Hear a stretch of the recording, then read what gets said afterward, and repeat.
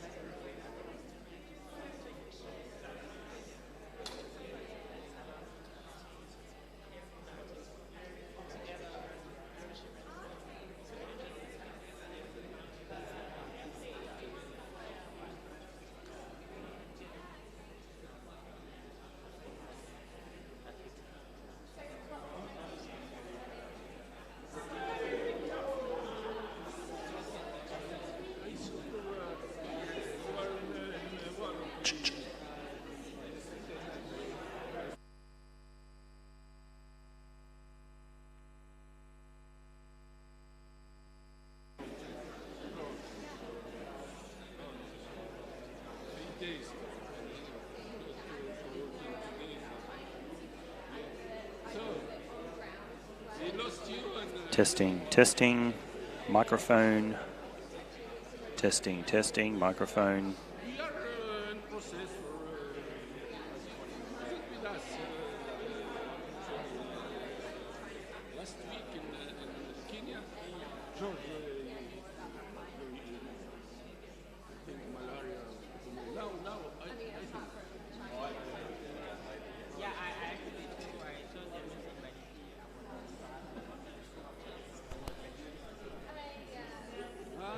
I saw your email saying that you are in the USA. Yeah. Test wireless microphone. Testing 1, 2.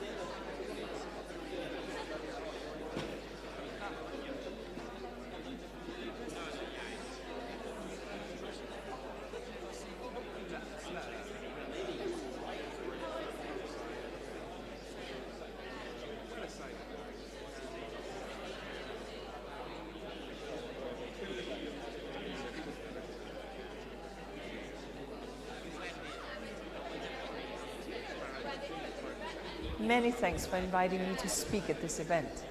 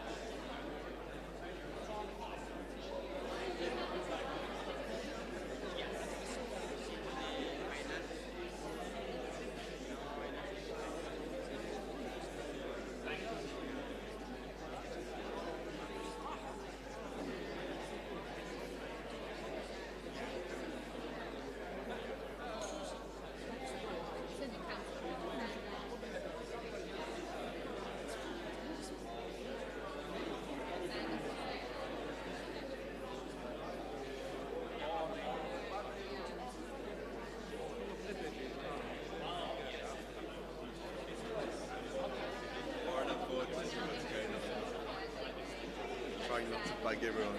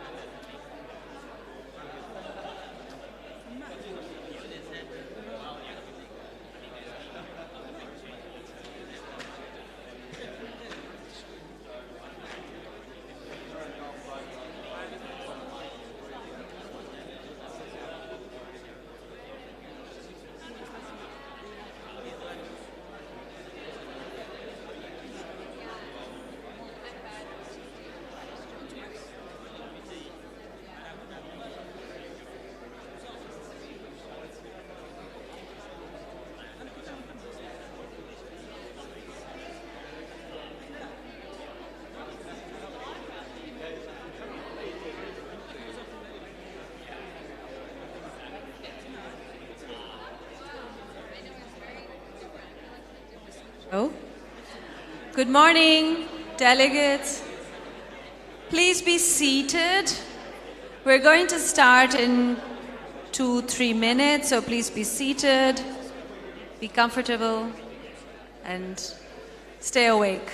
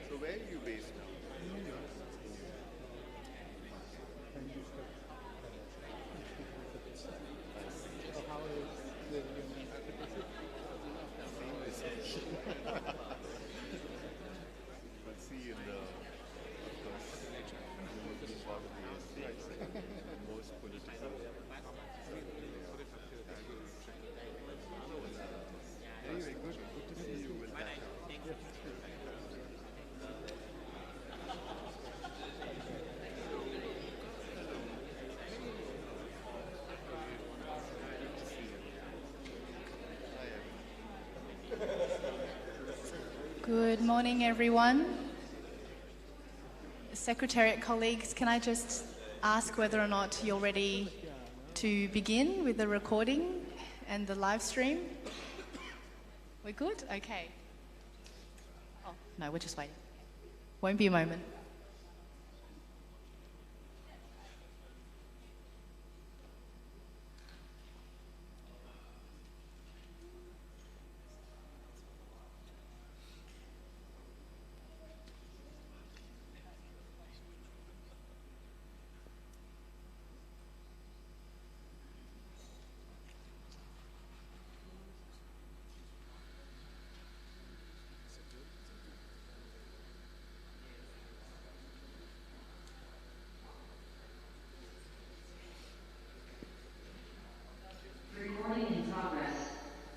Well, that sounds like we're ready to start. Good morning, everyone. Before we begin, I'd like to acknowledge the traditional owners of the land that we're meeting on and pay my respects to the elders past and present.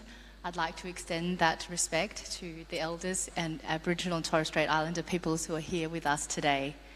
My name is Fiona Gilbert. I'm a member of the Standing Committee on Finance. I'm also Australia's lead negotiator to the UNFCCC on climate finance and the forum co-facilitator alongside Ambassador Mohamed Nasr of Egypt. It is our great pleasure to welcome you to our forum, part 2 in Cairns. And without further ado, I will turn you over now to Guju Guju.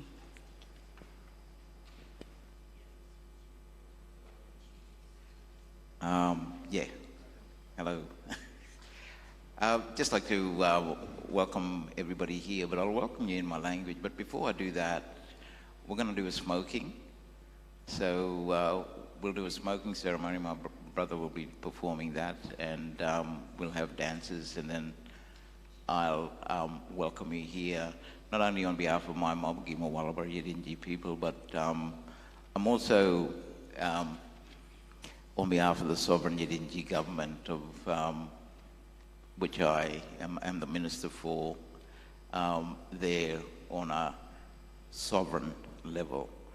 But I'll welcome you here, and about Buri Nyanan Jiruchu Nyanabinaji Galna.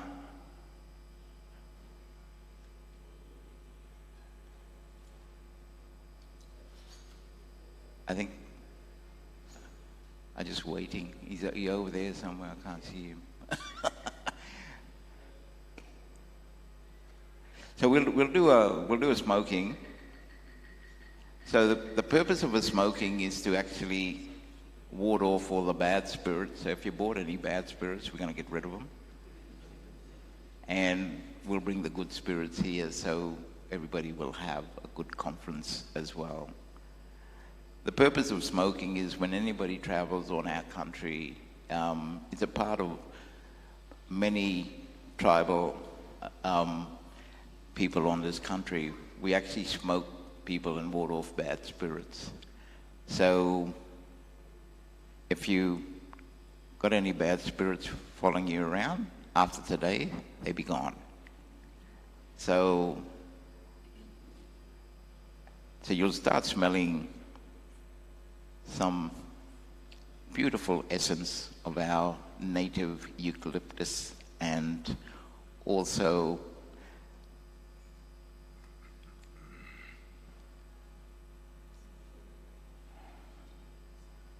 Bibra Nyanan.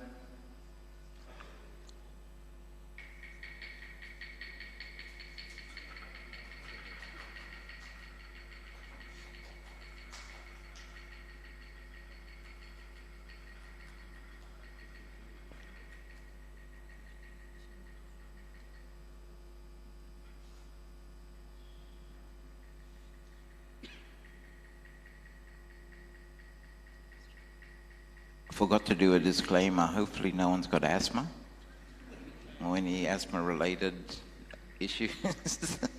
Sorry about that, probably too late for that now.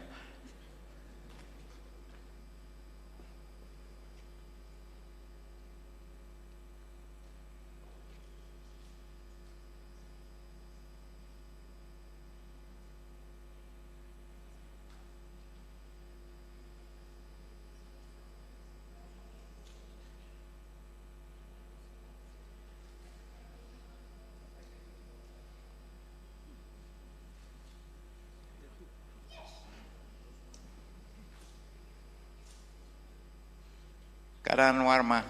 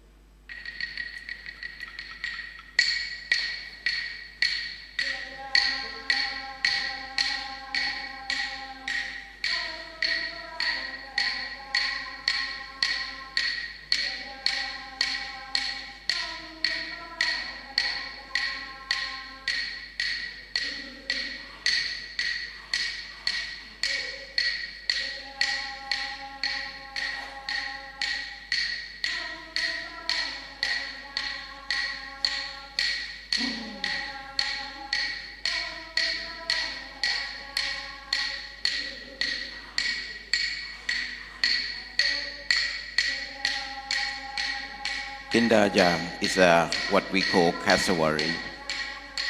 Before the cassowary used to have wings and fly, but the cassowary got stuck in the Trinity Inlet and lost its feathers, so it couldn't fly no more. So then it had to walk on the land. So this is the cassowary now without its wings, walking, looking for food. So Gindaja is what we call the cassowary. It used to be a beautiful bird, but because it went into the mud, it now is black.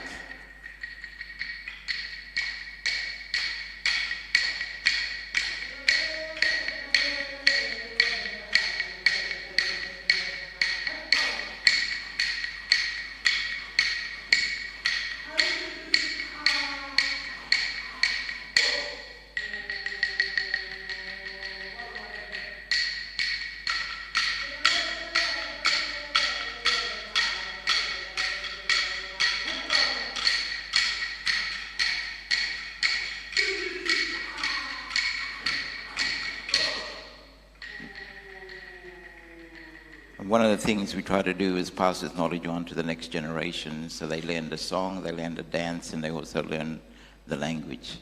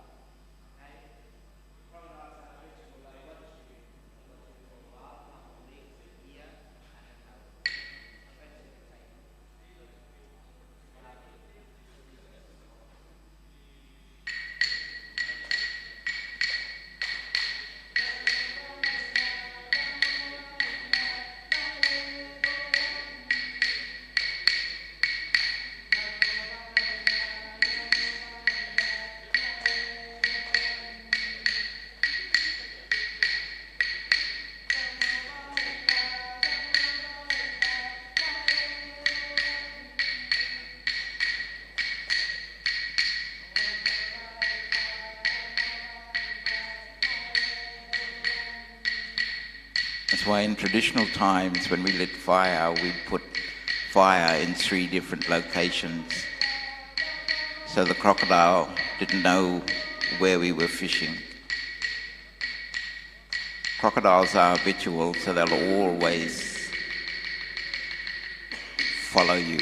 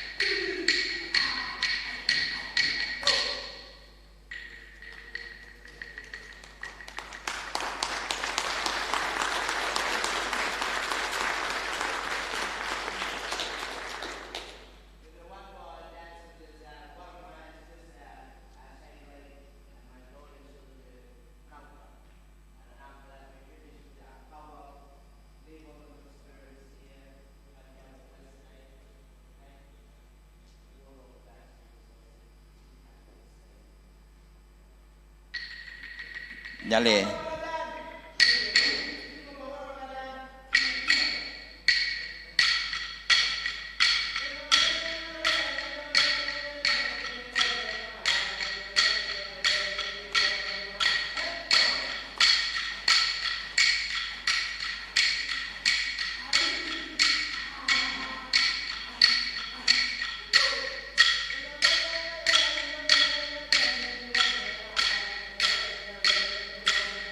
Nagaram.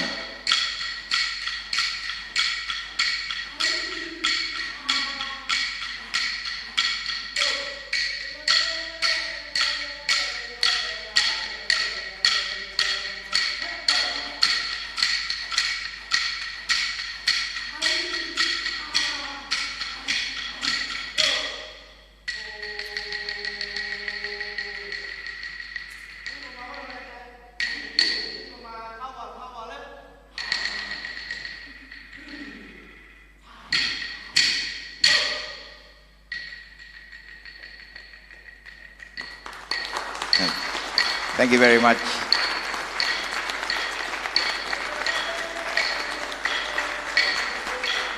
Thank you so much. And can you join with me in again thanking? Okay, sure. No worries. We normally have more of the dancers here because it's school holidays at the moment. A lot of the kids gone on holiday, so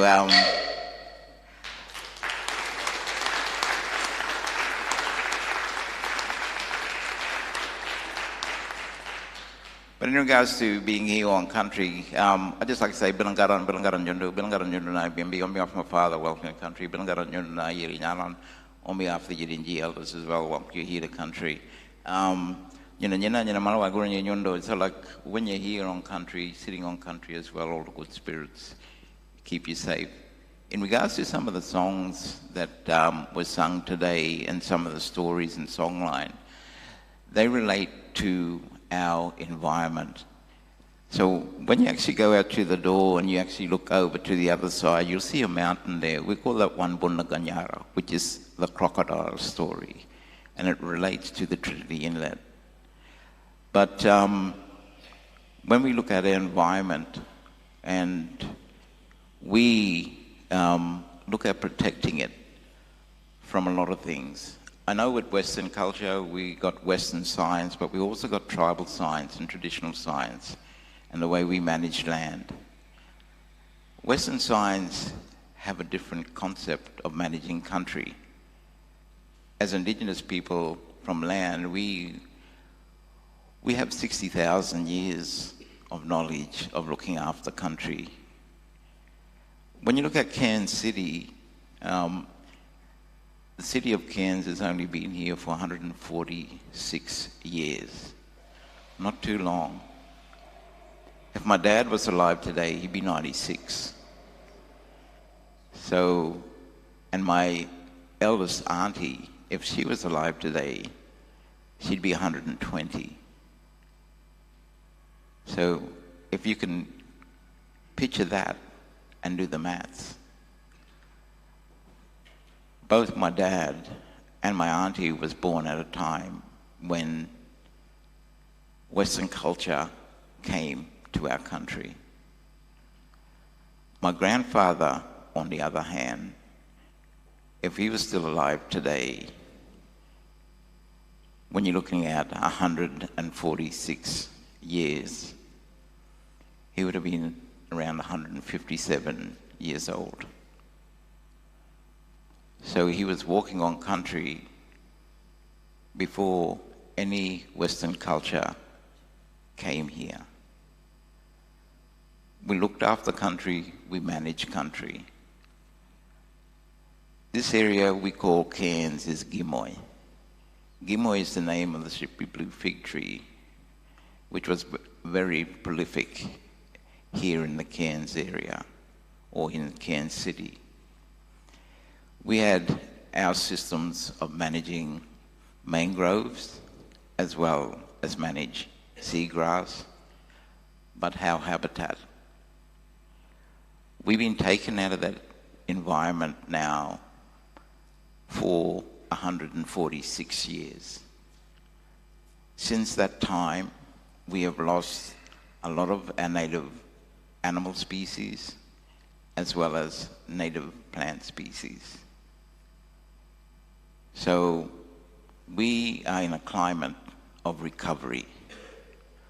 So when we talk about climate change and the effects of climate change, my company as well, agriculture, we look at managing land, biodiversities, and we do biosecurity. We grow our own plants and native plants to go back into the rainforests to help the rainforests recover. I know the dancers did a story about the cassowary, the story we know that at a time when sea level rose, the cassowary got stuck and lost its feathers.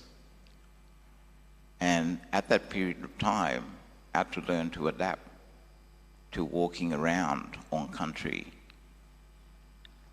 Our cassowary species is one of our dominant species that needs to still be around. They plant like 1,000 trees a day. That's only one. And if we start losing our cassowary species, who's going to be planting those plants every day? So if you've got 10 cassowaries, they're planting 10,000 trees a day.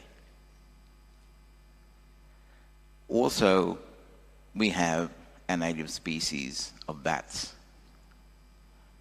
And they also help our mangroves, and they also help to plant native species of plants at the same ratio of cassowaries. So if they become extinct, who's going to take up the mantle and actually start to plant and replant these species? I know people think that climate change is a new thing, but it's been an old thing. But it was more of a natural change of environment. Today we see a human-induced environment where we, as humans, are the ones who are causing the problems that we've got to try and fix. And I think we all got to understand that planet Earth don't need us. We need it. And I know some billionaires are thinking about flying up to Mars and everything else like that. But if you don't have the money and you're very poor, you're going to be left on a dying planet. So we all need to work together in how we're going to change what, the different fossil fuel industries and ourselves, because you can't blame them. Because if we start blaming the fossil fuel industry, if you're driving in a petrol car, in a diesel car as well, you're part of the problem. If we're flying on planes to come to events like this, we're part of the problem. How are we going to fix that? I think I'll leave that for you guys, because everybody in this room, we all have ideas of how we can change that. We did our bit. We planted, 10,000 mangrove species last year to try to deal with some of the issues. We're working on a project to actually regrass the seabeds in the foreshore of Cairns. And we're also working on strategic projects out at Green Island. We do a tour as well at Green Island. I just got to put that out there if you want to go out and help support that as well, because whatever you do and with your funds will actually help us to look after the environment as well. So, look, while you're here, enjoy this beautiful part of the world. You've got 2 World Heritage listed areas, the rainforest as well as the reef. One of the things that I just like to bring to people's attention as well is we're looking at doing carbon offset projects as well to help us to restore this part of the country. When you walk out to the Trinity Inlet there, you'll also see that that's the biggest fish habitat in this region. As the Great Barrier Reef area supports 80% of global fish stocks. If we lose the Great Barrier Reef and we lose what is happening out here in the Trinity Inlet, then we'll all be just eating cows and goats and pigs and no fish. But our marine life will actually be impacted by it. Because if we lose the jellyfish, we don't have any turtles. They're a big part of our ecosystems. Also, squid. If we lose the squid, we're impacting on food sources for many of our marine. One of the biggest things I think that we're going to have to look at and contend with in the future is plankton. And I think one of the things that's happening at the moment is there's not enough plankton to feed the whales. I know here in Australia, people are looking at the whale that died and are wondering what the cause is. I know that there's a lot of environmental things that are happening that we are causing, and if the whales die out, we've got a big problem. Why I say that is we get a song and a story about one of our whales dying. And a lot of this was about climate change and about the sea level rise.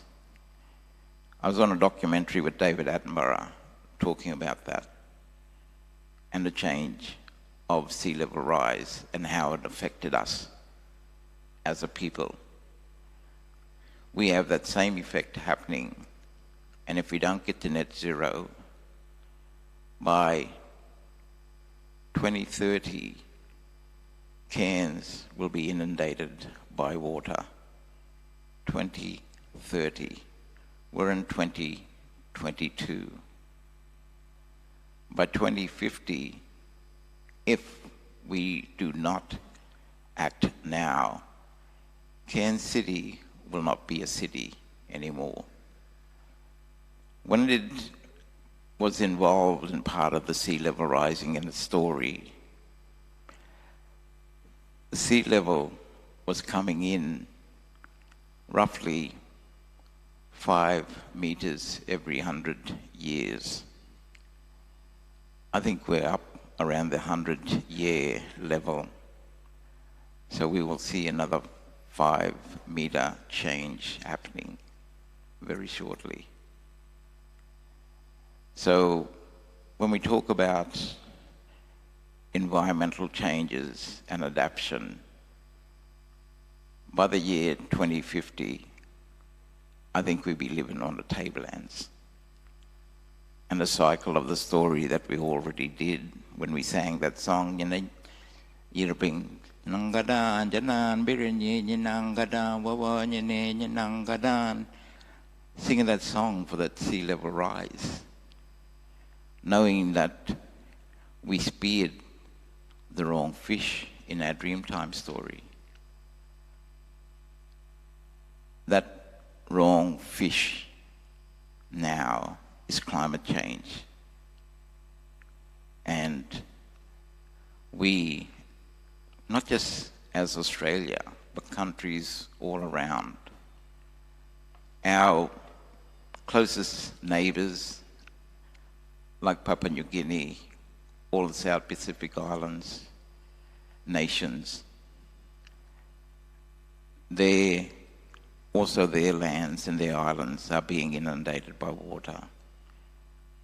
So I'd just like to say, pelanggaran jalan, don't go on berjalan.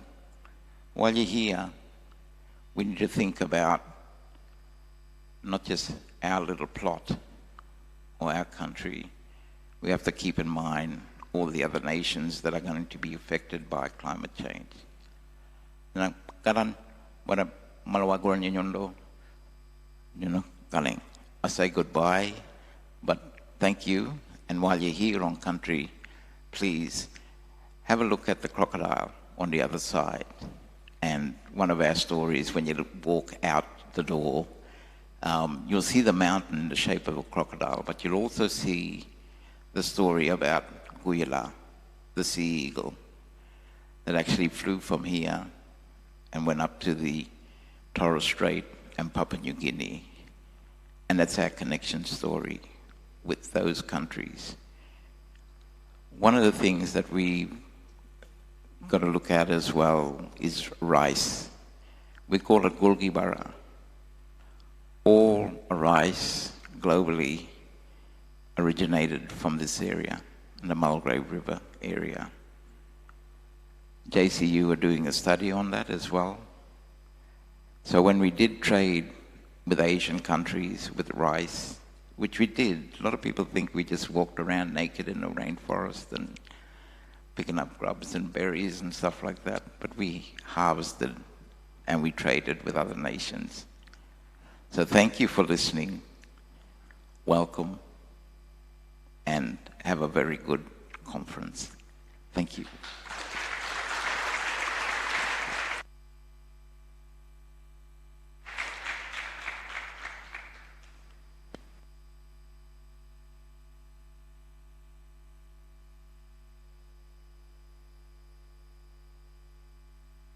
Thank you very much again, Guju. It's an absolute privilege for us to have you here and members of your community from the Gimoi Wulubara Yindiji people here in Cairns. And thank you also for sharing with our delegates both the beauty of this area and the fragility. And I think that gives us some inspiration for our talks over the next 2 days. Before we move on, I would like to, sorry, just dropping my things. Before we move on, I would like to briefly introduce the Standing Committee on Finance for those who are not familiar. The Standing Committee on Finance is a technical expert body under the United Nations Framework Convention on Climate Change. It's made up of 10 developed and 10 developing countries, and one of the most important tasks that we have is to improve the coherence and the coordination of climate finance delivery under the financial mechanism of the Convention. Our flagship event, the annual forum, which is where you are here at today, that's run on a different topic related to climate finance every year. We choose a different location and a different topic every year, and for the last 2 years it has been on the very important topic of nature-based solutions. In October 2021, we held part 1 of the forum in hybrid mode in Bonn, and that explored the concept and the principles of nature-based solutions, as well as the needs and priorities of developing countries and how to improve the mobilization of finance. And here we are again at a part 2 of the forum, and over the next 2 days we will dive deeper into some of the issues explored in part 1 and further look at the enabling environments, how to strengthen them, how to increase the mobilization and investment in nature-based solutions for climate change. So now what we might do is turn to some videos. Are you ready? Secretariat? Okay. I got the signal. Okay. Thank you very much. So we have 3 video messages for you today.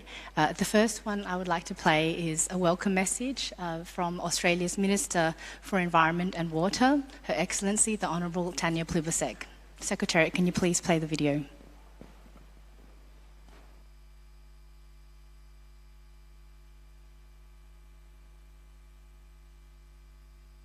Hi, I'm really sorry I couldn't join you today, but the Australian Parliament has resumed sitting. So this is just a quick message to welcome those of you who have travelled from around the world to be in this group today, and also to welcome and to acknowledge those of you who call Australia home, especially our First Nations peoples who have 65,000 years of environmental knowledge and successful environmental custodianship to draw on. Your discussions on how we can value and finance nature are really important and timely. This is a matter our government is taking very seriously, and we see an opportunity for Australia to be a global leader when it comes to recognising and valuing nature-based solutions. I hear all the time from businesses who want to invest in activities that are good for the environment. Their investors are demanding it, their shareholders are demanding it, their customers are demanding it, and in many cases their workforce is demanding it as well. And that's why we've announced that we'll be legislating a world-first nature market built on measurement and integrity. This is a really important way of bringing additional private investment into protecting and restoring and repairing our natural environment. This isn't a replacement for strong government policy, but it's a way of bringing in those extra dollars to reinforce and supercharge environmental protection. Our nature market will help connect private sector investments with landholders to support habitats and to protect our important biodiversity. This will work side by side with our carbon market, while also recognising standalone biodiversity projects. We have a once-in-a-lifetime opportunity to kickstart restoration and unlock investment to support our climate and our environmental goals. We want to work in partnership with other countries to drive investment in environmental restoration and nature-based solutions. But to do that, we need consistent frameworks that allow global capital markets to recognise value and incorporate nature into their decision-making processes. So that's why Australia is supporting the Task Force on Nature-Related Financial Disclosures to develop a framework for organisations to report and to act on nature-related risks and opportunities. We've been working closely with industry to ensure the framework is fit for purpose, while building industry readiness. As a strategic funding partner of the task force and a member of its Stewardship Council, Australia welcomes international support for this important initiative. As I've said before, Australia is willing to do our part and more, and we're ready to step up to join our partners in showing global leadership. We can't overcome the challenges facing our environment without working together. I look forward to hearing the outcomes of your deliberations and to working with all of you to realise the full potential of nature-based solutions. Thank you.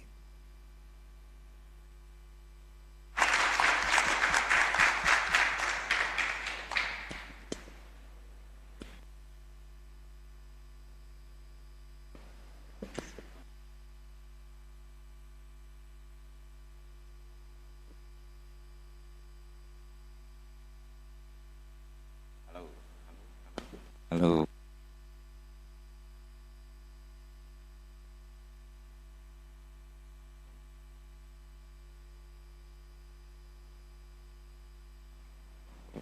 Hello. Yeah, just in regards to today as well, we also have our Sovereign Yidinji Government Office in the conservatory next door. So I'd also like to say, if you like a visa to be on Yidinji country, please go and see our Foreign Minister. and he can also give you a visa for being on Yidiji country as well. It could be a key state for you to be on country as well. And we are looking at the renewable energy space as well. So, so thank you, welcome, and please go and see our Foreign Minister and get a visa to be on Yidiji country. Thank you.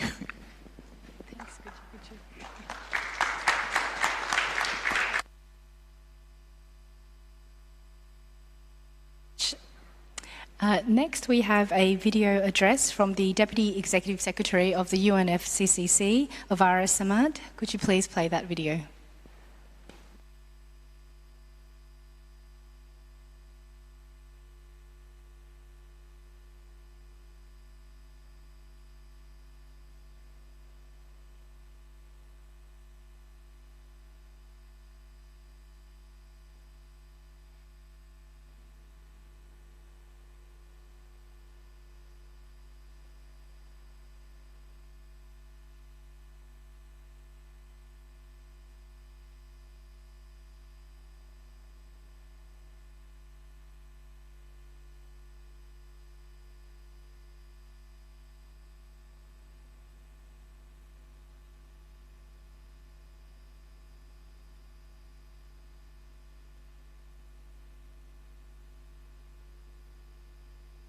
Your Excellency Tanya Plibersek, Minister of Environment and Water, members of the Standing Committee on Finance, the co-facilitators Fiona Gilbert and Ambassador Mohamed Nasr.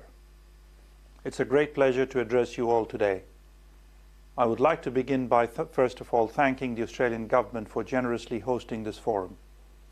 We have many important climate change tasks ahead of us, COP27 and beyond, but inclusivity must and will be at the heart of our work. The rich diversity of delegates present here today at this forum is a testimony in this regard, from governments, public and private sectors, organizations, civil society, and more. Climate change and nature are inextricably linked. Science, particularly in the recent series of IPCC working group reports, has shown that the magnitude of this mutual intertwined destruction grows worse by the day, unfortunately. Despite this scientific evidence, the impacts of climate change continue to pollute the sky, poison the oceans, and wreak havoc on land and biodiversity. All of this despite promising talk about building back better and lowering emissions on a permanent and long-term basis, despite the promises that have been made in Paris through Paris Agreement and recently in Glasgow Climate Pact and elsewhere. It's time to stop backsliding. If nature and climate change are linked, it only stands to reason that nature-based solutions lie at the heart of addressing both. Last year in Glasgow, parties agreed, highlighting the importance of nature-based solutions. They pointed out that countries and local communities urgently require financial and technical support for nature-based actions. Simply put, current level of resources are just not enough. The good news is that many nations have already included nature-based solutions as part of their national climate action plans in their NDCs. They've also made them part of the national adaptation plans, the NAPs. What will turn promises into reality, however, is finance, money on the table. In last year's forum, we heard that the investments needed for climate and nature will reach $536 billion per year. That is 4 times the amount flowing today. At this rate, the gap between what's needed and what being provided will stand at $4.1 trillion by 2050.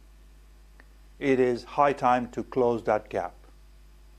Here are some of the things we need to see going forward. First, move climate and nature to the front of all national and international agendas and at the heart of all finance decisions, public and private. We aren't going to get on the right path through good intentions alone. We need firm plans and the finance to flow. This can be outlined in the NDCs and NAPs. Second, it's time to start exploring ways to scale up financial and technical support to developing countries so that they can also mobilize and access finance for nature-based solutions. If we are to truly address climate change, all must be part of the solution. Third, it's time for private sector to step up. That means scaling up private investments in nature-based solutions. Right now, they only account for approximately 14% of all money flowing to such solutions. This is a paltry amount considering their overall impact on nature and the climate. Fourth, and most important, start listening to the people who need resources the most. Here we are talking about local communities, smallholders, indigenous peoples, women and youth and more. Let's find out exactly what their challenges are and how to overcome them. This forum is a place to discuss solutions to these issues and more.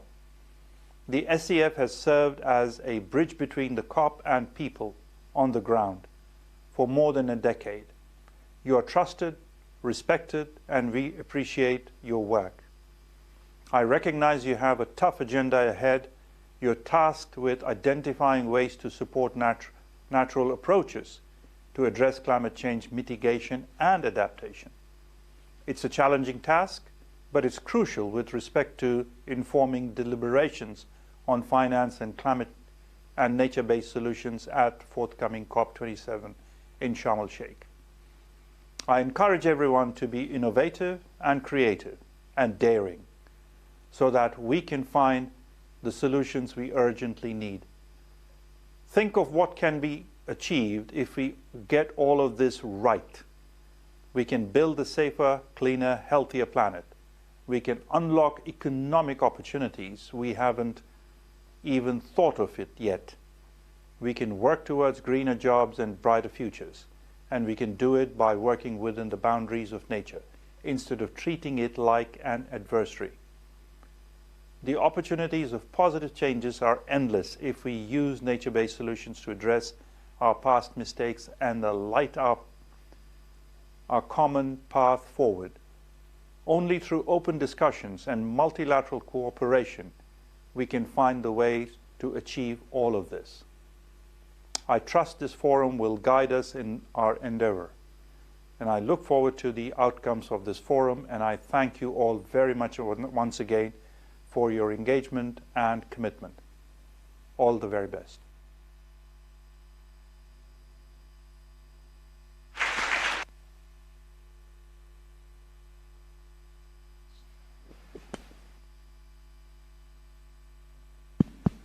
Thank you very much. And lastly, I have the pleasure of presenting a keynote speech from Inga Anderson, the Executive Director of the United Nations Environment Programme. Secretary, can you please play the video?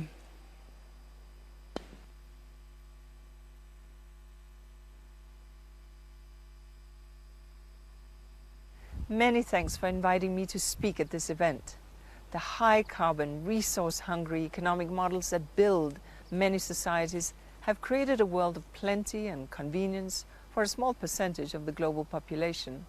And at the same time, they plunged humanity into a triple planetary crisis: a crisis of climate change, a crisis of nature and biodiversity loss, and a crisis of pollution and waste. This crisis is hitting the poorest and the most vulnerable hard. It's making us and the planet sick. And yet many continue the pursuit of profits at any cost, backing fossil fuels, overuse of resources, the destruction of nature, and the pollution of what sustains us.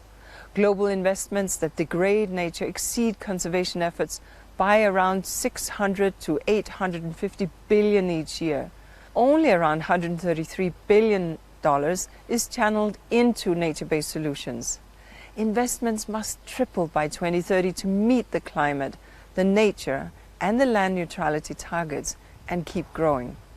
So friends, to get out of this trouble, we must rejig the equation to put financing towards nature in a way that closes the massive gaps in living standards across the globe. We know that by 2030, nature-based solutions can cut emissions by 5 gigatons of CO2 equivalent per year. And that's roughly 10% of the current annual emissions, all while saving lives and millions of dollars in costs of materializing climate risks. We know that nature-smart policies targeting lower land conversion can increase global real GDP by around or between 50 to 100 billion US dollars per year. So how do we change the system to take advantage of these and many other benefits? Well, 1, let's put a fair price on carbon and on the values of nature. Carbon price is encouraging a focus on abatement before offsets. It can reorient capital flows towards sustainable investments, towards innovation and low carbon technologies.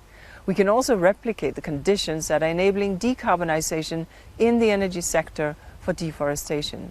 We can create additional revenue streams for forest ecosystem services through initiatives such as the Green Gigaton Challenge. And we can accelerate the development of rules and safeguards and guidance to ensure that nature-based offsets complement decarbonization efforts. So that's my first point. And my second point is, let's engage the private sector while guarding against greenwashing, of course.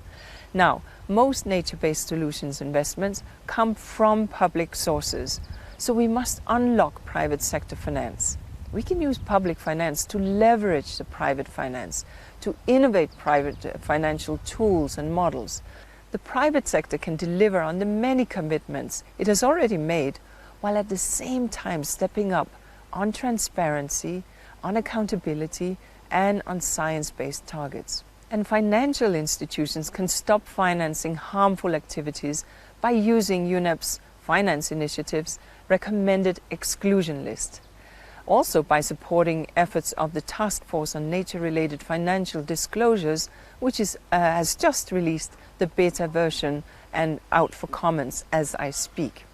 And by applying natural capital accounting to assess the real costs of doing business.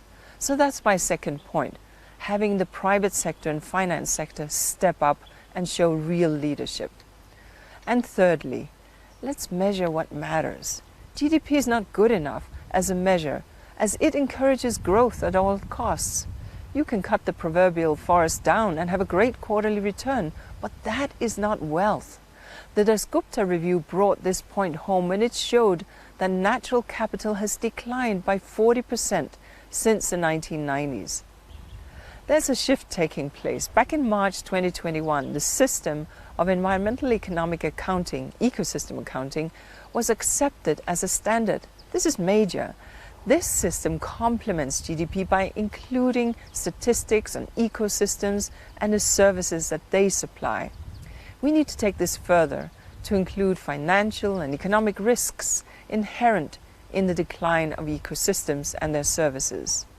37 countries are currently implementing this system.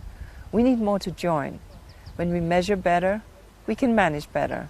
And that indeed is my third point. And my fourth point, let's standardize environmental and social impact indicators and improve traceability. The EU taxonomy on sustainable finance is a great example of a system that provides clarity to businesses on what is sustainable, as is the case in the Climate Bonds Initiative. UNEP is working with banks and investors on key performance indicators to measure the climate, the biodiversity and the livelihood impacts from nature-positive financing.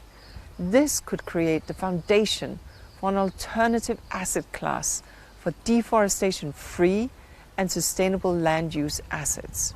So that's my fourth point. And fifth, let's connect policy agendas and actions. Nature-based solutions can help to fulfill the goals across the Rio Conventions on climate, on biodiversity, and desertification and land. We need common approaches, such as putting nature-based solutions in climate commitments ahead of the climate COP, such as reaching an ambitious society-wide agreement on the Global Biodiversity Framework at the Biodiversity COP, and working closely with the Intergovernmental Negotiating Committee that is hammering out a deal to end plastic pollution. Now, friends, the days of short-termism are over. Countries and companies can't build prosperity and profits by destroying nature and hoping it won't catch up with us. Destroying nature has already caught up with us. Now we must shift to conserving and regenerating nature and sharing the benefits so that humanity can live on a verdant, vibrant planet that supports us all. And that means putting the financing behind such a shift. Thank you.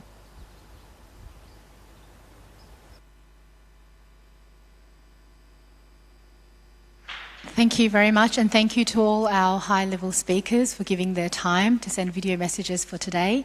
And thank you again for Guju Guju and his team for the privilege of performing the Welcome to Country for us this morning. So this brings us to the close of session one, but before we move on, can I take this opportunity to also thank our supporters for this event, the Queensland Government, Corporate Carbon, Jaragun Eco Services and Deloitte. So what will happen now is that we will break for coffee. First we will have a family photo up here, and then we will break for coffee.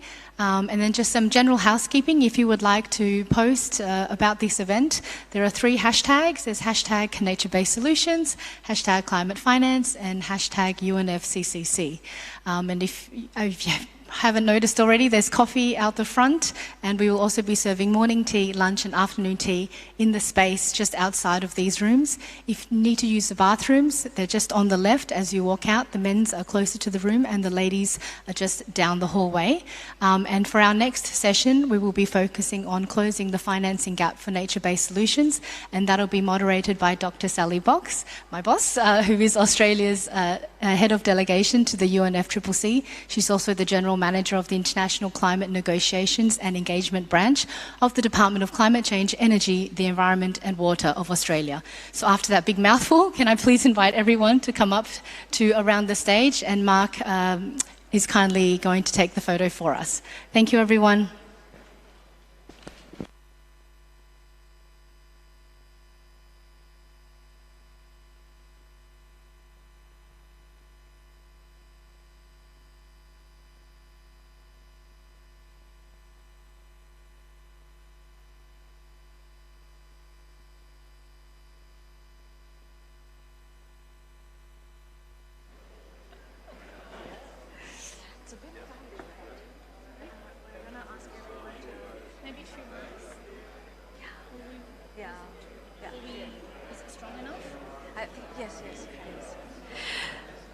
So delegates, you know what to do. Yes, we've done a few family photos this year. So please walk up. Hi.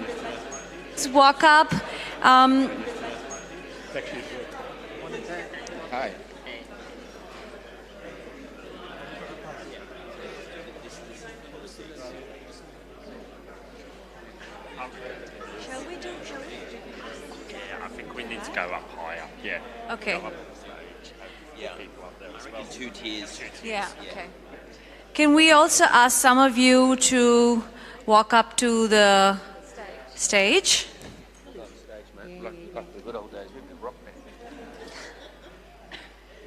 Like a rock band, I just heard that.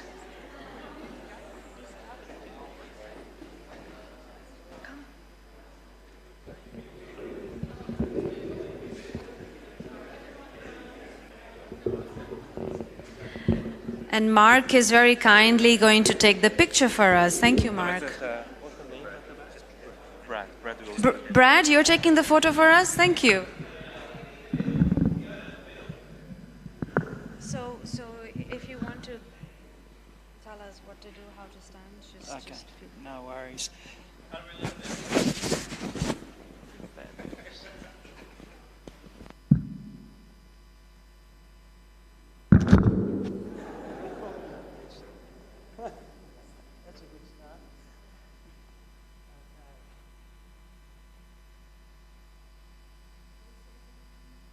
So on the count of 3, say hello.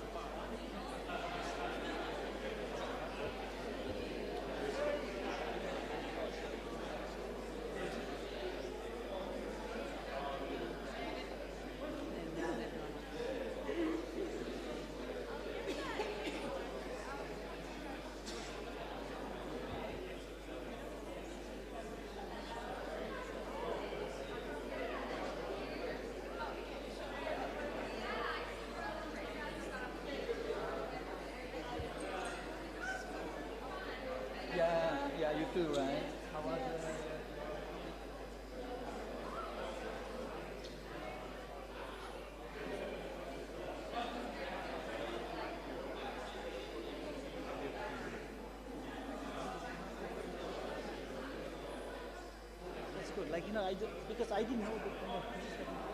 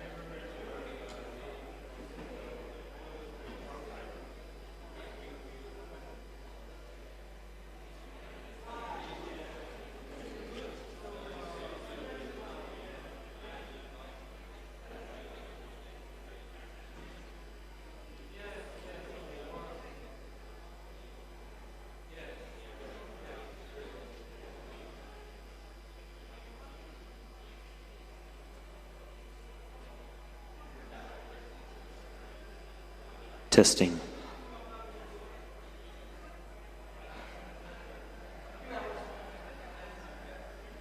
Testing.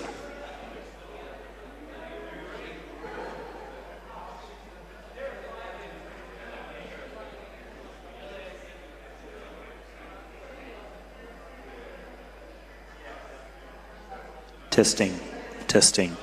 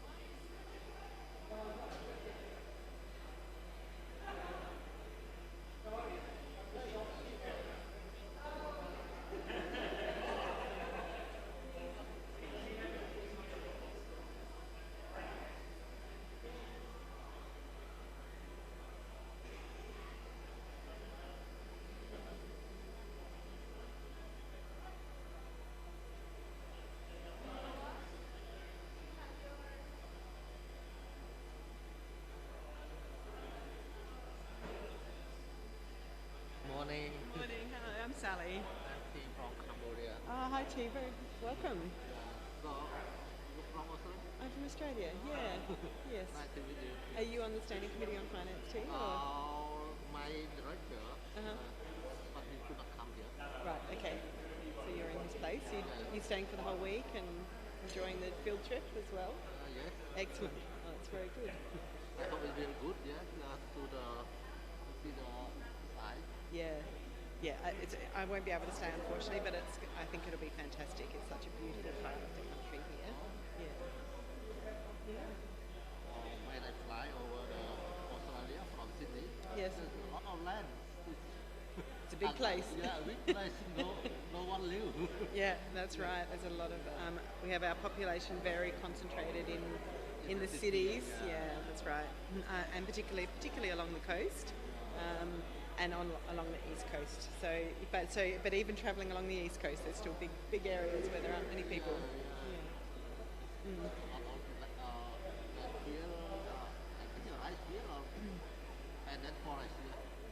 Yeah, you would have seen rice, probably some sugar cane coming up here as well, bananas, and further south you were sort of more wheat and. Testing 1, 2. Yeah. Is it your first time in Australia? First time here, but I Yes, okay. Yeah. Oh, well, welcome. Right, I'm going to get organised for this next session. Okay. Hello. I'm Sally. Hi. Oh, very nice to meet you. One of our panel members. Excellent.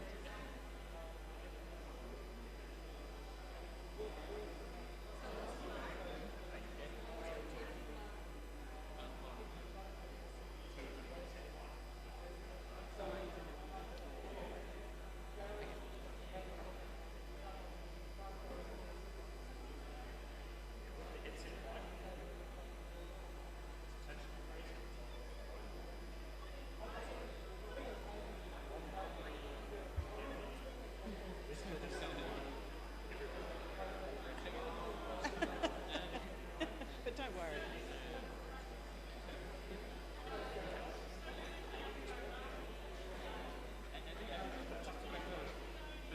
Yeah, you too.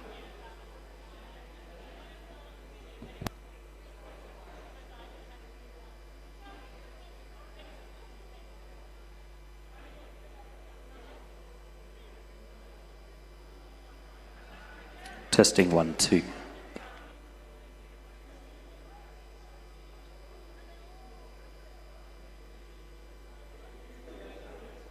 1, 2, 3, 4. Right? Turn it on in advance. How about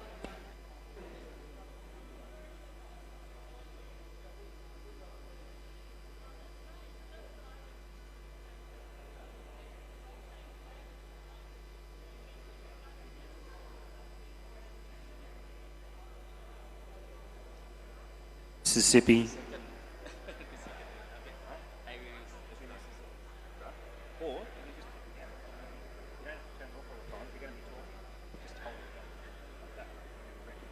One, two.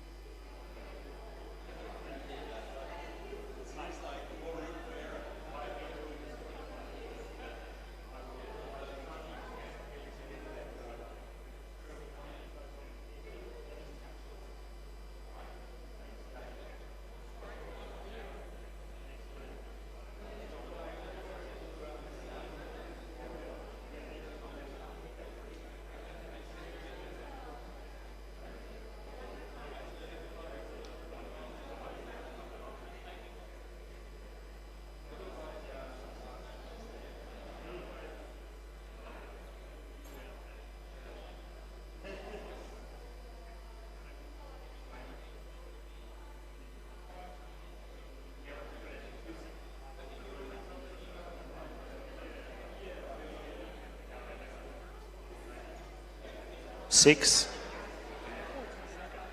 2 seconds. Okay. B.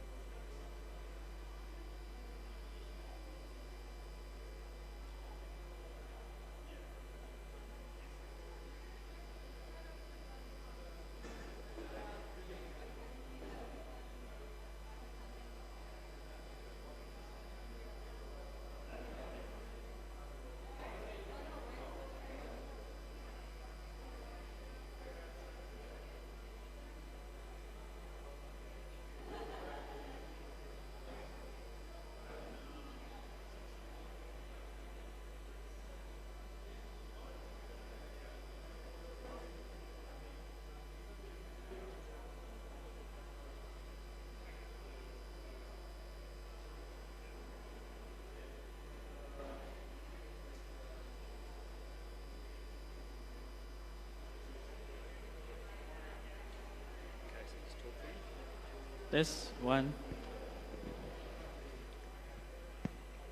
Test 1 2 3 1 2 3.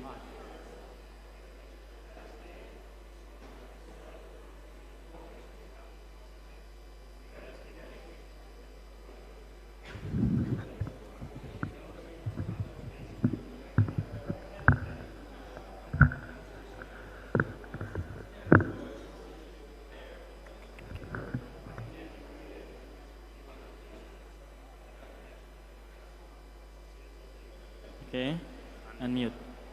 Test. Okay.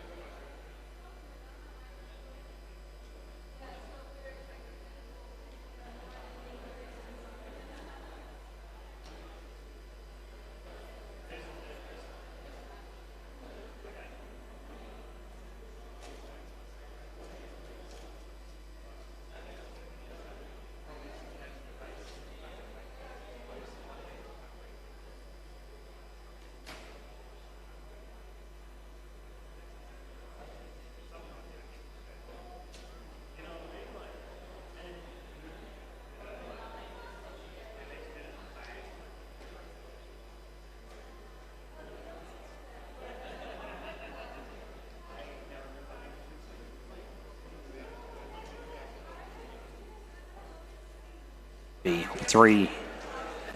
Talk. If you're talking all the time, just hold it. Leave it on, just hold it. If you're not going to talk for 5 minutes, turn it on. Right? But if you're just a part of the conversation, rather than turning it on and off, just turn it on.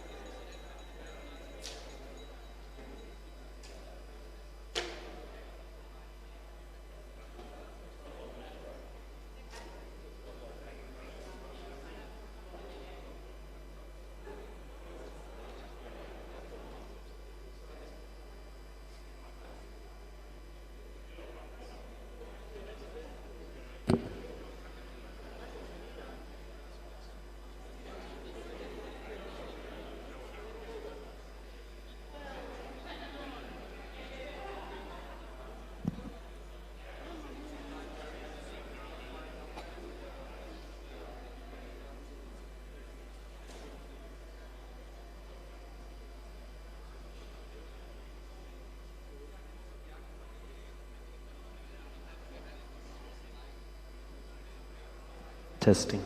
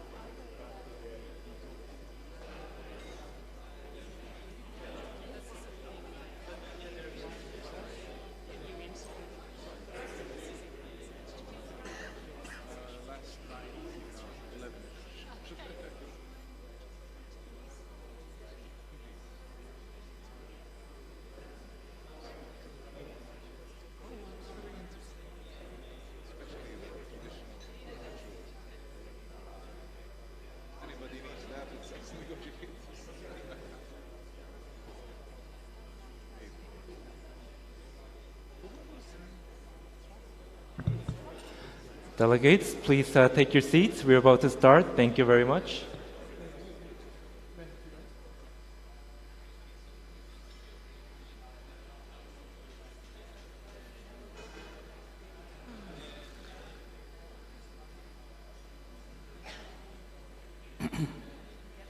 Pardon?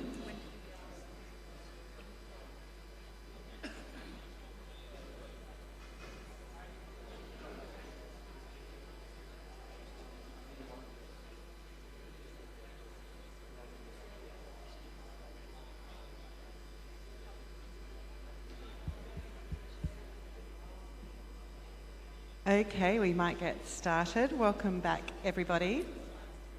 My name is Sally Box, and I head up the International Climate Negotiations and Engagement team in the Australian Government's new Department of Climate Change, Energy, the Environment and Water. We fondly call it DQ because it is such a long name. I'm also the Australian Government's new head of delegation to the United Nations Framework Convention on Climate Change. So it is absolutely fantastic, being new to this role, to be hosting a UNFCCC meeting here in Australia in the form of the Standing Committee on Finance's Nature-Based Solutions Forum. it is really great to have you all here, and it is very special to finally be meeting in person and to see so many faces from all over the world gathering together in person. So very much welcome. I'd like to thank Guju Guju for his very warm welcome to country. That was just a fantastic start to the day. And I'd also like to acknowledge the traditional owners of the country that we're meeting on and pay my respects to elders past, present and emerging. As Guju Guju said, we've got 60,000 years of knowledge and culture and wisdom and Indigenous science, and we really need to respect that, learn from that as we manage country and protect this amazing environment that's around us. I'd also like to acknowledge First Nations people globally and pay my respects to any First Nations people who are here today or also online. So this session will focus on closing the finance gap in public and private investments for nature-based solutions. We are very fortunate to have panel members joining us from a range of public and private finance institutions to share their views on how we can close the financing gap and generate income opportunities from nature-based solutions. Today our panel will also examine how public and private leadership can mobilise action on nature and redirect finance flows towards nature and climate. So we are joined by Mr. Wawan Gunawan, who is the Deputy Director of Climate Change Resources Support with the Ministry of Environment and Forestry from the Republic of Indonesia. Welcome. Thank you. Ms. Valerie Hickey, who's the Global Director of Environment, Natural Resources and the Blue Economy with the World Bank. And Mr. Gary Wyatt, who is the Chief Executive Officer of Corporate Carbon. And virtually, we are joined by Ms. Veronica Galvez Marquez, who is the Deputy Director of Mitigation and Adaptation Division with the Green Climate Fund. So welcome, Veronica, online. So I'm going to provide a bit of an opportunity for each of the panel members to share their views. So I've got a few questions for them, and then we'll open the floor to questions from you, both in the room and online. So please get your questions ready, because there'll be that opportunity for an interactive session towards the end. But I'm going to direct my first question to Mr. Gunawan from Indonesia. Scaling up public and private finance for nature-based solutions is a time-pressing issue. What can we learn from the experience in Indonesia? Okay, thank you. Good morning, ladies and gentlemen. Thank you. It's an honor to me to be here and share Indonesia experience. And firstly, let me convey to apologize from our Director General, Ibu Laksmi, since she cannot attend this important and valuable meeting. So please allow me to represent her on discussing regarding Indonesia experience. I would like to start answer the question with background. Why financing for nature-based solution and ecosystem-based approach is important for Indonesia. Indonesia, as we know, is an archipelago with more than 70,000 islands that's very vulnerable to climate change risks, such as sea level rise and also rising temperature. Based on this explanation, we can see that Indonesia has a high rise of climate change, which can result in water scarcity, damage land ecosystem, reduced health quality, and food scarcity. So therefore, the existence of sustainable financing is very important to ensure that climate change program and activities can take place in a sustainable manner. Now, Indonesia has established government regulation regarding environmental economic instrument that consists of instrument for planning, instrument for financing, and instrument for incentive. Mandated by government regulation number 46 and President Decree number 77, Government of Indonesia is also establishing a public service agency for managing the environment fund, called Indonesia Environment Fund, or IEF, was launched in October 9, 2019, and to provide financing instruments such as a carbon trade, loans, grants, subsidies, and other possible facilities of the program related to the environment. Now I would like sharing regarding strategy of financing environment and climate agenda in Indonesia. So the climate action need a strategic policy and financing collaborating among the stakeholders in the local and global level, such as government, business entities, communities, and other related stakeholders. Now, Indonesia will need about $263 billion to achieve target of NDC by 2030. The government budget alone will not be able to meet the financing needs for climate change action. So we need scaling up public and private finance. For Indonesia, investing in land-based sector, forestry and agriculture is equally important as investing in non-land-based sector, energy, waste, IPPU. Based on this, Indonesia have 4 strategies that can be carried out related to scaling up climate finance, which are as follow. First strategy is fiscal policies. The fiscal policies is directed at increasing the leverage of green economic growth and development of the allocation of environmental function. The strategy number 2 is attracting private sector investment. Increasing the attractiveness of private investment is done through regional and subnational fiscal transfer for environment and forestry program and village fund. The third strategy is innovative financing instrument. Development of innovative financing instrument done through set up Green Sukuk. Green Sukuk is a Sharia compliant bond, whereas 100% of the proceed exclusive go to finance or refinance green project that contribute to mitigating and adaptation of climate change. The last strategy or fourth strategy is improving access to global finance. Indonesia has experience regarding access to global finance. Access to global finance that has been carried out include Green Climate Fund, is about $103.8 million, and then Biocarbon Fund, about $60 million, and Forest Carbon Partnership Facility, about $110 million. I think that. Thank you. I might come back and ask you a little bit later about some of the private sector involvement, but I'll turn now to Valerie Hickey from the World Bank. What strategic role can multilateral development banks play in leveraging finance from various actors for nature-based solutions in both developed and developing countries and the international community? Thank you, Sally, and thank you especially to the Indigenous peoples on whose land we're speaking today, and for taking care of the nature-based solutions outside. This is such an amazing place, and it's still amazing because of what Indigenous communities have done. So a big thank you. Good morning, good afternoon, and good evening, everybody. I think we heard a lot this morning, and we all know, sitting here, sort of the context on climate change, but I wanted to just spend a minute before I get to your question, if I can, Sally, on the context on financing, because we need to manage expectations. We're operating in a world today that is incredibly different than it was a year ago, certainly than it was 3 years ago. The era of cheap capital is over. It was very easy to find money anywhere at cheap prices for many, many years. That no longer exists. Nor does the hoped-for green premium exist. People had hoped for a long time that green products, clean, green, socially inclusive products would command a premium on the marketplace.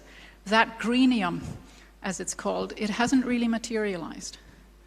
And we live in a world where, because of COVID, debt in public governments has skyrocketed, so there is so little fiscal space to spend on any solutions to climate change, not just nature-based solutions to climate change. One of the reasons it's so difficult to talk about nature-based solutions, in addition to the fiscal space being so limited, global capital being so scarce and so expensive, is that nature-based solutions are difficult to understand. The time frames in which they operate are very different to some of the other types of solutions to climate change. You can stop a coal-fired power plant from operating tomorrow and you have an immediate, measurable reduction in emissions. You grow a forest, it takes a long, long time. It takes many years. And how do you measure it in a way that makes sense? And so those are some of the complex challenges. That's why at the World Bank Group we take very seriously our role to de-risk the sector and to make nature-based solutions a viable investment for both the private sector and the public sector. I'm going to start with the private sector because we heard this morning 14%, only 14% of investment in nature-based solutions comes from the private sector. And I imagine most of that is in the mitigation space. The private sector paying for REDD+ type projects. There's so little in adaptation. And sitting here in the Pacific especially, we know that nature-based solutions are probably going to be the only accessible and affordable adaptation solution for many countries in this region, particularly the small island developing states. So adaptation is a critical piece of this, not just mitigation. When it comes to de-risking, we do two things. The first is financial engineering.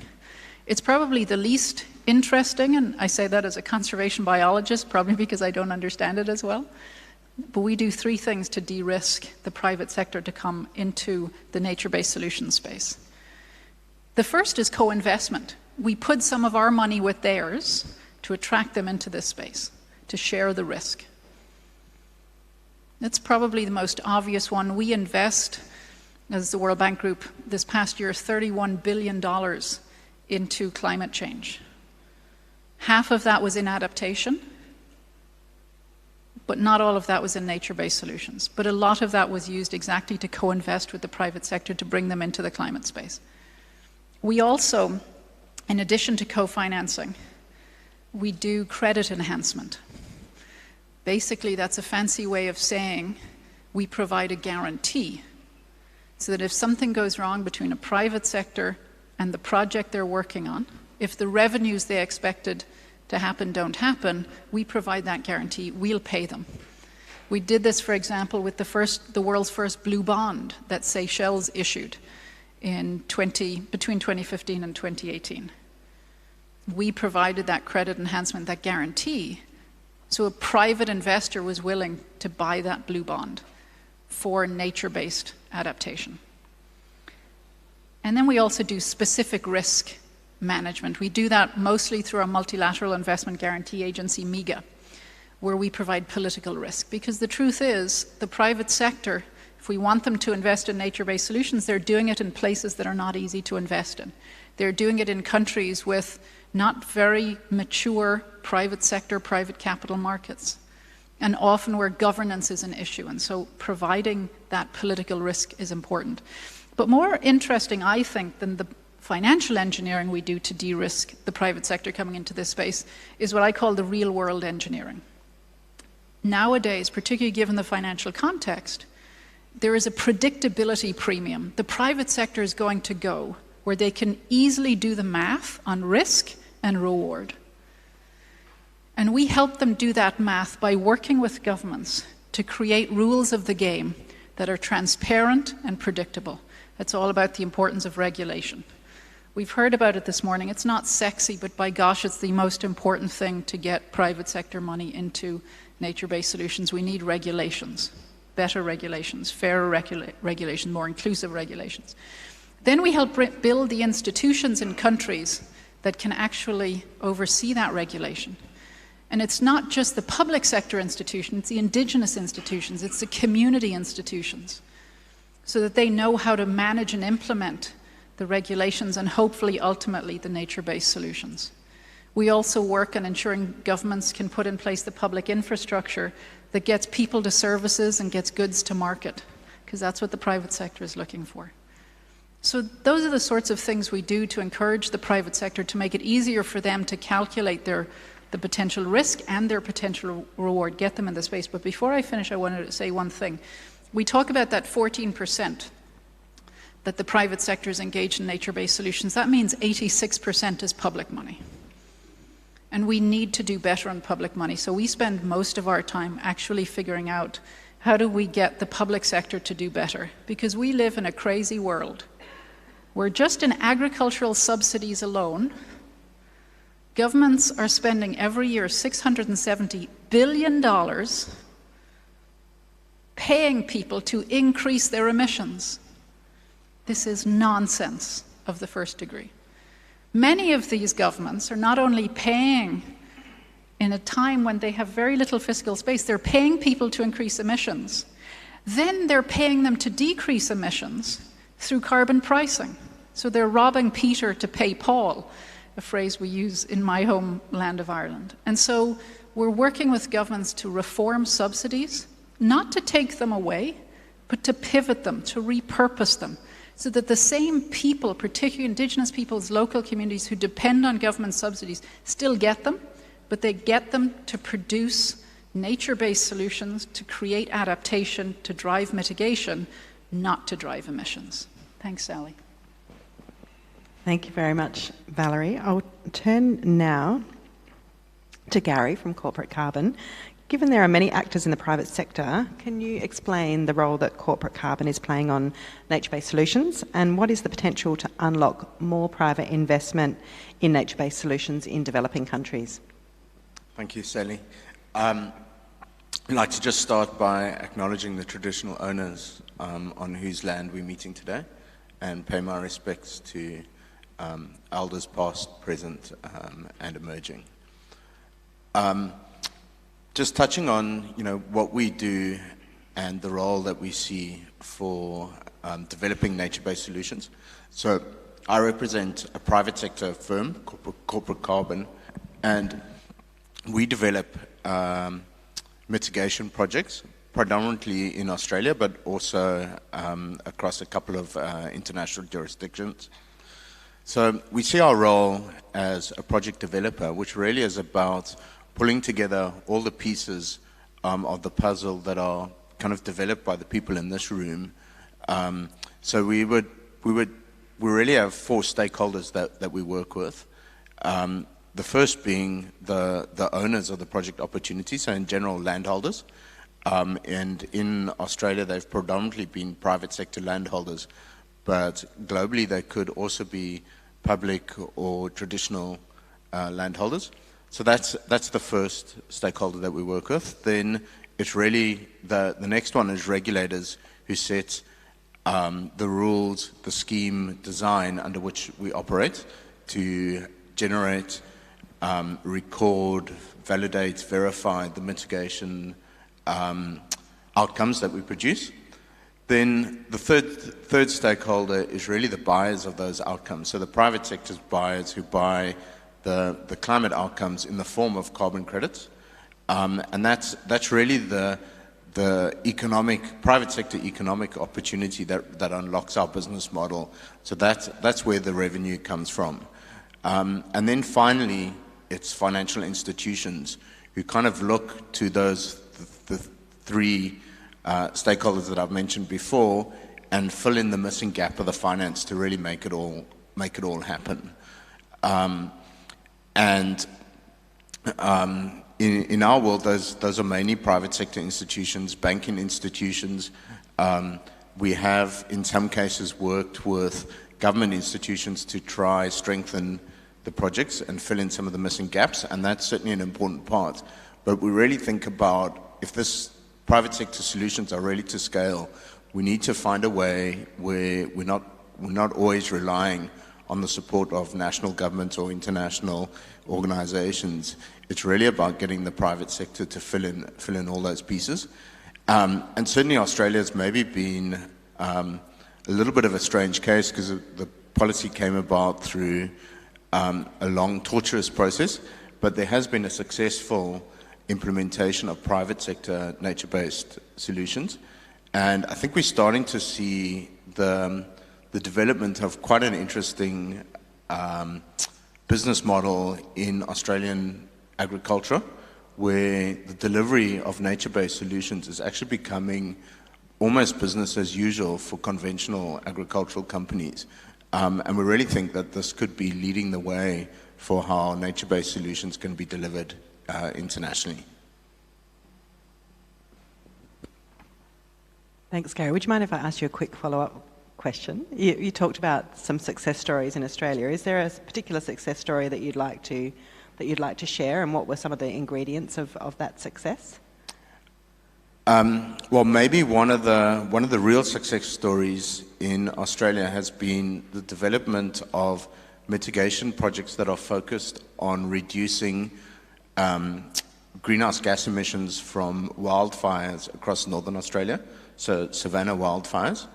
So these, it involved the development, proving out of a whole lot of new science, and so that validation, verification of the outcomes was certainly like a very important part. And then the ability for these solutions or projects to be adopted at scale has been the fantastic take-up right across northern Australia. It has involved lands under traditional ownership as well as under commercial agricultural ownership, so a very good overlap between those different types of ownership models. And then the outcomes of that in terms of carbon credits, how they've been embraced by the market, and how that's translated into additional revenue for land management, and how that revenue is being recycled into improved land management that again has delivered just not environmental, but also, just not greenhouse gas outcomes, but also broader environmental outcomes, has been almost like a textbook case of how, if you get all the pieces right, these projects can really become very powerful. Thanks very much, Gary. I'll turn now to Veronica Gomez Marquez, who is joining us online with the Green Climate Fund. Can you hear me? I see nodding. We have connection. How can the Green Climate Fund... How can the Green Climate Fund leverage and prioritise finance for nature-based solutions, including through the GCF replenishment? Thank you very much, Sally, and to the organisers of this event for inviting the Green Climate Fund. Can you hear me? Yes, we can. Okay, great. So perhaps let me start by saying that although global climate finance has increased to over $700 billion annually, this has happened at a slowing pace in recent years, with the majority of the funds flowing to proven technologies, mature economies, and through conventional instruments. And these characteristics or these features do not necessarily represent the current context and the needs for financing nature-based solutions. It is also important to note that, as Valerie mentioned before, that domestic public expenditures actually represent by far the largest source of finance for conserving and restoring natural ecosystems. And private financial flows remain limited to investments related to basically sustainable and low-emission supply chains. So to answer the question on how can the GCF leverage and prioritize finance for nature-based solutions, it is important to understand what is the financing gap and what is the role that climate finance could play in addressing this gap.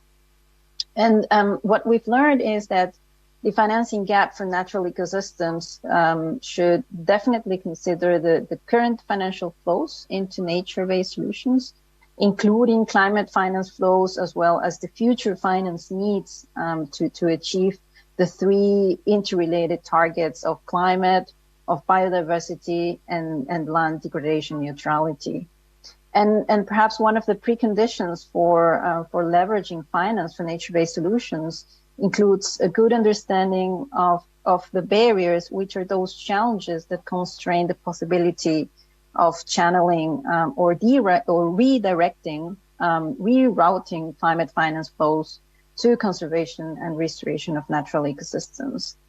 And what we've seen in our projects and programs is that these barriers that constrain the financing for adaptation in ecosystems and that become more acute as the enabling conditions in countries for investment lack the incentives for attracting private finance. And in this context, of course, it is clear that public finance alone will not be sufficient to cover the financing gap.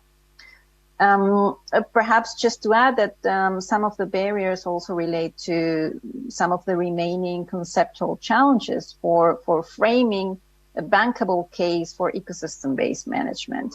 And in general, these barriers range from high upfront investment costs to the poor capacity to integrate the real values of ecosystems, goods and services in their economic benefits into public and private financial planning.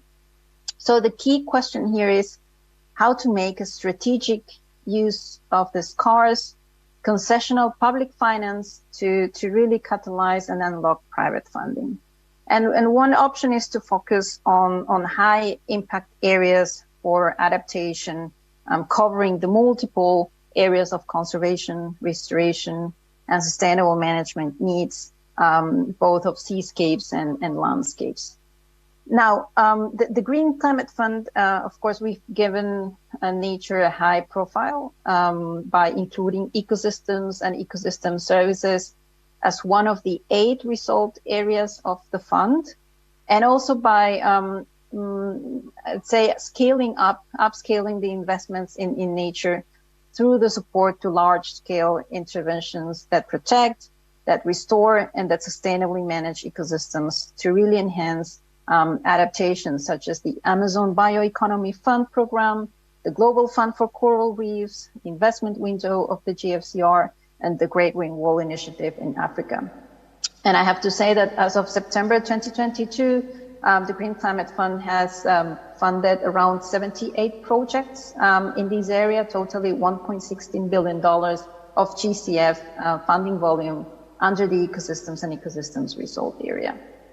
I would also like to mention, because this was part of the question, that the GCF does not have a specific mandate to prioritize nature-based solutions against other result areas. So that really needs to be clear.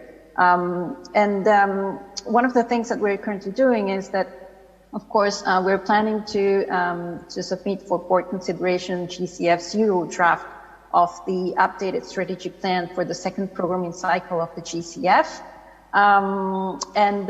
One of the approaches that is being proposed implies the need for more systemic, multi-sectoral, inclusive responses to address the complexity of the climate risks and the responses from ecosystems.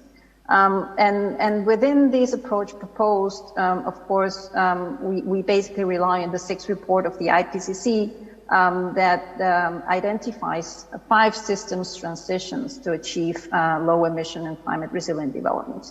And one of these transitions include land and ocean ecosystems and the need to preserve and restore nature and evolve food systems and water use to secure livelihoods and resilience.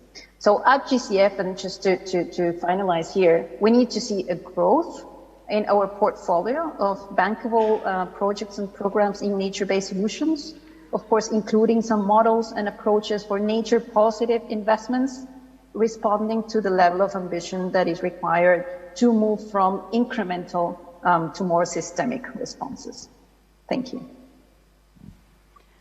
Thanks, Veronica. I might just follow up with a question straight with you, if that's okay. Are you able to specify which types of private sector actors have approached the GCF and through which financial instruments in order to access nature-based solutions finance? Sure, thank you very much, Sally, for the question. Perhaps here it's good to start by saying that the Green Climate Fund has a network of around 113 accredited entities. You know how the GCF business model works, so we work through our accredited entities, one of our main partners. Out of these 113 accredited entities, let's say that around 24% of those account for private sector entities, and these cover around 35% of the GCF current financing. So within this network of private sector actors, the key question here is how to increase the mobilized private sector finance for nature-based solutions at the portfolio level. Now, the GCF entities network, the one that I previously described, includes accredited entities that are able to channel and to use a variety of financial instruments from the GCF. Just to mention that 65 entities can on-lend and can blend different sources of financial resources. 43 entities can invest in equity, and 50 entities can provide guarantees, including both private and public sector entities. Nevertheless, the actual number of accredited entities that can work with a variety of financial instruments and to really catalyze private investment at scale in the nature-based solutions area is still low. Recently, this year, the GCF board approved the private sector strategy, which is under implementation. And this private sector strategy calls for an increase of the accreditation of private sector entities, including some ways in which GCF can work with the private sector entities on programming. And these operational modalities need to consider, of course, the level of concessionality of the GCF resources for private sector projects. And normally this level of concessionality for private sector is lower than for public sector projects. Now, during the GCF1, which is the first programming cycle of the fund, we have managed to demonstrate that GCF funding can actually be used to de-risk, to crowd in private finance. As a fund, the GCF is designed to accept risks that others may not be willing to accept to catalyze climate action, such as investing in early stage project development, on projects related to innovation, not only technological innovation, but business model innovation, for instance, social innovation, and of course, unconventional asset classes, including for adaptation and nature-based solutions. One concrete example is, as I mentioned before, the investment window of the Global Fund for Coral Reef, which is GCF's first at-scale private sector program in the blue economy sector, and it really aims at creating a private equity fund to encourage investments in the blue economy and protecting coral reefs. The $125 million that have been provided by the GCF in equity basically helps to address the critical financing and private investment barriers that are centered around the blue economy sectors. And here I have to say that basically the role of the GCF is to act in a first loss position as an anchor investor. A second example that I would like to mention today is the Amazon Bioeconomy Fund, which is a $600 million facility aiming to basically catalyze the private sector investment through bio businesses in 6 prioritized value chains that are related to the conservation and restoration of different Amazon ecosystems, not only forests, but also the peatland areas and freshwaters. And some of these financing is also expected to be used for reducing emissions in sectors or activities that are associated to key agriculture and forestry commodity value supply chains. So this initiative focuses on addressing some of the most critical barriers faced by bio businesses, including risks of lending business based on sustainable use of nature, immature capital and financial markets, weak institutional environment for bio business development, and even a lack of adequate or standardized frameworks for monitoring biodiversity impacts and knowledge and capacity gaps to encourage private investment. These are some of GCF's flagship programs that not only intend to advance on the nexus between climate and nature, but also really to demonstrate the private sector finance and how the private sector finance can actually be mobilized through the de-risking capacity of the GCF. Thank you. Thanks very much, Veronica, and some really promising examples there. You talked about the blue economy, and we're on the doorstep of the World Heritage listed Great Barrier Reef. So I might ask a follow-up question to you, Valerie, about the blue economy. The $4 trillion investment gap doesn't include estimates needed for the blue economy.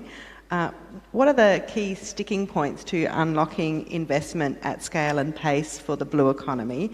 And why is the blue economy slightly behind in the nature-based solutions agenda?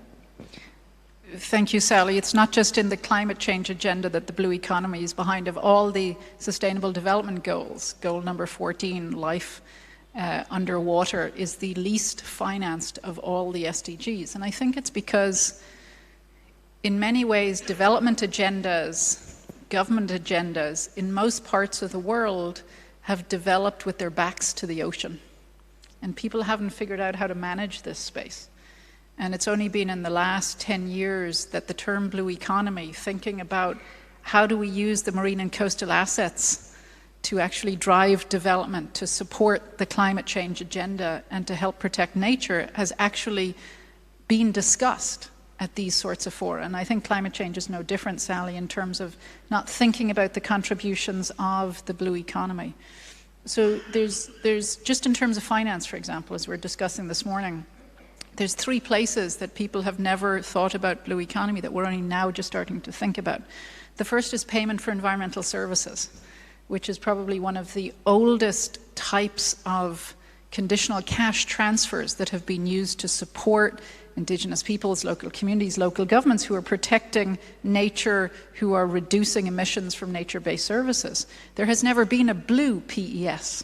Only now in Costa Rica are we helping them think through what would that look like, because the measurement would be different. Blue carbon is something we talk about for a long time, but Indonesia is actually the first country to be testing what is the MRV for blue carbon. How can you trade it on the market? And we have a new facility at the bank we'll be launching at the upcoming COP. It's starting with a $2 billion endowment called the Climate Emissions Reduction Facility. It's a results-based payment fund. It includes nature-based solutions, and for the first time it will include payments for blue carbon. So again, measuring that matters. And the third place we're only now starting to develop in the blue economy space is the bonds market. So the World Bank, we've issued $18 billion in green bonds since 2008. In 18 countries, 25 currencies, excuse me. But blue bonds, not so much. The first blue bond, as I mentioned, was done in the Seychelles. We worked with them to provide a guarantee. And there have been a few since. But again, the bond market, where so much money is coming into the climate space, is only now beginning to think about blue. And I think underlining the absence of blue in these 3 spaces is the idea of measurement. Because I think we're not so good at measuring blue. We haven't been doing it as long, we don't know what it looks like. And it's not just in terms of what would emissions reduction look like in the blue space. We have a sense from mangroves, because we treat them like we treat other types of forests. But what about seagrasses? What does that look like? How do you measure it? It's not so easy, for example, as measuring forest carbon. But this is also why in the climate finance space, the private sector gets very nervous in the blue economy space, because except for industrial fishing, banks have rarely financed anything in the blue space. They just don't know how to do it. They don't know how to price risk in this space, and that's something we're working with a lot of domestic banks to do, because a lot of times when we talk about climate finance and the private sector and capital markets, we're talking about international flows. But the most important private finance is domestic private finance. And the money sitting in banks, the money all of us have, if we're lucky enough to have a savings account sitting in our local bank, we want to put that money to work, and we want to put it to work for nature-based solutions, including in the blue space. So helping banks think through, how do you price risk in this space? Thinking and helping banks think through, how do you change the rules of giving loans, particularly to small, medium-sized enterprises in the blue space, when the traditional banking rules don't apply? Think about collateral, for example. most banks in most countries, particularly in the developing world, will not accept natural assets as collateral. So what do you do if your entire business is around a nature-based solution and you can't use the natural capital as collateral?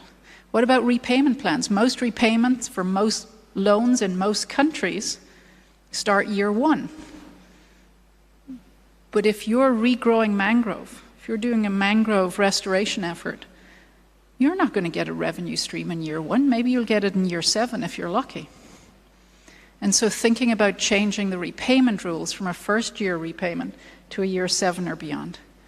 I had a conversation last week at the UN General Assembly with Senator Pat Dodson from Australia. He's I believe, probably one of the few Indigenous leaders in Australian Parliament. Forgive me if I've got that wrong, representing Western Australia. One of the biggest challenges his community talks to him about is that banks don't accept communally held title as collateral. So in many, many countries, particularly in the blue space, because it's been ignored for so long, it's often communally managed. It's often held in community trust, particularly when you leave the land and go into the sea. Fishing rights are often held communally. If you can't translate that into collateral, how do you get a loan that'll help you transition into a less emitting type of fishing, for example? And so these are the kind of constraints in the blue sector that we're working, and many people I know here at this meeting today are working to try and unlock, to make sure that we don't ignore the importance of the oceans. We talk about the terror of the oceans as they rise and as they threaten, particularly in this part of the world, to submerge entire nations, entire cultures. But we also have to make sure that we're working with banks, we're working with governments, so that blue is also a solution to climate change. Thank you, Valerie. I'm wondering if, Gary, you or Wawan would like to comment on blue carbon and the opportunities, risks and constraints in blue carbon, either in Indonesia or from your perspective as from corporate carbon, Gary.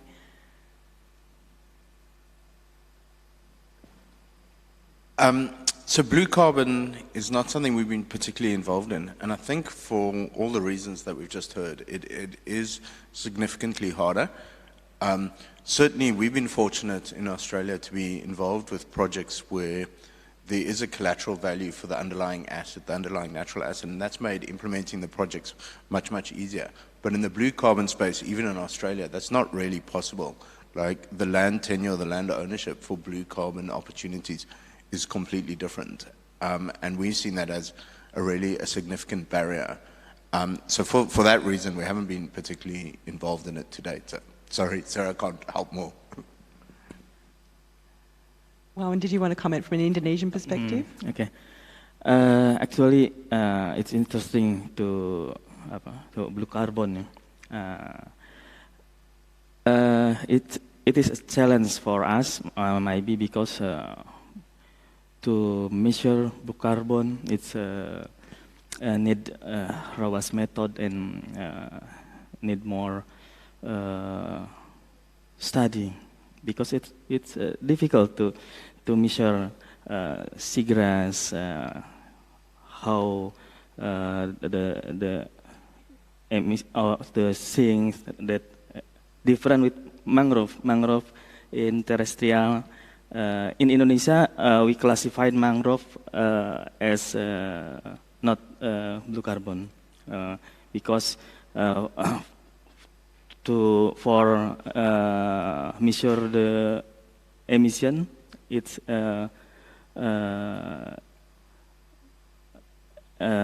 measure as terrestrial, and for blue carbon is for seagrass. I think. I'll follow up again with you, Wawan. You mentioned earlier when you were talking about the range of measures that Indonesia is putting in place to try to enhance private finance. Are you able to sort of talk about the type of private sort of actors involved, along with the financial instruments that have enabled an effective public and private collaboration in Indonesia? Okay.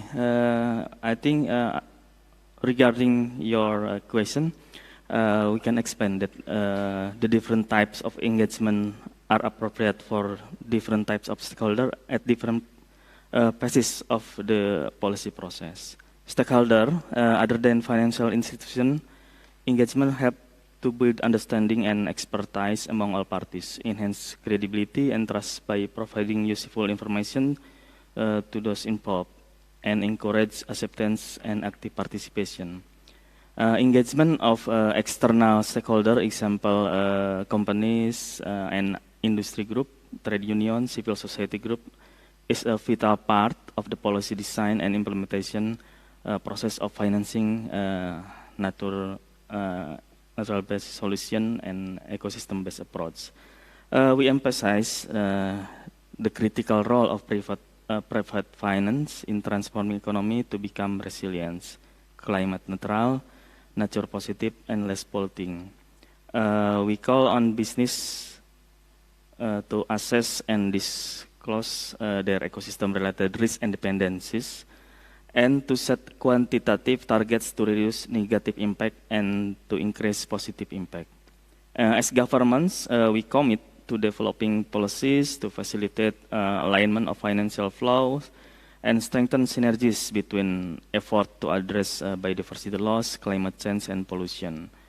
Indonesia is and will work with the private sector to better align private financial flows to become nature and climate friendly, transforming negative impact into positive ones, and to increase contribution to environment protection and management. We view that private sector alignment, philanthropy, and contribution of international financial institutions are very important. Thank you. The floor in 1 minute. I'll ask one last question of Gary, but get your questions ready. And if you'd like to answer a question from in the room, please come up to the microphone so our colleagues online can hear you. But while you're thinking about your questions, I'll just ask one more question for Gary.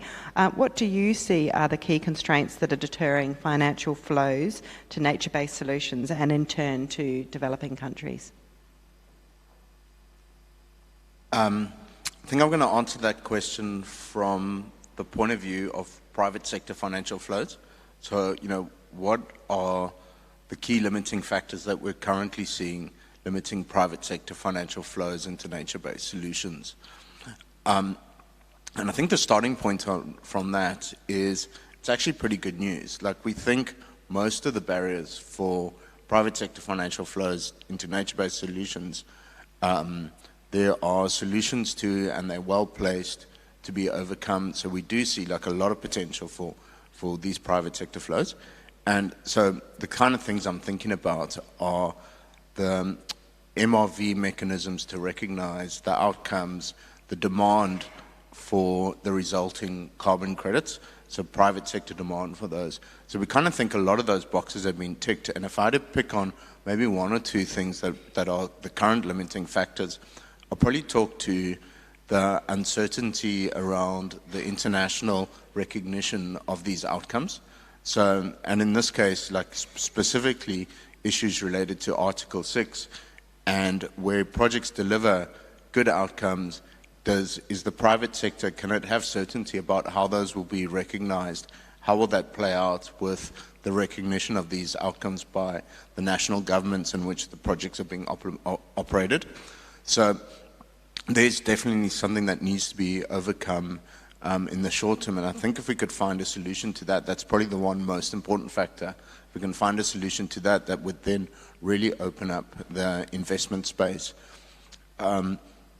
Maybe just, some of the other, I'd probably say more secondary considerations worth thinking about is definitely in developing economies is this question of collateral and credit support, and especially due to the fact that the value placed on the natural asset can be difficult to recognize, and the ownership can be difficult. And in the event, the kind of thought process that then leads to is, in the event something goes wrong with the project, is it ever going to be possible to realize a collateral value from these assets? So those are probably the most two important factors that I'll point to. Very much, Gary. I have a question from someone here in the room. Please ask your question. Fiona Ryan from the National Wildlife Federation, a US group. I was just wondering, well, carbon pricing hasn't been mentioned. I mean, that is a big driver. Is there financial things? I mean, Kristalina Georgieva has just recently said, I don't know whether she said it before, but we need a carbon price. She's head of the IMF.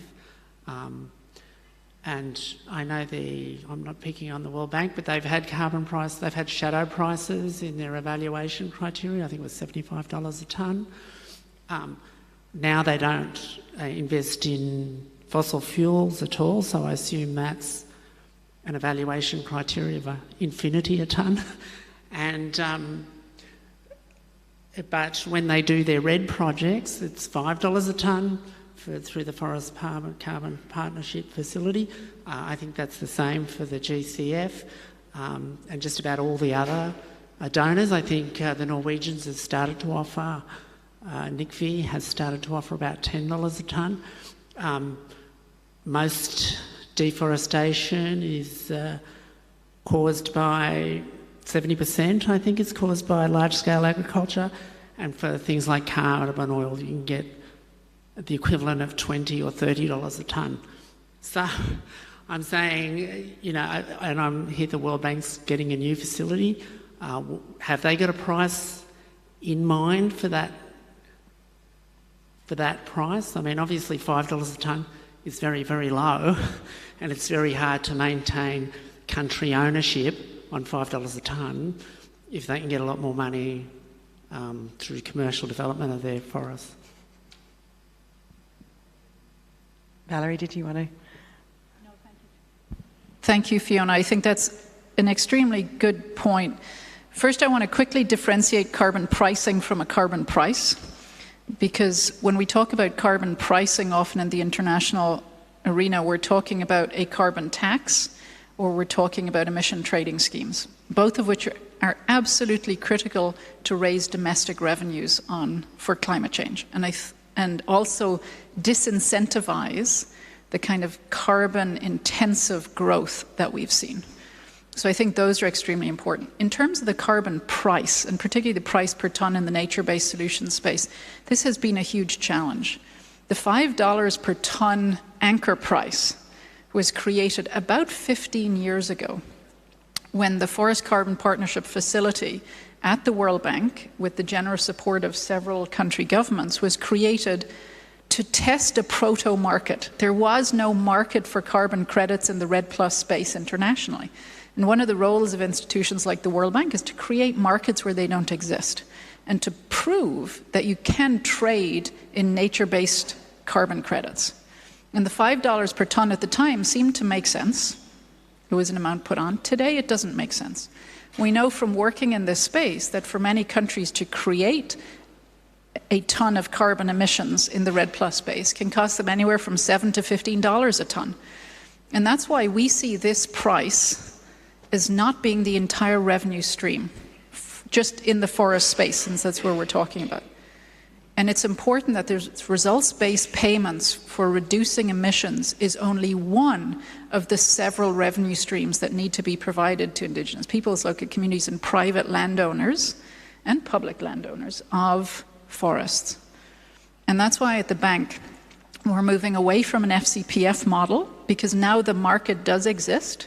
We don't need a World Bank to intermediate it, to models where we provide financing for upfront project development. Veronica was talking a little bit about this. We always hear from the private sector that one of the biggest constraints, in addition to what Gary was talking about, is there isn't necessarily a pipeline of investable projects. For private actors who want to buy forest carbon credits, who want to buy them where they also provide benefits of social inclusion, benefits for local Indigenous communities, benefits from an economic perspective, those projects need to be developed, and countries don't have the money. Indigenous peoples, local communities don't necessarily have the upfront money. So that's one of the things we have to provide financing for. And then we have to provide financing to cover what happens as those forests are growing.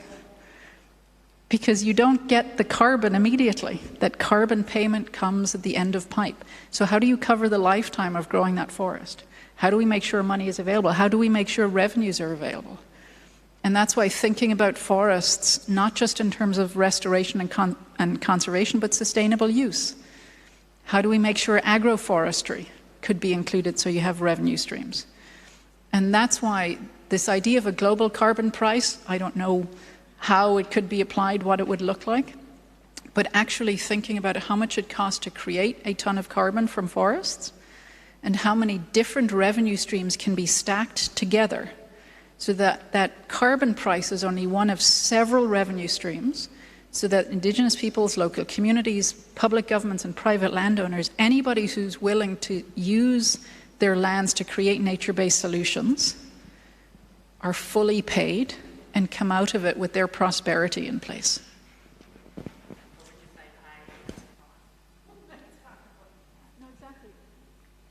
No, exactly, Fiona, and that's the thing. But what that price should be, the market is now setting it. I mean, if we look at any commodity, and carbon credits are becoming a commodity, the price is set based on supply and demand. One thing we are very nervous about is speculation in the REDD+ market. This is why data transparency is absolutely key. We've seen now in many countries, in developing countries, particularly in places where Indigenous peoples and local communities are managing forest assets, they're selling their carbon credits basically for pennies on the dollar because they don't know the value of the asset they have. And private investors are coming in and buying at $2, $3 a ton sometimes, knowing that should the regulations change when Article 6 is finalized, they might be able to sell that same ton for $80 per ton. And so they've now taken from a community and enriched themselves through intermediation. That's why one of our jobs at the World Bank is to provide that data transparency and to make sure that Indigenous peoples, local communities, public governments can make the right decision based on knowing the value of the asset they have so that they can decide when to sell and at what price is the right price for them. But right now, trying to set a global price for something like REDD+, I think is further away and maybe will never happen. I think Guju, who did our wonderful welcome to country, has a question. Yeah, I do, and I suppose it goes on two things, and I think one of the issues, and I think, Valerie, I think you talked about it in reference to Mick Dodson, and especially with Indigenous land tenure and tenure system. I think our problem is that we are looking at the same factors that the Australian government is looking at. And the Australian government is actually, you know, imposing, I suppose, tenure over our country and all traditional owners' country. So the tenure system, when you're talking about communal tenure systems and how the banks won't invest in communal title. And I think the issue is most won't because there's a balance between who actually own the tenure and who owns those carbon credits. So I think there sits the dilemma when the Australian government, even though they're looking at native title, and especially with a lot of native title owners and lands that have come back, who has genuine title over those carbon offsets, and how do we, as Indigenous people, manage those if, I suppose, the tenure system is government owned and run when they've issued the title of ownership to Indigenous communities. And there's a bit of a toing and froing between that. The other thing is, and I think it was Gary that was just saying about green and blue carbon. And currently there's issues with blue carbon because no one's actually looking at that. I talked about us planting 10,000 mangrove species last year, and we wanted to look at what and how that equates to the carbon pricing as well, especially when you're looking at tonnage. And another couple of projects that we're involved in currently is also seagrass restoration. These are both, I suppose, in the blue carbon area, but there's no fixed value in that. We're probably wondering when that value will be around. And one of the biggest issues that we have is the Australian government is currently blockchaining our water. So they're looking at doing blockchain ledgers in regards to fresh water, and hopefully they don't blockchain the carbon, which then will, completely keep us out of the picture as Indigenous people trying to look after the country. We've got a problem with that. I suppose one of the other thing is in regards to whether it's the World Bank or the climate, funding groups, a lot of their funding go to agencies and educational institution first before it goes to the community. And those agencies or those education departments dictate who they talk to in regards to a lot of those carbon credit issues and how to implement, I suppose, on the ground or feet on the ground solutions. And we as Indigenous people here in Australia, we actually become further down the ladder because sometimes those government agencies or government institutions and education institution have environmental agencies that they deal with. Then it goes down to environmental on-the-ground companies before it gets to us on the ground. So I think there should be some sort of reversal where funds goes to Indigenous communities. The Indigenous community decides which agencies, which education departments that they will engage with to also protect their IP. Will there be, or from this conference now, will there be some solution to that? And I suppose that's my question to everybody sitting on the panel. Thank you. Thanks, Guju. Well, I guess I can open it up to all panel members, maybe with Valerie and Veronica, perhaps to give us some insights into how the bank and how the GCF, reach into local communities and provide that confidence that funding is reaching the people who are doing the work on the ground, and how can local communities become more influential in directing funding. I'll start with you, Valerie, and then I'll move to you, Veronica, online. No, thank you, Sally. I think it's the biggest challenge we have as an institution. So, like I said, last year we invested $31 billion in climate solutions globally in developing countries. But for us, governments are our intermediary. We put the money through governments. And we work very hard with them to understand how does the money flow and how does it get down to the ground. And how do we make sure it doesn't leak so that for every dollar we put into the government, we don't simply want 2 cents going to the ground. We want 98 cents going to the ground. And it's a challenge. So one of the things we started doing several years ago is figuring out how do we build the institutional capacity of particularly Indigenous peoples and local communities so they can fight for what is theirs. We have something called the Development Grant Mechanism, DGM, which is a program where we provide grant financing to Indigenous peoples and local communities in several countries, simply for them to build their institutions so they can negotiate on all things climate, whether that's negotiating over land tenure. Because when they're not at the table, as somebody said at UNGA, one of the youth leaders from Argentina, he said something that really struck me. He said, if you're not at the table, you're on the menu. And I think we've seen that with Indigenous peoples, where they're not at the table, their traditional rights are being traded away, they're being sold off.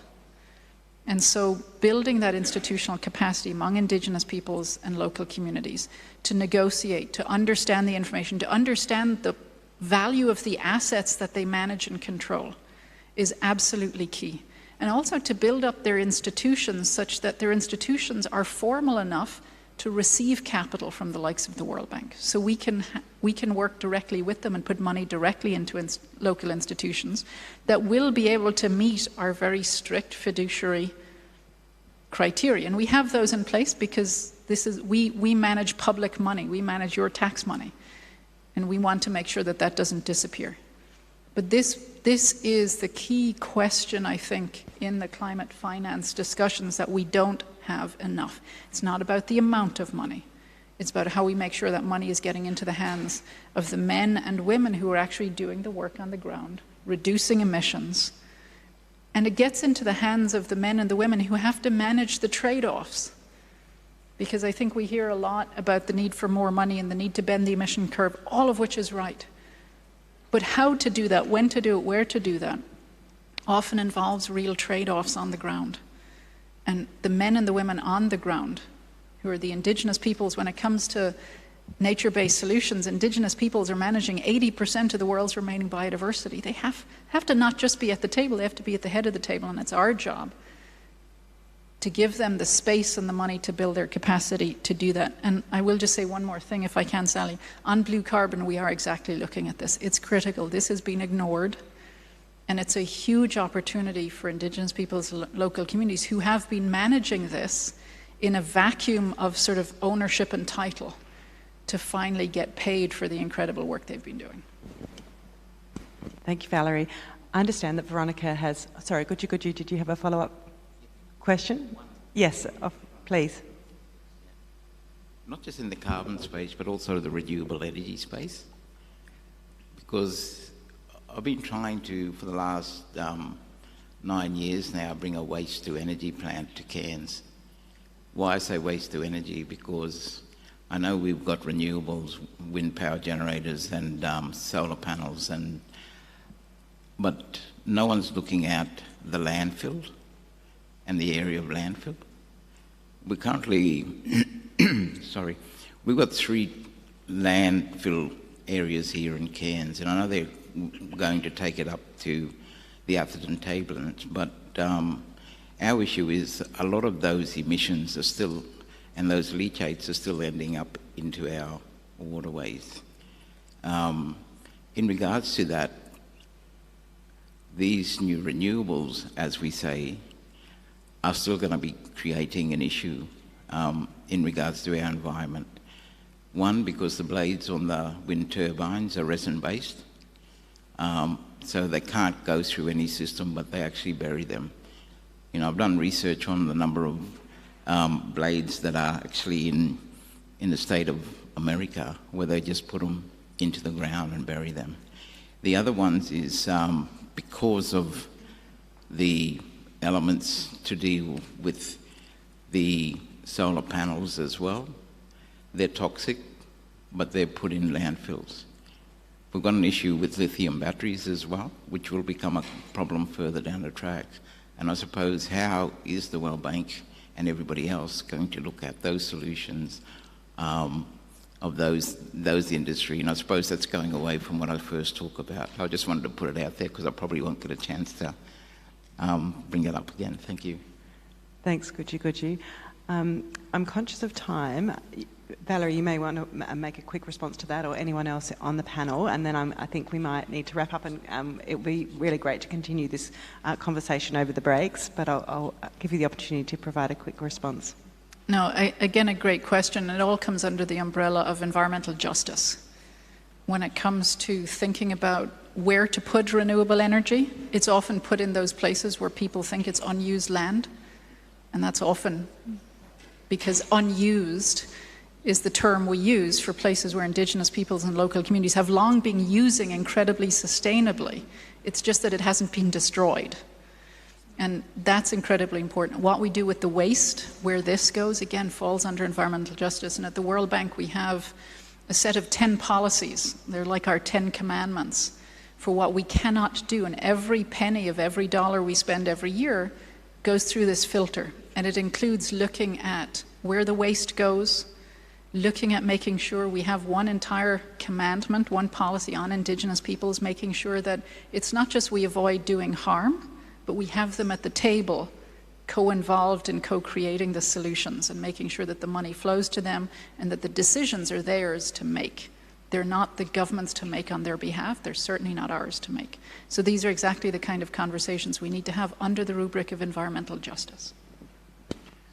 I'd like to wrap up there, and if you could all join me in a big thank you to our panel members, to Gary, to Valerie, to Warwin, and to Veronica, who joined us online. Thank you so much for a really fantastic stimulating discussion and great kick-off to this forum.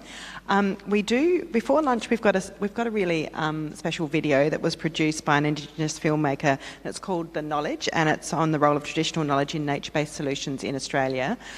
It is ready to roll, but so is lunch. Lunch is ready to roll. So the video does go for about 30 minutes. If you would like to go out and grab some lunch and come back in and sit and enjoy your lunch and watch the video, you'd be most welcome. So that the video does go for about half an hour, and then there's another half an hour just to stretch your legs and maybe enjoy some fresh air, and we'll meet back here at 1 o'clock for the breakout sessions. But please enjoy some lunch and enjoy the video that we're sharing on the screens. Thank you.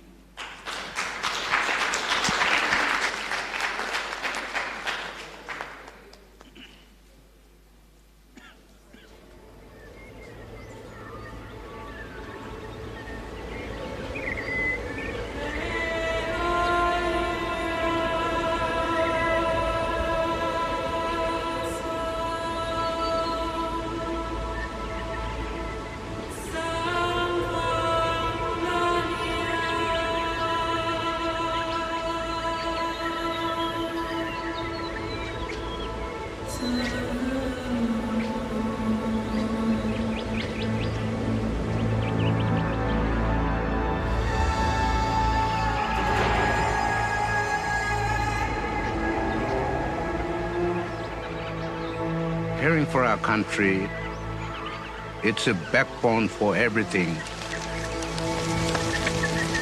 Country is our mother, him got feeling like we do. So sometimes when we take too much from that country, we have to put them back.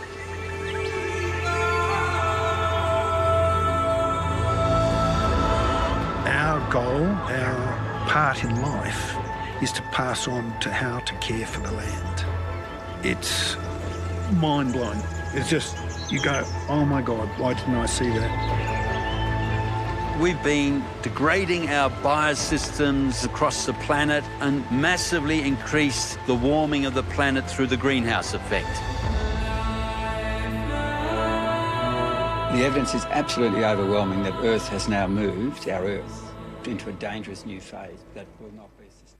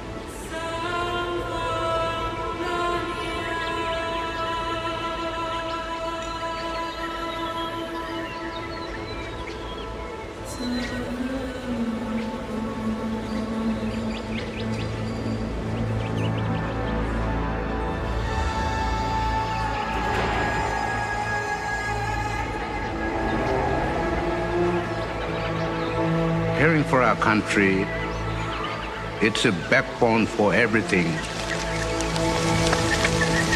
Country is our mother. We've got feeling like we do. So sometimes when we take too much from that country, we have to put them back.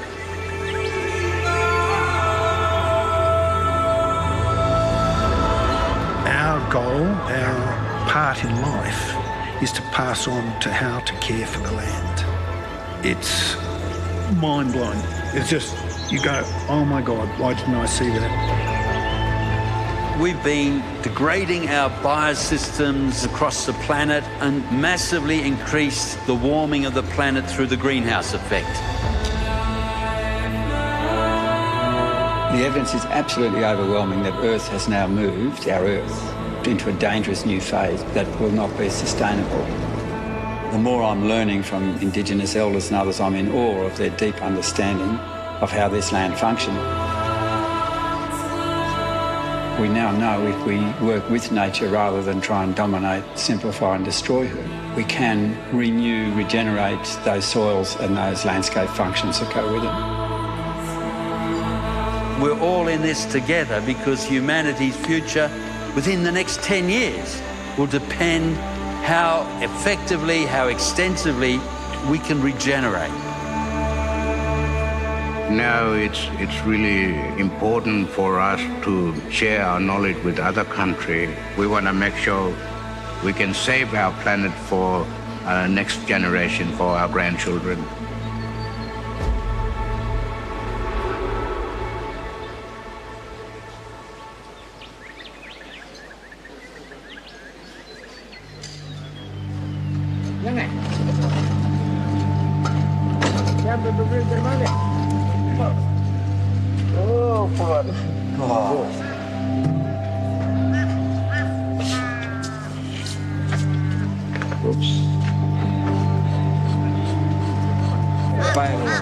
So where were you going to do that? Well, I'm going to go right up to that last gate, yeah, cliffside. Because you probably won't have time to go there and up there. Well, maybe let's go this section. Yeah, I don't mind going that way.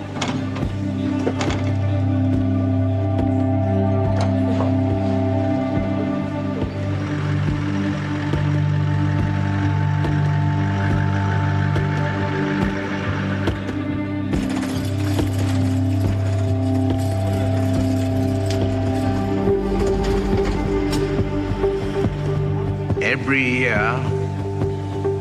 country has to burn, otherwise we'll have big problem.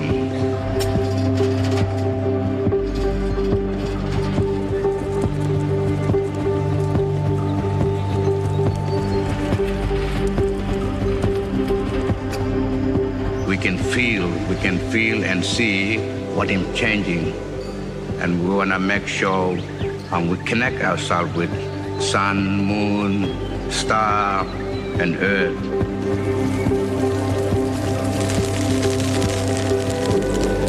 I come from Northeast Arnhem Land, and I'm a traditional owner for this area.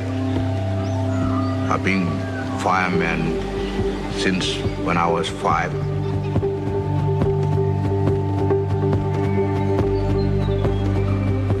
Fire, it's belong to whole family. It's not owned by expert like a ceremony leader. It's not about burning for money. Not about burning for nothing. We always burning for many reasons.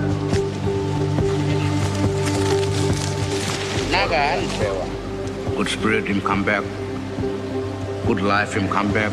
New tree, new grass, fat animal. It's everything. Him keep us strong. So what we're doing now is making little spot fire. If you put them too close, they're gonna speed up. They're gonna talk. They'll create their own wind. They can listen. Come on, preparatory and what you will get. when we getting fire right, country always reward us with plenty of kangaroo, plenty of emu. That's what traditional fire management is all about. Getting right people back on country, doing really good fire, and keep practicing that language for that country. We're protecting this jungle because it's our supermarket. This is our home. My grandfather and my grandfather's father, they've been living here for thousands of years, holding that story and keep passing on knowledge for this country. We want to demonstrate what traditional management is all about.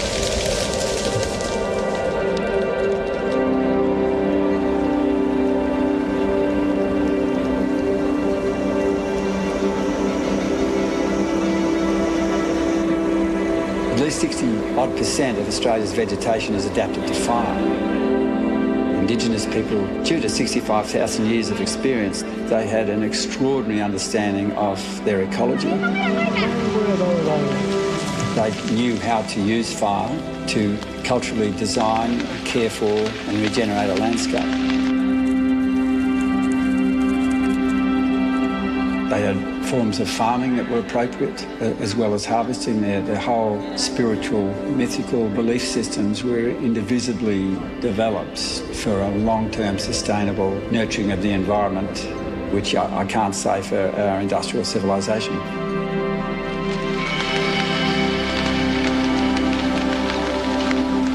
Australia's Indigenous people from tens of thousands of years ago had to rapidly learn how do we manage extreme wildfires, far, far too intense for humans or anything to survive. And so they developed and evolved exquisite, cool, mosaic, burning strategies to reduce those fuels in small patches all across the landscape, and that was fundamental in avoiding those wildfire risks. And so this Indigenous knowledge of fire management was absolutely of profound significance across Australia's landscape, because that actually created the spongy, deep, soft soils that extended right across this continent and was actually just a dream. But of course, what we've done since is we've basically grazed those parklands without actually understanding fully the significance of the processes that created the grasslands and how to sustain them. So when I came out here and started working with these guys, I didn't know much about fire at all. So I've learned a lot from Otto and the rest of the team. And it's amazing how the principles and the methodology behind traditional burning fits in with tackling climate change and carbon abatement. The rangers and the other traditional owners we bring out have a deeper relationship in fire than we do. We sort of see it sort of from a scientific viewpoint, whereas out here it's, you know, it's connected to everything. So.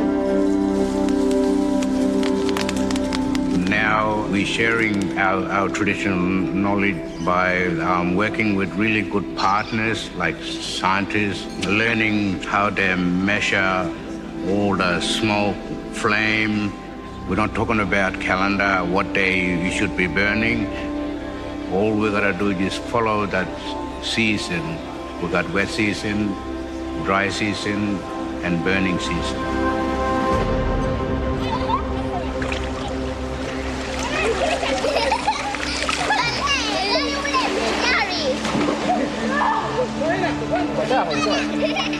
My grandchildren, I can see them learning because this is open air classroom.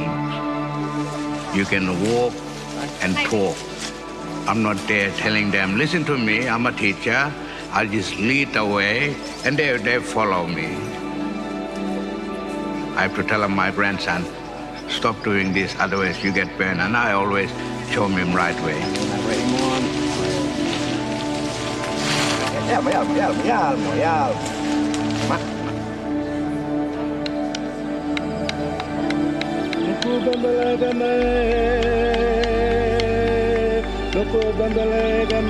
When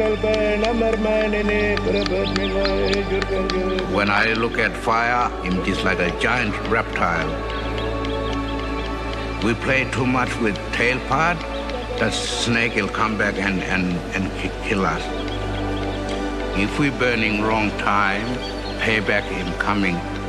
Don't fight fire. Don't work on that rib part or tail part or neck part. We go in front, hitting that big giant snake in the nose, and then him turn another way.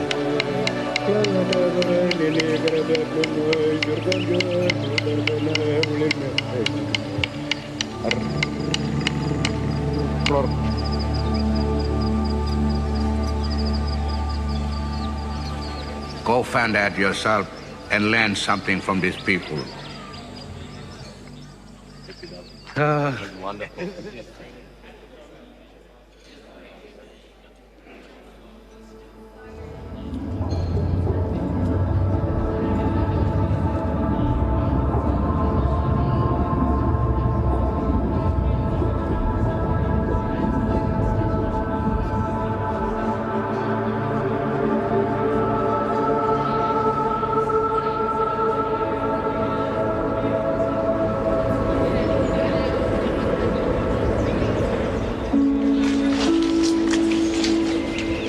With fire, it lets our ancestors know that we are protecting you here. We want to make sure that our ancestors know that you are welcome on this country, not only today, but that you are protected here at all times. You've got your own country where you come from, and it's about sharing your spirits with our spirits.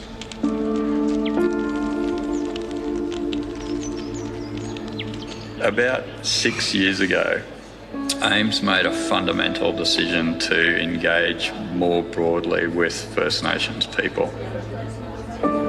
We recognised that there was a real opportunity to amalgamate, if you like, Western science and the traditional knowledge held by First Nations people.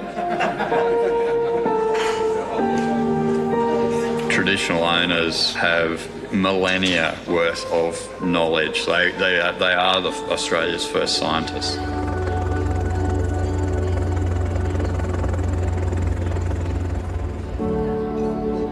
Coral reefs are often referred to as the sort of the canary in the coal mine.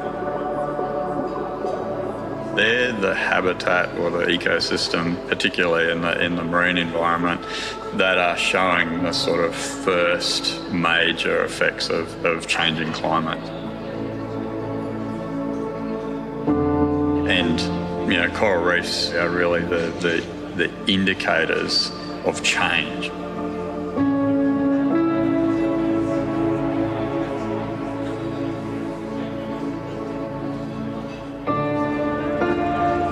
One of the lessons that we learn here at AIMS very, very early on is that you simply can't beat having Indigenous people as part of your Indigenous partnerships team. They bring a lived experience that as a white person I simply can't deliver. Simple as that.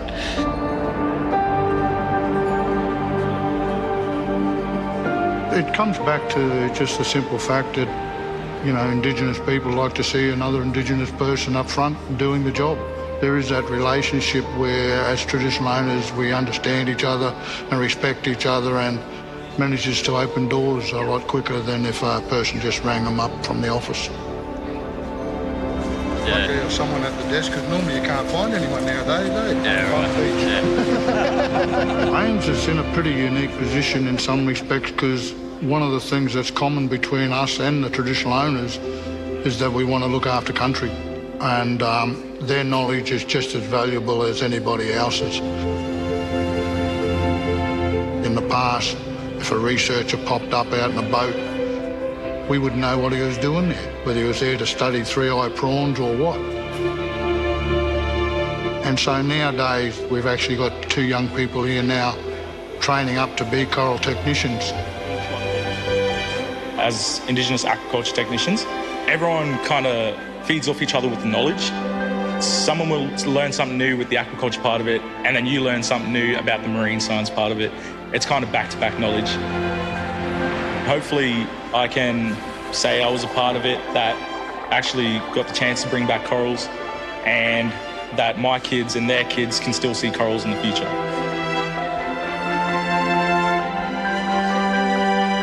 They can become marine scientists, and that'd be something genuinely fantastic to have a cohort of principal marine scientists here at AIMS in the future. 8,000 years ago, the Great Barrier Reef was mainland. So, we talk about climate change. Climate change is always going to be there, and it's going to be part of our life, and we just got to deal with it. But what I've been talking with AIMS about is, while they're out there doing research on the reef, maybe if they have a look around to see if there's any artefacts out there from our people from thousands of years ago. At the end of the day, it's the right thing to do. It's not about right or wrong, it's just giving First Nations people the opportunity to make decisions about what happens on their country and participate and enjoy the benefits of all of that brings. I think we all feel a bit hopeless sometimes when it comes to climate change, but sometimes the big picture can scare us all. But really what I find is just by looking after my patch and trying to deal with what's happening on my country and my area, it's about the best I can do, and hopefully that adds to the rest of the world.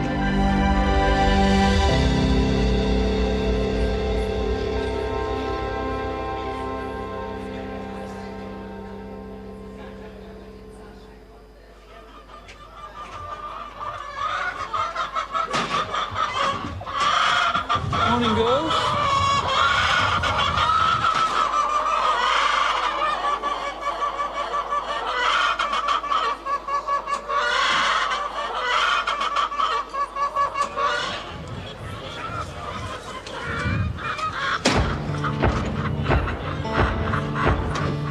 My process started, that 1982 drought, we devastated this land. I saw country that I was managing lose 6 inches of topsoil.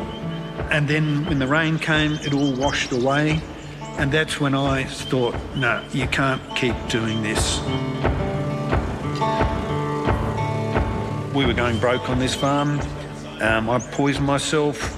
I know guys got burnt out and they had to find ways to do it differently. And then in the process, we've learnt that actually it's not, it's better.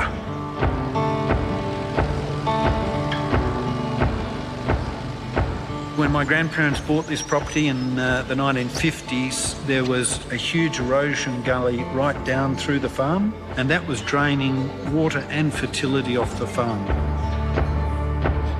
The Australian landscape had a system of holding water in the landscape, and the biology and the plants held it together. By overgrazing, set stocking, they ate all those plants out of the wetlands, and then the biology of the soil started to break down, and then it erodes. In the last 30 years, I've now learned how to reverse that process, and we've got this land here. You can Google Earth down onto Jillamatong. It's cooler in summer, it's warmer in winter. We've got green grass in the middle of a dry period. You start that whole process and you suddenly realise, wow, this is quite exciting to be farming now.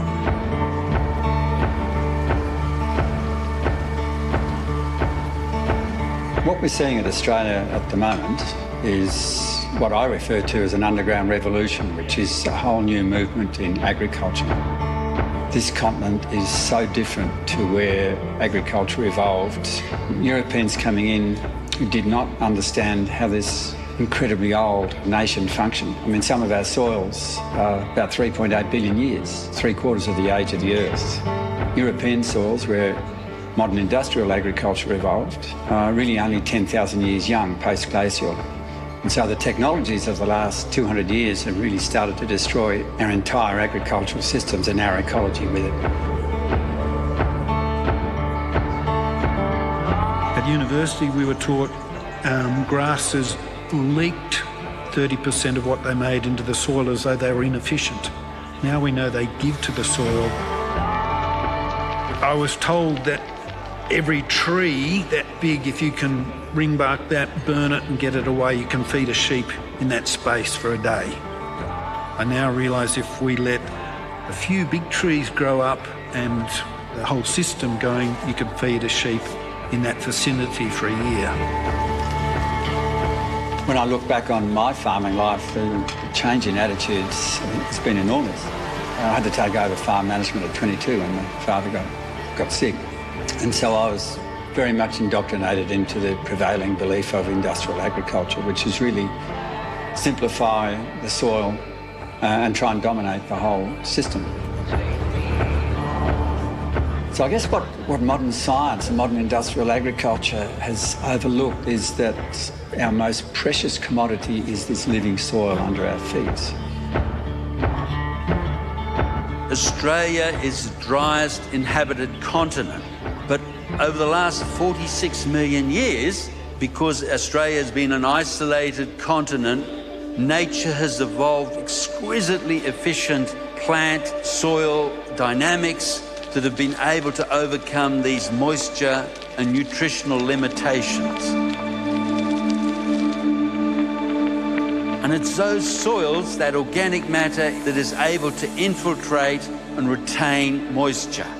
And as we've degraded the carbon out of our soil, we've physically collapsed them, compacted them. So instead of all the rain that falls on Australia sinking into the soil and recharging the in-soil reservoirs, 90% of it runs off.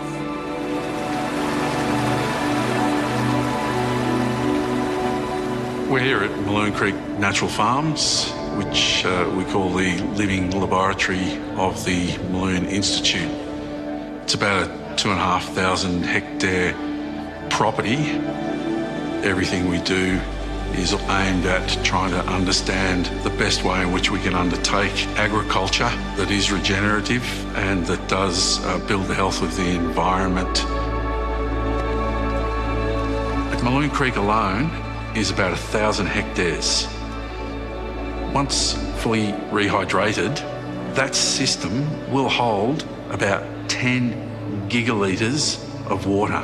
That's 10,000 million litres of water banked, which is then able to trickle out over time during those dry drought periods. If you multiplied that across the whole of Australia, there will be so much more water still banked within the system that will be available for the environment and available for agriculture. I have bared the soil and seen how that gets hot. I've seen how the water runs off and it erodes it. I've now learned how to build that soil, build the soil carbon, cover it with biodiversity, and once we've got that complexity there, complexity of plants, we get complexity in nutrient-dense food, we don't get sick. Fixes all the problems. Carbon, if we handle it well through regenerative agriculture and also, responsible living, carbon becomes the superhero. It's the big solution to addressing climate change. And at the same time, all those other win-wins of regenerating soils, regenerating water cycle, regenerating biodiversity, regenerating human health. So in many ways, it is the big superhero.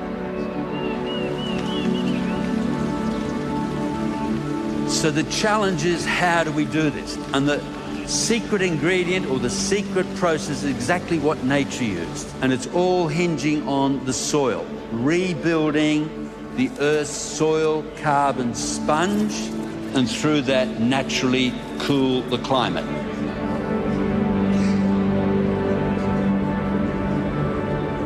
I remember my father saying to me at the end of a talk I gave, he said, "So you're saying everything I've done is wrong?" And I looked at him and I could see he was hurting. And I said, "Come on, Dad, you brought myxomatosis into this area, you brought clovers into this area, you brought superphosphate into this area." And I started ploughing and doing all those things, and then I realised that it was, there was a better way of doing it, and I changed. I can find it quite understandable why farmers are sceptical that there actually could be a better, cheaper and healthier way of farming. The hardest thing to change is your paradigms, your mental paradigms of worldviews. And there's an old saying that the only people that like change are babies with wet nappies, and that is so true in this space. There's a period of transition which is really difficult when you go from conventional agriculture to a regenerative agriculture, because you've got to remember that organic agriculture is essentially just not using chemicals, and it doesn't necessarily mean that it's regenerative. Regenerative is the next step on, where you're actually actively trying to rebuild the environment, rebuild the biodiversity, rebuild the soils. Often in science, if you haven't measured it, then it doesn't exist. But what's really important to understand is that this ancient landscape has all the answers written into it. We just have to learn how to read that landscape. And this is what the Aboriginal people were able to do.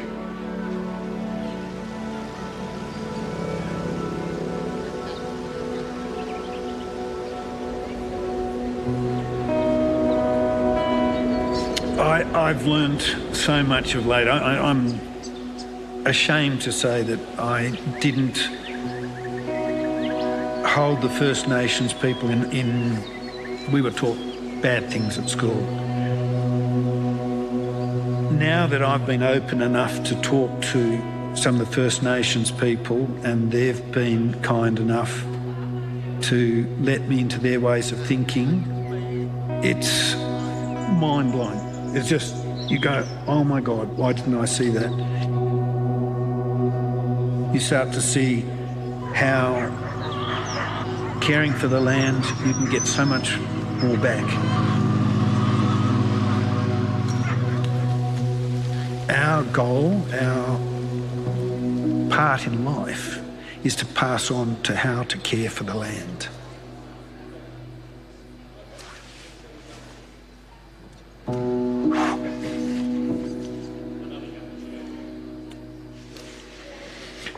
Oh, wasn't expecting that.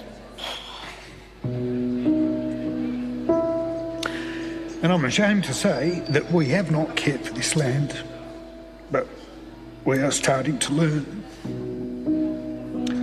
how to. Sorry, I better pull myself together.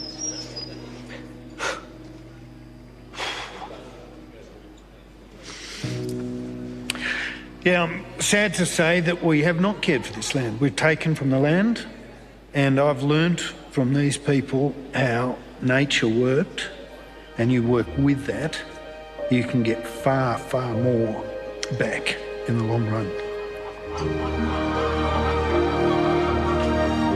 While nothing in nature needs to be perfect, we can use these processes and we can design combinations of these processes to regenerate biosystems everywhere. And so these are the fundamental processes that govern the life of every living thing on this planet. And if we can fix those processes, we can restore life. We can re-empower nature. So the answer is, why don't we do that? And the answer is, we can. For me now, we see a solution out there that seems so obvious, and I'm now trying to say, listen, here's an easy way of doing it. We're happy to share. Give and you will receive.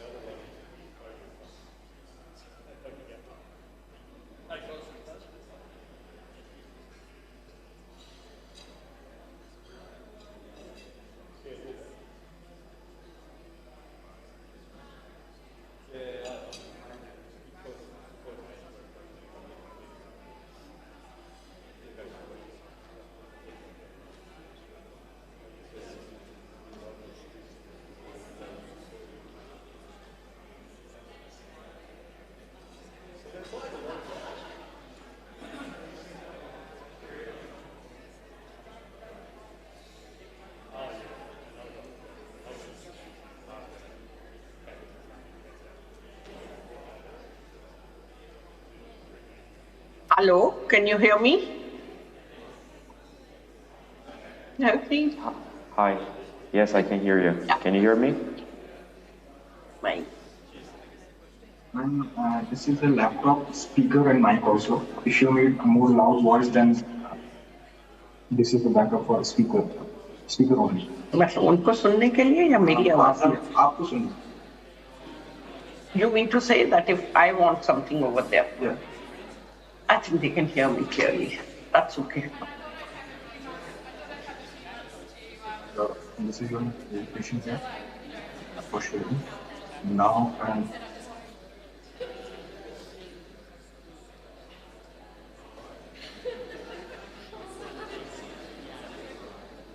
Hello.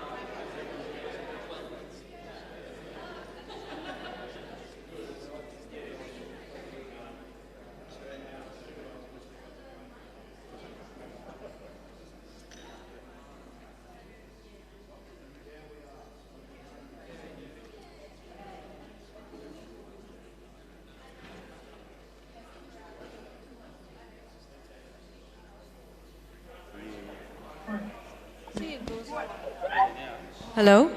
Yeah. All right. Good afternoon, everyone. So now we're going to have the breakout groups. And to pay a tribute to the wonderful Australian biodiversity, we're having 4 breakout groups. So the kangaroos, the crocodiles, the koalas, and the jellyfish. And the jellyfish are actually our virtual participants. So you see on the screen the discussion topics. You're free to choose which group you want to join. It depends on the topic that interests you most. We have moderators for the breakout groups. So we have, for the kangaroos, we have Ruel Yamuna. And the kangaroos will be here on this corner of the room. And you'll be discussing mainstreaming NBS in national development and climate plans and budgetary planning processes. The crocodiles are going to come with me. And I actually even have a crocodile with me. So if you want to join the crocodile group, follow the crocodile. And I'll be with Oliver Tuhi from WWF. So there you are. So we go to the back end of the room. And then we're going to have the cute koalas. So who's doing the koalas? Noah, is it you? Right. And you do remind us a little bit of koalas. So we have Stanley, who's the moderator for the koala group. So please follow Stanley and Noah. This group will meet in the adjoining room. And last but not least, we have the jellyfish, who are virtually connected. And we'll have Mr. Jairo Hakobian, the PCCB member, who will be guiding you through the discussions. And just for your information for the virtual participants, the jellyfish will discuss all the 3 topics. So we have about, give or take, 65 minutes now remaining. to have your discussions, and then you will meet here again, and we'll do a report back session for 30 minutes, and that will be moderated by Ambassador Diane Black. All right. Any questions, comments? If not, then here we go. Just an additional announcement. So the Koala group will meet in the room Tully. Room Tully is just to go outside, and the second room on the right. So that's where we'll discuss about enabling environment. So if you wish to join Koala group, you need to step outside, and then the second room on the right. Thank you.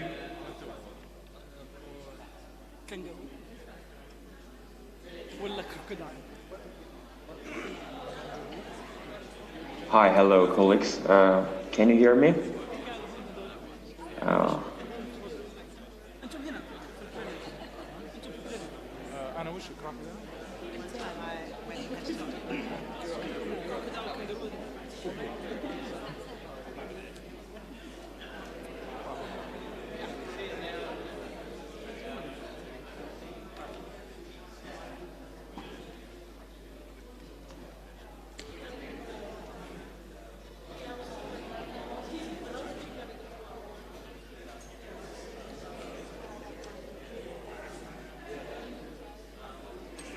Recording stopped.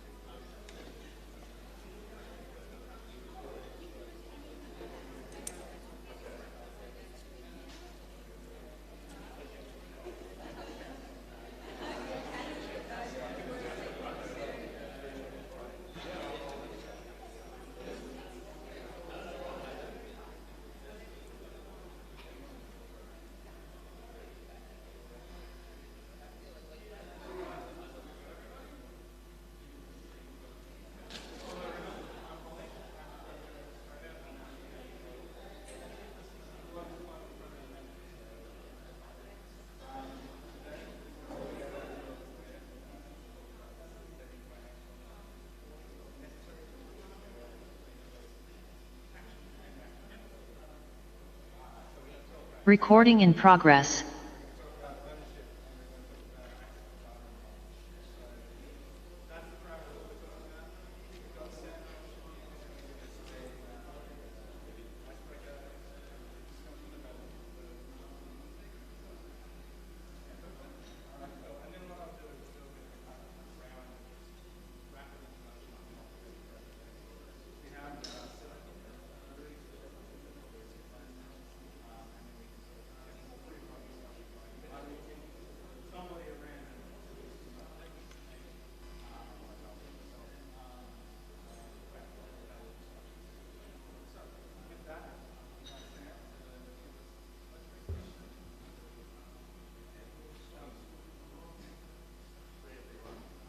Recording stopped.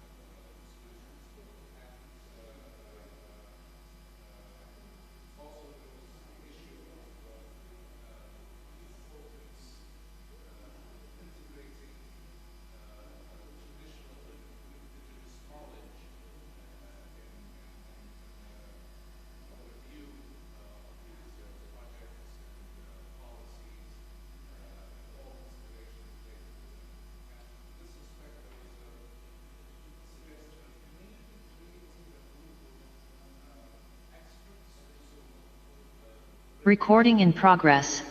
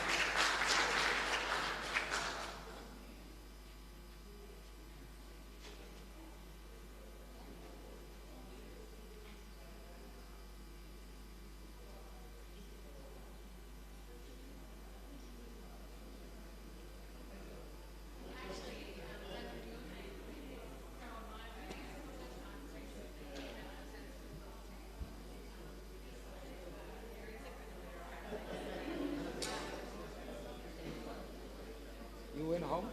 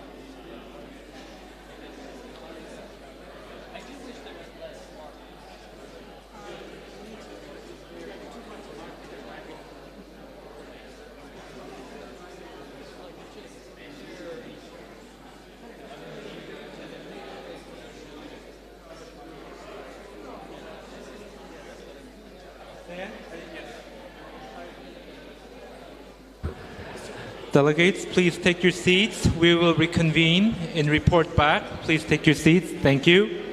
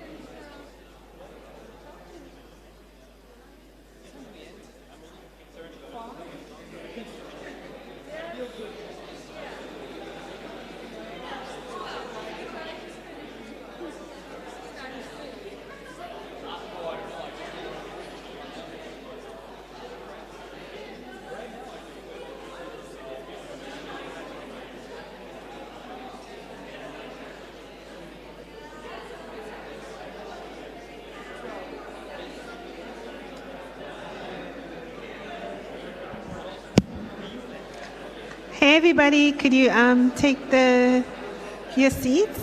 Yeah?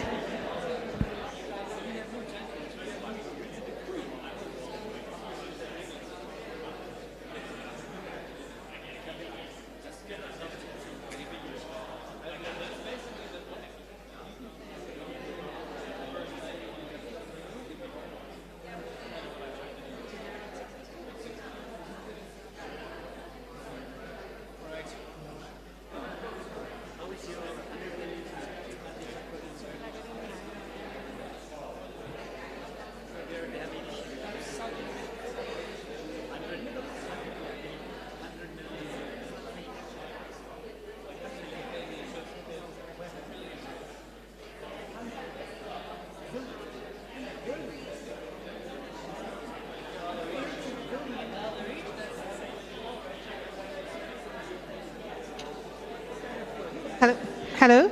Hi, everybody. Could you take your seats, please? I think we're running behind time. So, and this is the time of day that jet lag is going to kick in for some of us. Yeah? Including myself. Here we go. Okay, so we have 2 out of our 4 breakout group leaders here with us. So maybe we'll just start with them. So we will start with the Crocodile, Oliver. How did your group go? Pretty good. I think get the mic from. Yeah, you can get the mic from there.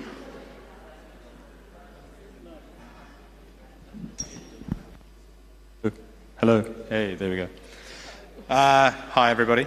So I'm reporting back from the Crocodile group. We did, our topic was facilitating financial and technical support and necessary tools to scale up nature-based solutions actions in developing countries. And so we were actually quite a big group, so we sort of split it up a little bit. We developed a kind of list of priority hurdles that we saw needed to be supported and needed tools to solve. And so those hurdles really roughly broken down into kind of 3. Was that there was access and complexity issues with funding and mechanisms. The second one was that there was an issue with aggregation and the size of projects for nature-based solutions and their capacity as a result to secure funding. And then the third was the integration of local and particularly Indigenous communities into projects and making sure that they had access to decision-making within that system. And then we sort of dropped down through those hurdles. We broke into 3 groups, dropped down through those hurdles to sort of find some solutions that could be taken to the committee and that the committee could hopefully take forward. So in terms of access and complexity to funding and mechanisms, there were sort of 3 main solutions and tools that we wanted to see further examination of. The first was that there just needed to be an increased capacity within mechanisms, and that includes mechanisms like the Green Climate Fund, to facilitate access of project designers. And so that just sort of recognises that the current processes internally are really difficult, and they need some sort of pilots or sort of tugboats to kind of help move people through. The second was that local communities and Indigenous groups need to be able to feel that their experiences are being heard within major mechanisms particularly, and that there needed to be a system in which that was embedded. And then the third was that market fragmentation within the nature-based solutions funding space is a real issue, and it's an urgent issue. And that this was sort of coupled with intermediaries effectively soaking up what limited resources existed for project proponents, and that the two of those, so market fragmentation and the role of intermediaries, were kind of interlinked, and that the committee should direct a task force to report on solutions for those issues. So we sort of called on that and helped sort of build capacity for governments to operate in that space. So the second hurdle was the aggregation and size, and so this was about the fact that a lot of nature-based solutions projects are a little small. Small projects struggle to get big funding, so we need to look at sort of scalability on that front. One solution that we recommended the committee look at was a nature-based solutions pool of resources for small grants, so sort of a small grants process. The second was that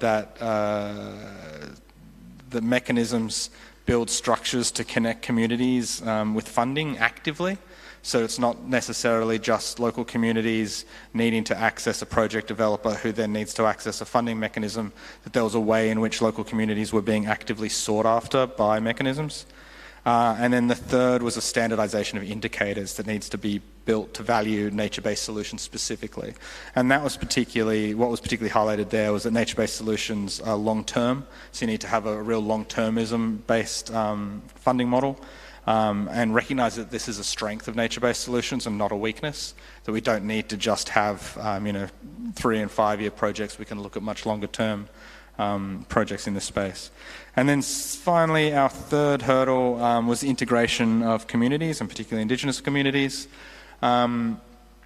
We had a few solutions in this, and some of them I've kind of integrated into the other hurdles there, but one that we thought would be really great to see was that the committee and the local communities and Indigenous peoples platform could better integrate, and that there could be an advisory function brought into the Finance Committee coming from the Local Communities Indigenous Peoples platform, and that could assist in ensuring that traditional and local knowledge was valued and engaged in these processes, and that ownership remained at that local community level. And then as a final overarching comment, it was made that donor countries hold a lot of power in this space, and so it was really behooved them to come to the COP and call for these reforms in this space. Thanks.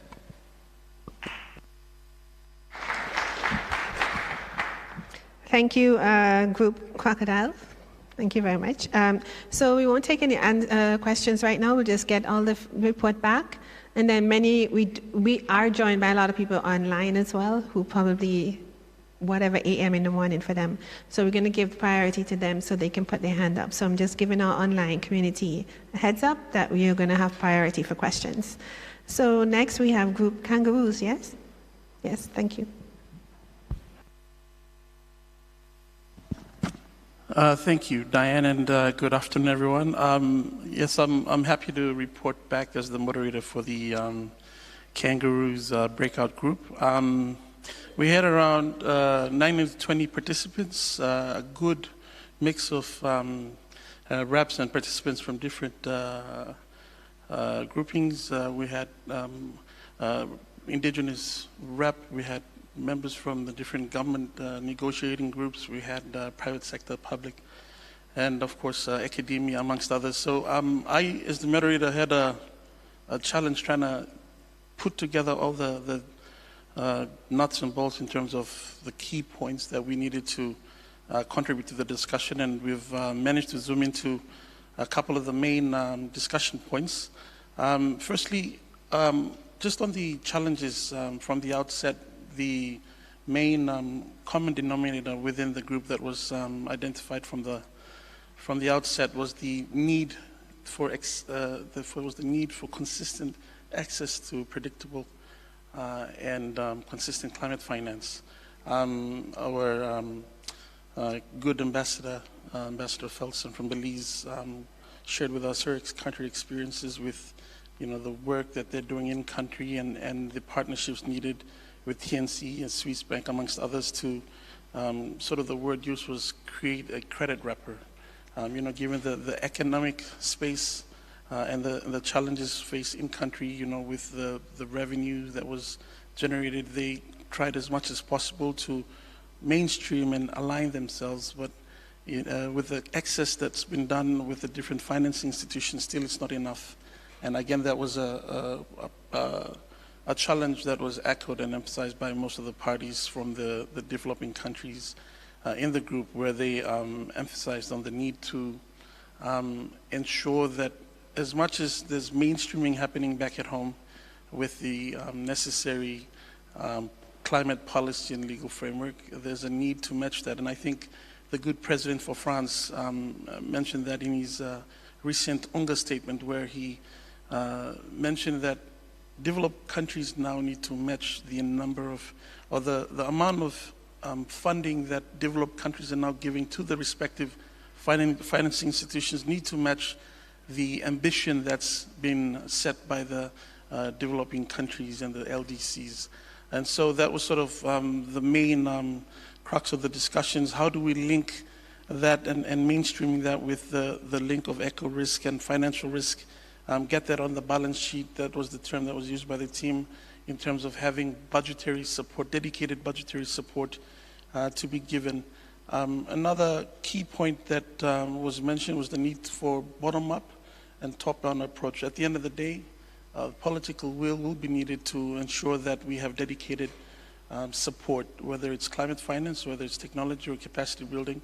That political will and that decision needs to come from our leaders, and that's where we need to have or promote a sort of whole of stakeholder approach, where we can ensure that the different bodies, not just in government or private sector, but in the different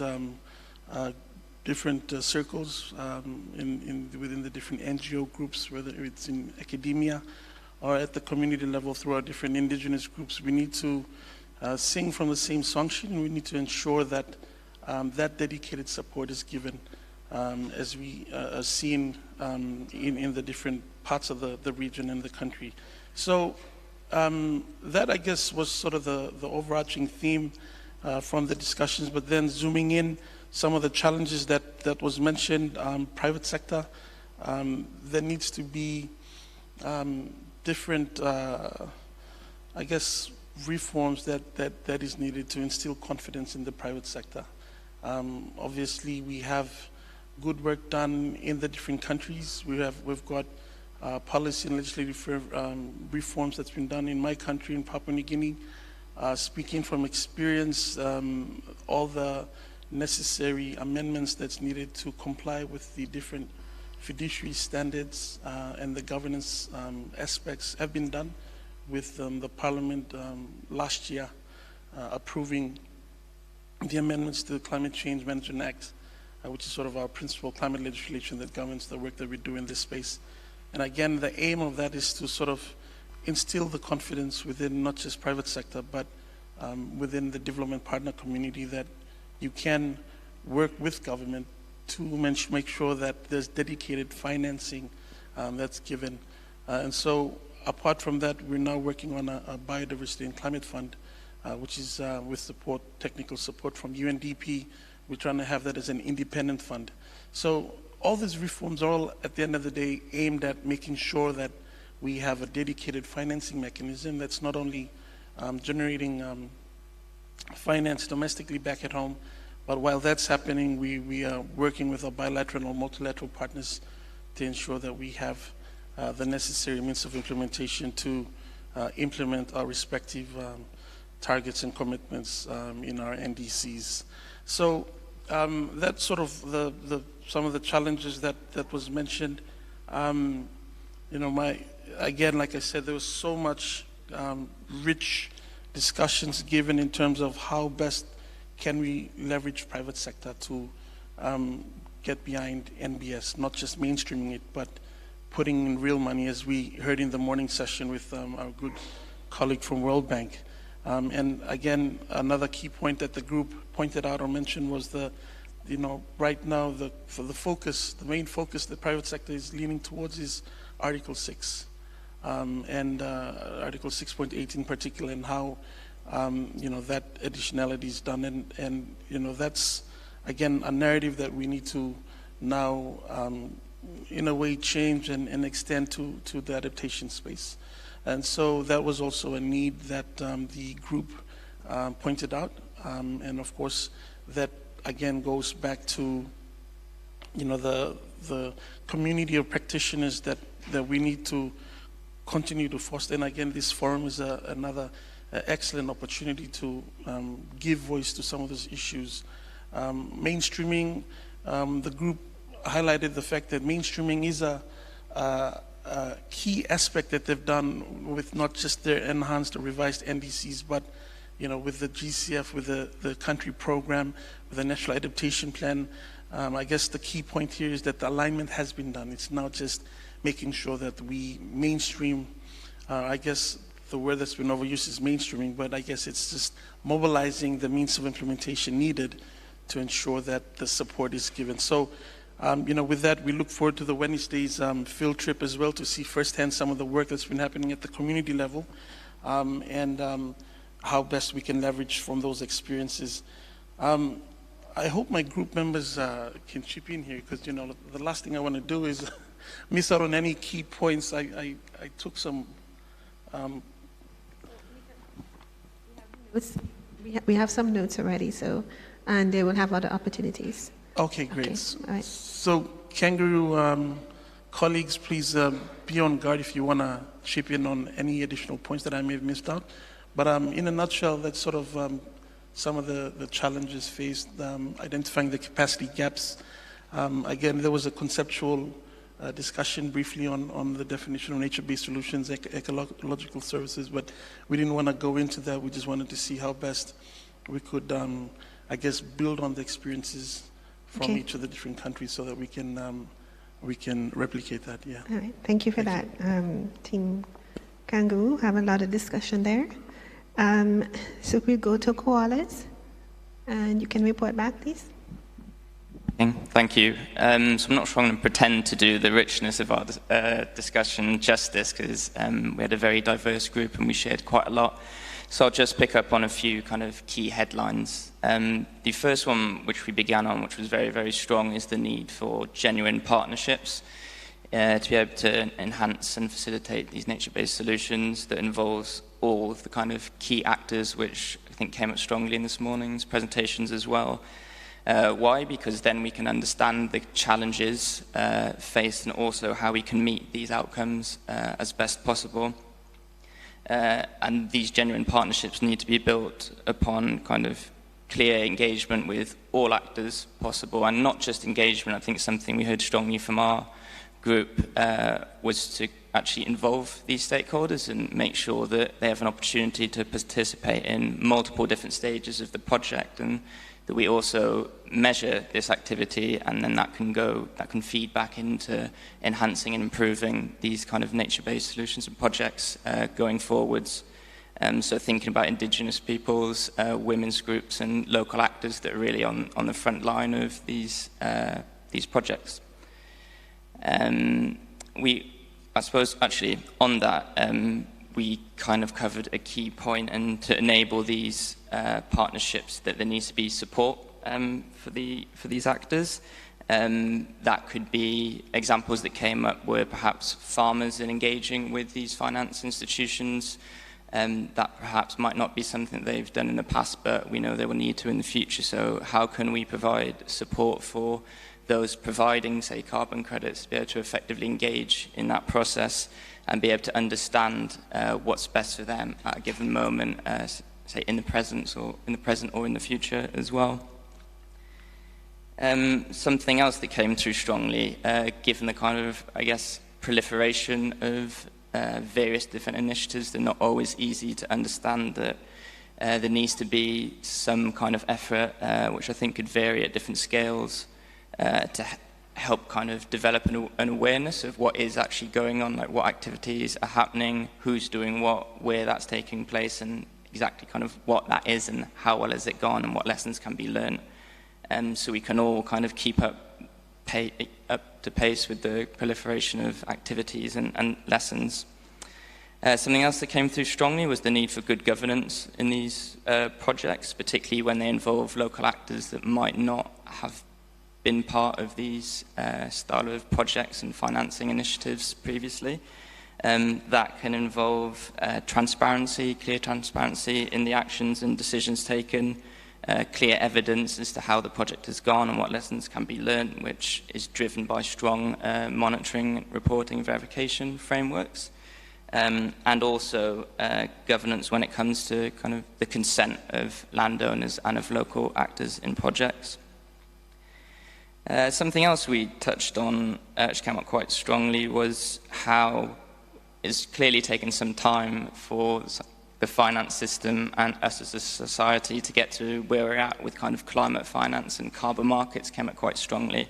And I think we can probably all agree that we perhaps don't have that time when it comes to the urgency of kind of biodiversity and nature needs.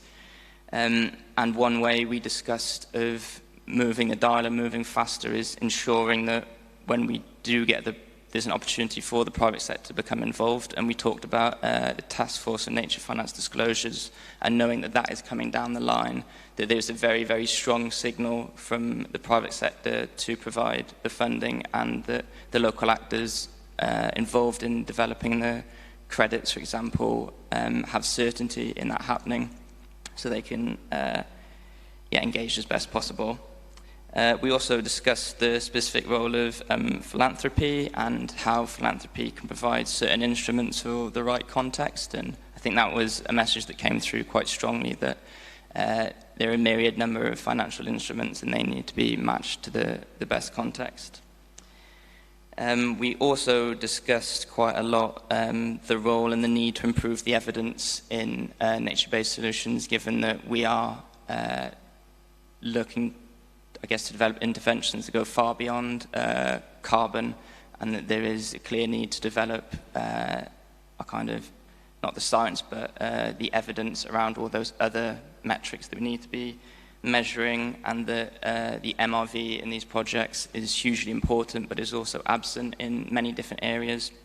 One such example was coastal erosion and restoration projects, and to move that forward, we need to be funding the development of MRV, which is something which appears to be missing at this stage, to be able to improve and then further demonstrate the benefit of these projects. As say in the case of carbon, we have kind of clear metrics and clear demonstration of those projects, so they're perhaps not on a level playing field. And the last one I'll touch on was we discussed a lot about how development of these projects is somewhat, perhaps not ignorant, but not fully cognizant of the actual ecosystem needs, which is, I guess, saying finance is a means to an end, that we really need to understand the impact of these projects in quite a systems level sense. So we know that we are going to not just meet the needs of the finance providers, but also meet the needs of our environment, which is ultimately why we're all here today and what we're all striving to achieve. And I think I'll stop on that point. Thank you.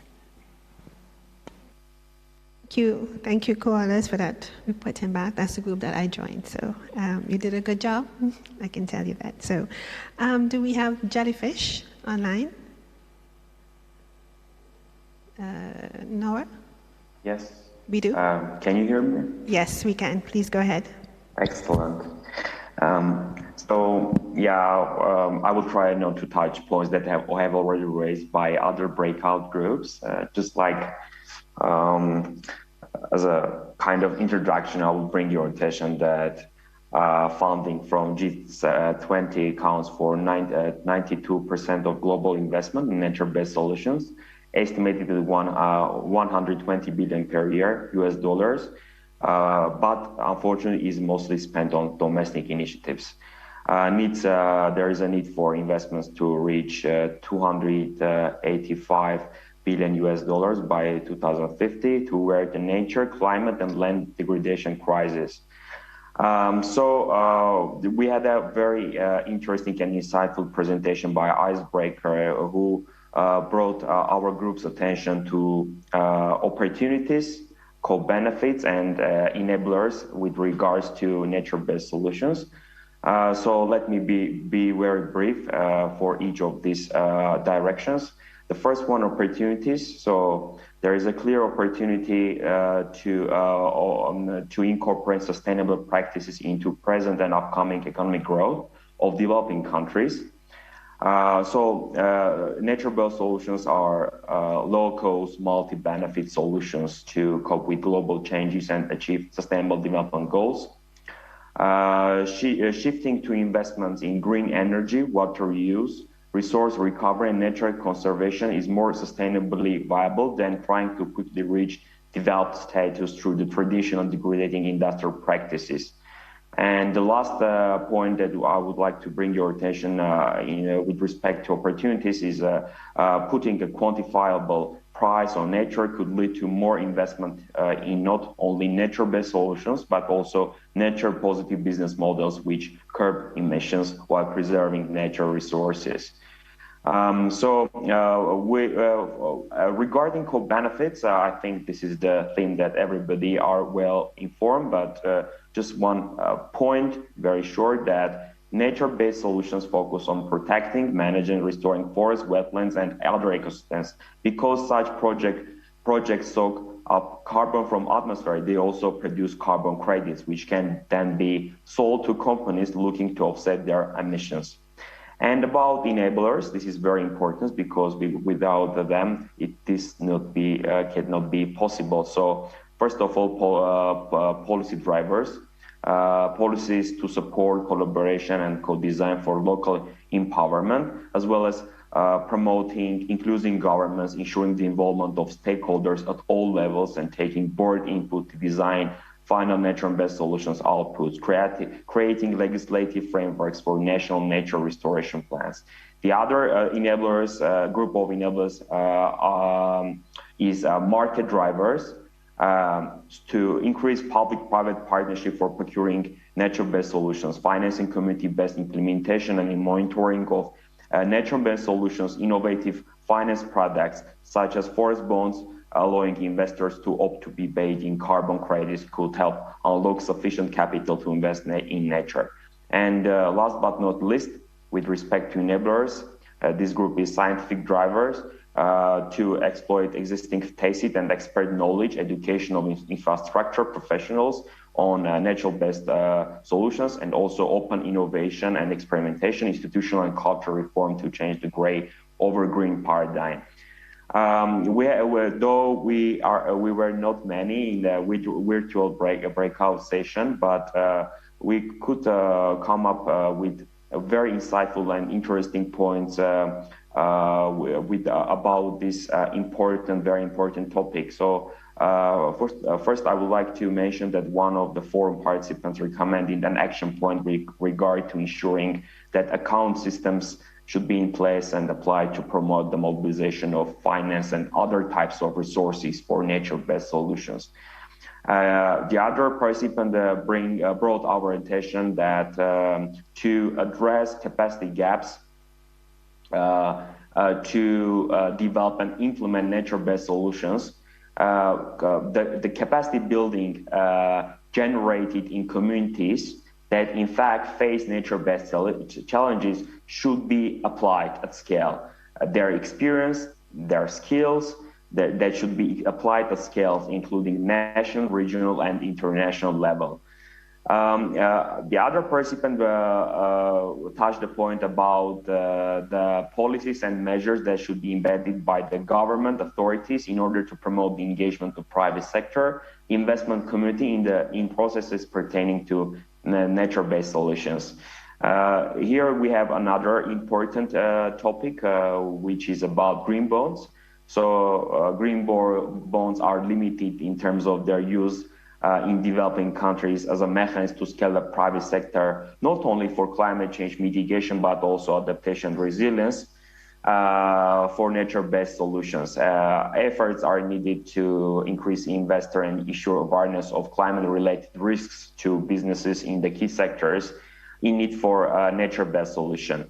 Green Bond review process should systematically highlight adaptation and resilience-related risk wherever relevant. To this respect, guidance for private sector, how to invest in adaptation could increase the inclusion of adaptation resilience type activities in green bond frameworks, specifically applying internationally recognized, well-known green bond principles and standards against projects actions focused on nature-based solutions. Another point here is due diligence. Sorry, can you just wrap up? Sorry, we're running out of time. Yeah, thanks. Yeah, just like with the last 2 points, sorry. So green due diligence on bonds issued by issuer involves exploring if the issuer details its green strategy and how the project is seeking to fund fit into that strategy. So this is another major step to protect against greenwashing in the world that faces growing allocation to green bonds. And last but not least, to ensure that nature-based solutions live up to their promise to deliver on multiple local and global agendas over the long term. So we need robust safeguards to guide their design implementation. So here is our summary of outcomes of the discussion. Thank you. Thank you. So we way over time, and our next panel is going to start right now. So I know I promised our online listeners that you can have questions. So if you could just post the questions, we will gather them up and so that we can move on to the next session. So thank you to our moderators, 1, 2, 3, 4 moderators going forward. And our next session is going to start in a few minutes. And we welcome Ivan to come to the podium. Thank you.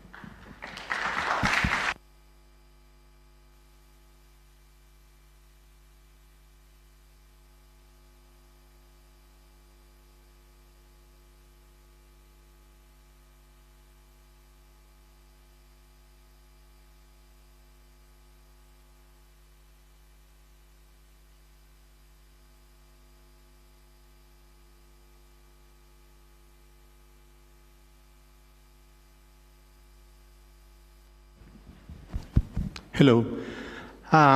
Good afternoon. My name is Ivan Zambrana.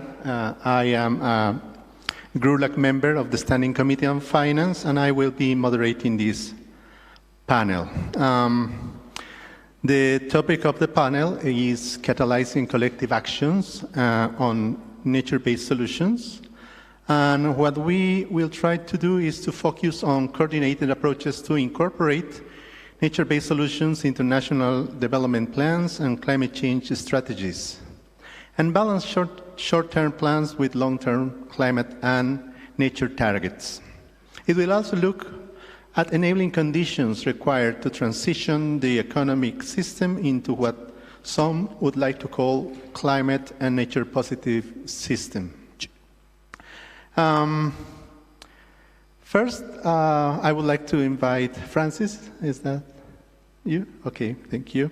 Francis Deborah Brown. She is a Chief Executive Officer at the Ministry of Natural Resources and Environment in Samoa. And I would like, she will be providing perspectives on utilizing MBS to address national development priorities and achieve long-term climate targets. So I would like to give the floor to her so she can answer the question. So she could answer the following. Implementation of what we call nature-based solutions requires coordination and collaboration among various decision makers and sometimes across ministries. What has been key for successful MBS implementation in Samoa? Are there particular lessons learned from the stakeholder engagement process?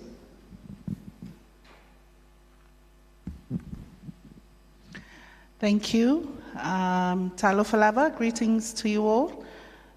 Before I start, I would just like to acknowledge the traditional owners of the land for welcoming me here and pay my respects to the custodians present and emerging, past, present, and emerging. I would also like to acknowledge the support of the donors for making it possible for Samoa to attend this very important forum. And thank you also to Noah for being part of this panel at the very last minute. I am very happy to share Samoa's experience. Before I answer that question, I thought it would be best to just to give you a little bit of context in case you're asking who is Samoa. But it is a very small island in the Pacific, very vulnerable to the impacts of climate change. We are only about 200,000 people, but I can say for sure that we are a very good citizen of the planet because we have done our bit and we will continue to do so with the support of our partners. And I say this because we have signed up to more than 25 multilateral environmental agreements. We are party to the UNFCCC, the UNCPD, and a number of other multilateral agreements. And Samoa has also issued its second NDCs. Our first NDCs, we made a pledge and a commitment that we will achieve 100% of our electricity generated from renewable energy sources by 2025 now. And we're also now committed to reducing our emissions to 26% across 5 key sectors, including the marine sector, our mangroves and our seagrass, which are very relevant to our discussions. I did have a look at the question before coming here, and this is on our national development process, our national development strategy.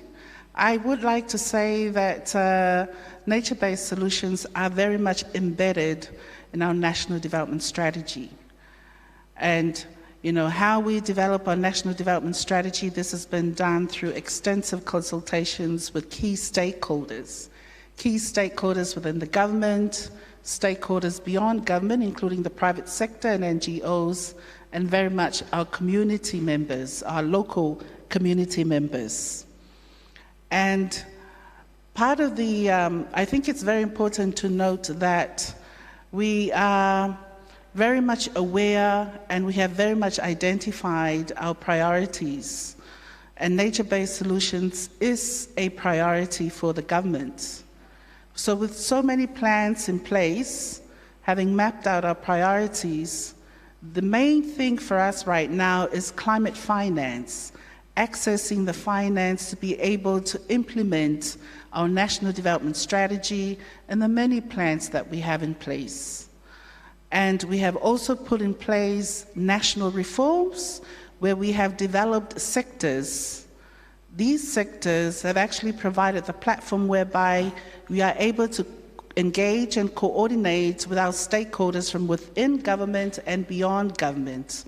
So here we are trying, and we have tried successfully to engage everyone, bring everyone to the table, have that discussion, agree on the priorities, and that is why I am here, because it is very important that we have access to finance, access to technical support that will assist us in the implementation of our national development strategy.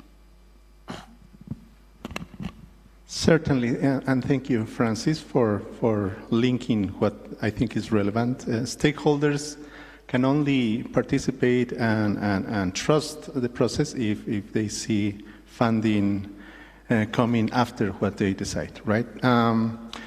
Next, I would like to invite Stuart Maggins, Deputy Director General at IUCN. He will be invited to discuss policy uptake of nature-based solutions to date and the next steps needed to a greater policy recognition and coherence.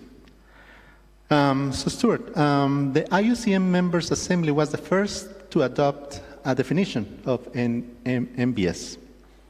What had been the policy uptake of NBS today after that? Well, thank you very much, Ivan, and thank you to the organisers.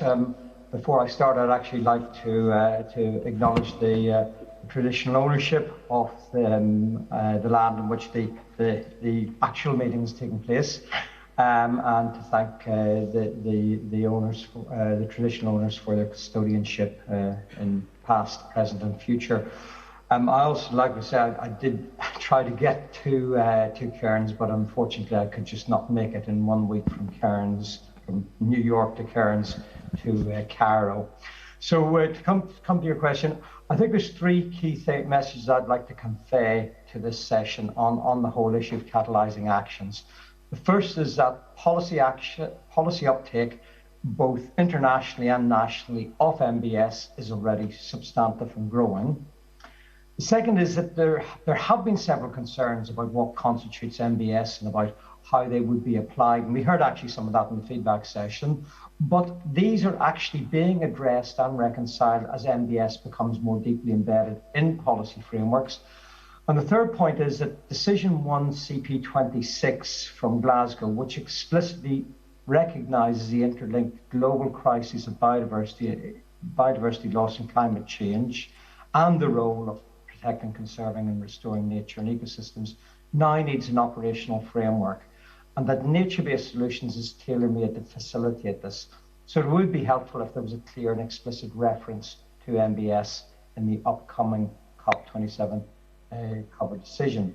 Now, maybe just a little bit to go into your question a little bit more, I think you're right, the IUCN Members Assembly was the first to adopt the definition, and in 2016, and since that time there has been growing recognition of MBS in various international and national policy processes and instruments.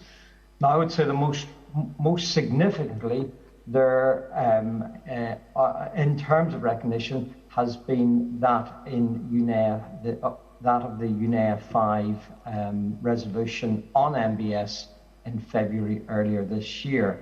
And that provides a multilaterally agreed definition of MBS that actually builds directly on and from the IUCN definition. Now this is important because it addresses one of the critiques, one of the previous critiques around MBS, that although the IUCN Members Assembly decision put something on the table, it lacked formal multilateral legitimacy. And now that has been addressed. Now, in addition, because the UNEA and IUCN Members Assembly decisions are substantively identical, it also means that the global standard for nature-based solutions, which was developed to guide the implementation of MBS on the ground, is tailored to help implement that agreed definition from UNEA.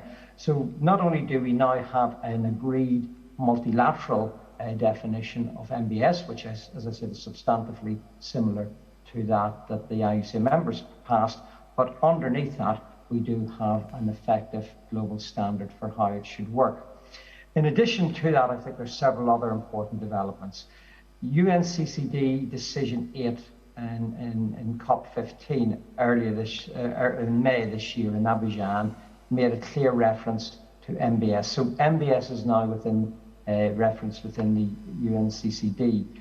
There was the ministerial declaration on of the high-level political forum on sustainable development in July this year, also explicitly recognised nature-based solutions as defined in the UNEA resolution.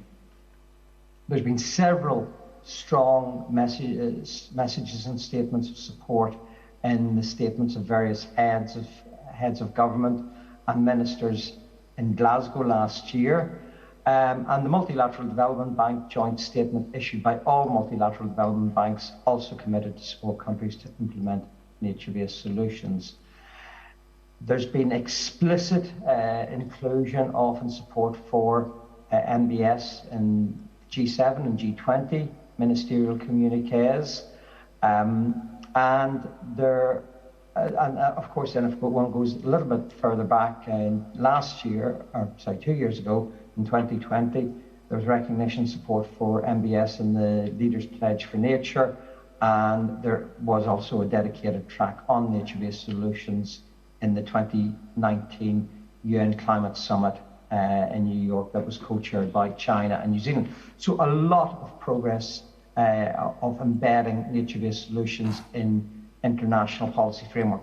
But I think, and this has been, Francis has touched on this as well, this also has moved ahead with substantive progress at the national level. And there's a growing number of countries that are now incorporating nature-based solutions within their nationally determined contributions.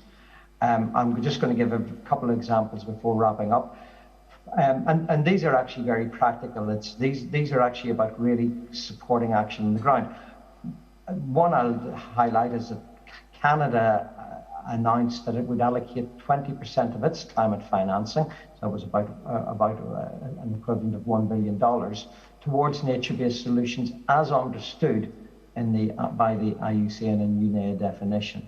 And other major governments are developing up their funding windows with MBS as a priority at this point in time. We've also seen work that IUCN and Oxford did in 2019 also found that around 66% of Paris Agreement signatories had incorporated MBS into their NDCs. And then more recent follow-up analysis by Oxford earlier this year showed that of the 122 new NDCs that were submitted over the last year, 80% included the protection or restoration of ecosystems, and notably 41% of those new NDCs explicitly used the term MBS. So I think really where we've come from and it's been a fast-moving, fast-evolving landscape, but we've really now seen MBS being embedded in both international and national policy frameworks. And as I mentioned, as that has happened, it's also it's helped resolve some of the concerns that have been flagged up in earlier years. Thank you, Ivan. Thank you, Stuart.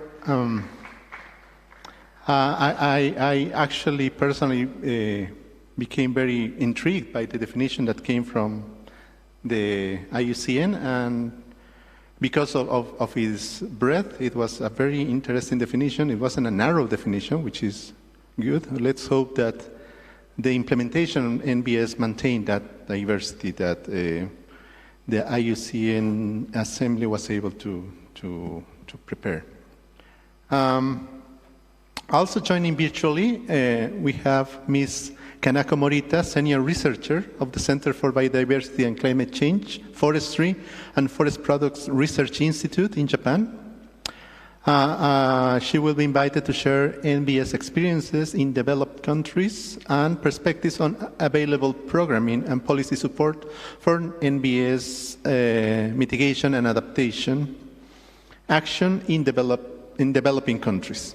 So, Ms.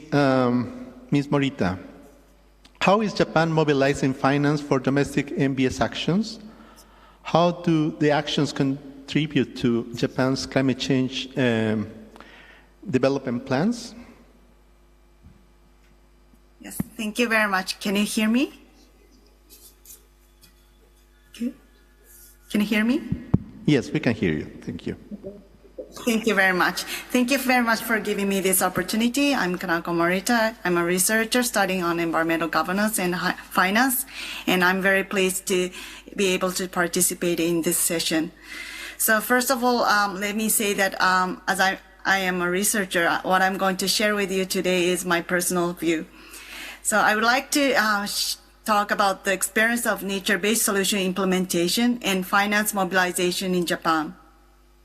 In Japan, the concept of nature-based solution is still relatively new, and the term nature-based solutions are not yet widely used in Japan, but the components of the nature-based solutions are already being widely implemented, including nature-based solutions for climate mitigation, adaptation, and ecosystem-based disaster risk reduction, and green infrastructure. With regard to the implementation of nature-based solution in Japan, the three ministries, Ministry of the Environment, Ministry of Land, Infrastructure and Transport and Tourism, and Ministry of Agriculture, Forestry and Fisheries, these ministries have played a central role. In Japan, there is still no comprehensive governance and finance to promote the nature-based solution as a whole, but the coordination among ministries are gradually progressing. For example, the Nature Conservation Bureau of Ministry of the Environment is currently preparing National Biodiversity Strategy 2030, and in its draft, the nature-based solutions and nature-positive economy are listed as two of the 5 important pillars. For example, the nature-based solution, the strategies calls for such as visualization and utilization of ecosystem functions, promotion of local development that makes the most of the nature, take into account the connection between forests, villages, rivers, and oceans, and protecting the local traditional culture, and also the promoting the nature restoration that contributes to the climate change mitigation and adaptation.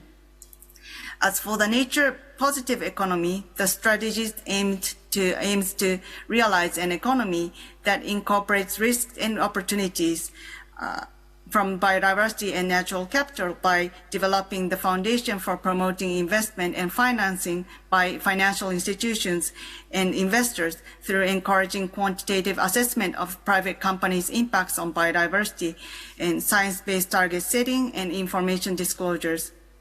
So this strategy can involve various ministries and other stakeholders in the implementation and financing of the nature-based solution in Japan.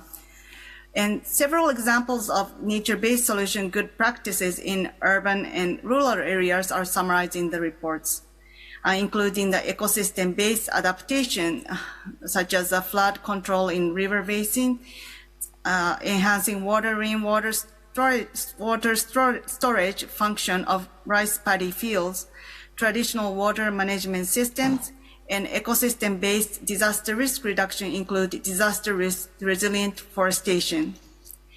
Mobilizing nature-based solution finance, especially private finance, is although limited. As for the green infrastructure, the 3 ministries have jointly published a report this year describing various green infrastructure support and financing programs, and the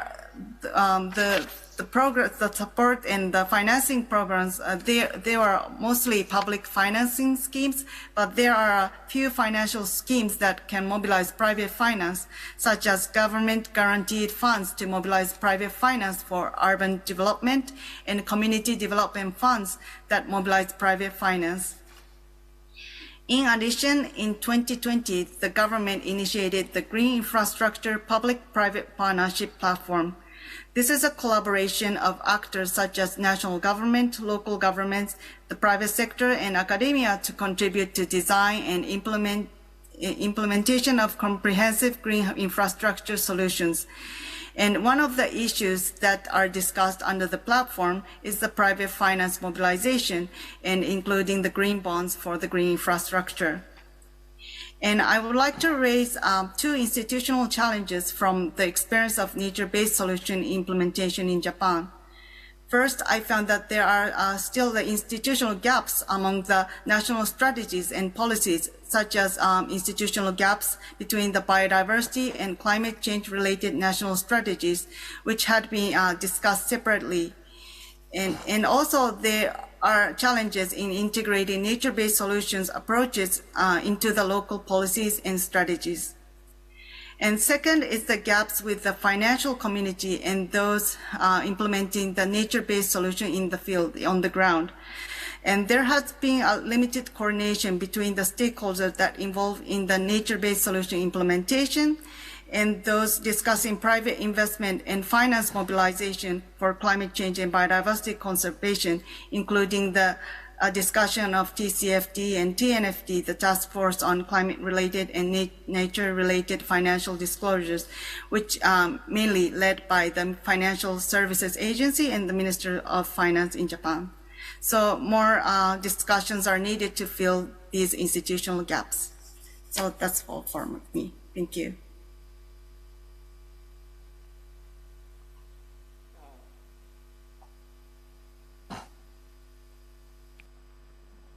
Thank you, Ms. Morita.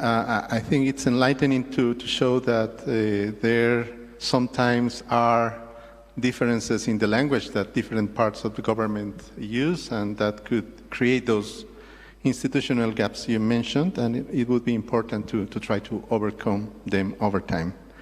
Now I would like to move towards Kieran Power, that is here with us.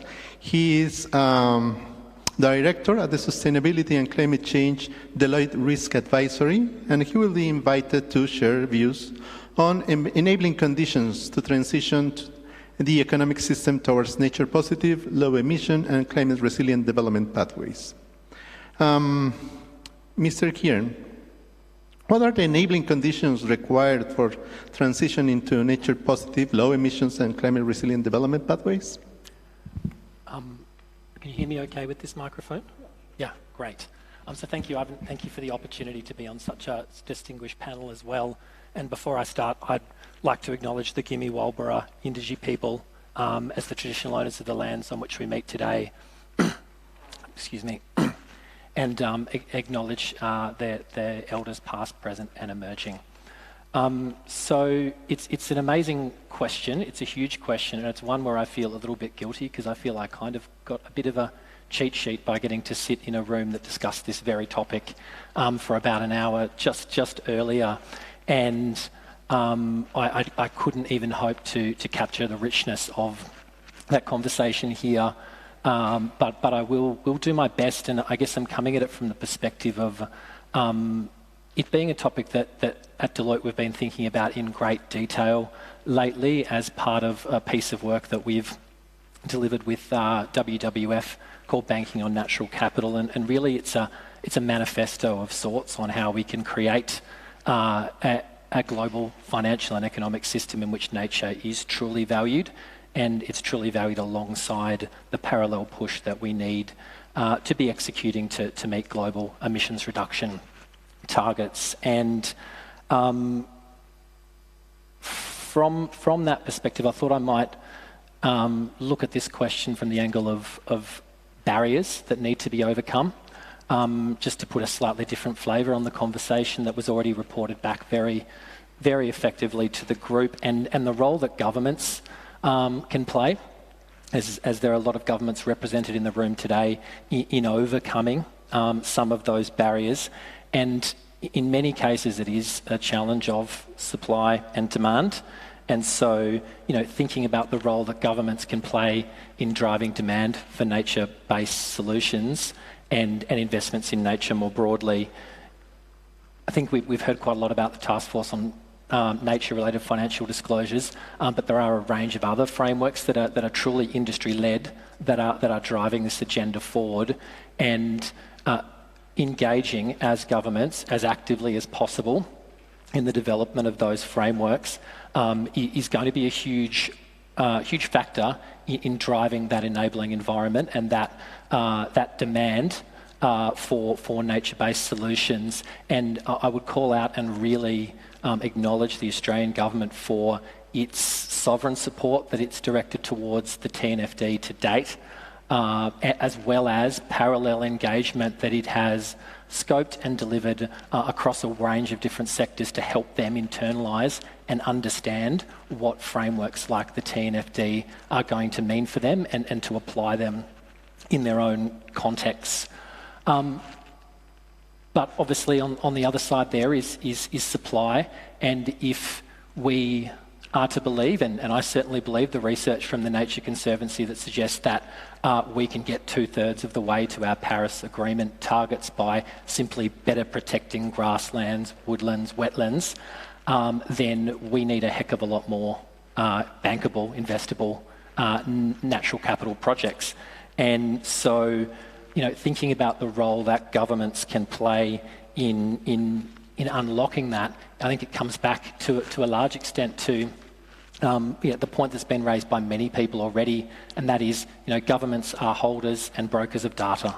And so, while there might be a shortfall in the supply of these market-ready projects, governments can play a role in helping to reduce the time and costs associated with sort of rigorously, transparently valuing, verifying benefits, and avoiding the risk also of greenwashing by ensuring that these are rigorous assessments. And there are a range of respected third-party verification programs out there that can do some of this, like Gold Standard, Climate Community and Biodiversity Initiative, but these do have high transaction costs and often extend project development timelines. So how can governments play a role in opening up, harmonising data, driving forward methods, and as well as that, for developed nations that have large national scientific research agendas, making sure that those agendas are well aligned with the use cases that we need to see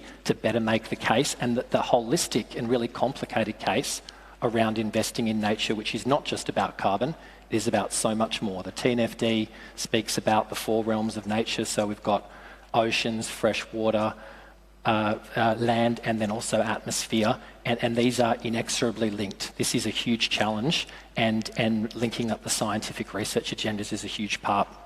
And then I guess the final point I would touch on around, it's not so much the enabling environment, but it's creating a safe environment for these nature-based solutions projects to play out, and that's around fairness, enabling fairness and equity. And so, some of the world's most vulnerable ecosystems, and the ones where the investment in natural capital are needed, they're vulnerable precisely because of things like poverty, inequity, and weak resource governance. And so it would be foolish of us to think that implementing markets without extensive efforts to address those underlying causes of vulnerability are going to solve the problem. And in fact, the markets will be exploited, and the proponents, the actors within those markets will be exploited. And so markets aren't a cure-all for our disconnect from nature and for driving forward more investment in nature-based solutions. And I guess my suggestion is that governments, investors, NBS project proponents all have a role to play in setting really strong expectations around things like third-party assurance, things like verification, and also ensuring that they think very deeply about how fit for purpose some of our existing safeguard mechanisms are when we really reframe what nature is and we take it away in some cases from being simply a public good but also a tradable asset. And I think some of the mechanisms that we have in place around safeguards, I'd question whether or not they're able to tackle that challenge. Thank you, Kieran. You made very, very important points. Indeed, sometimes we forget that nature-based solutions, if applied, they have to be part of a larger approach and a larger plan, and that plan has to take into account the underlying causes of many of the problems that cause environmental problems and, well, in general, social issues like inequality and poverty. Now I would like to invite the public to ask some questions if they would like to, and also the people that are joining us virtually if they would like to make a question.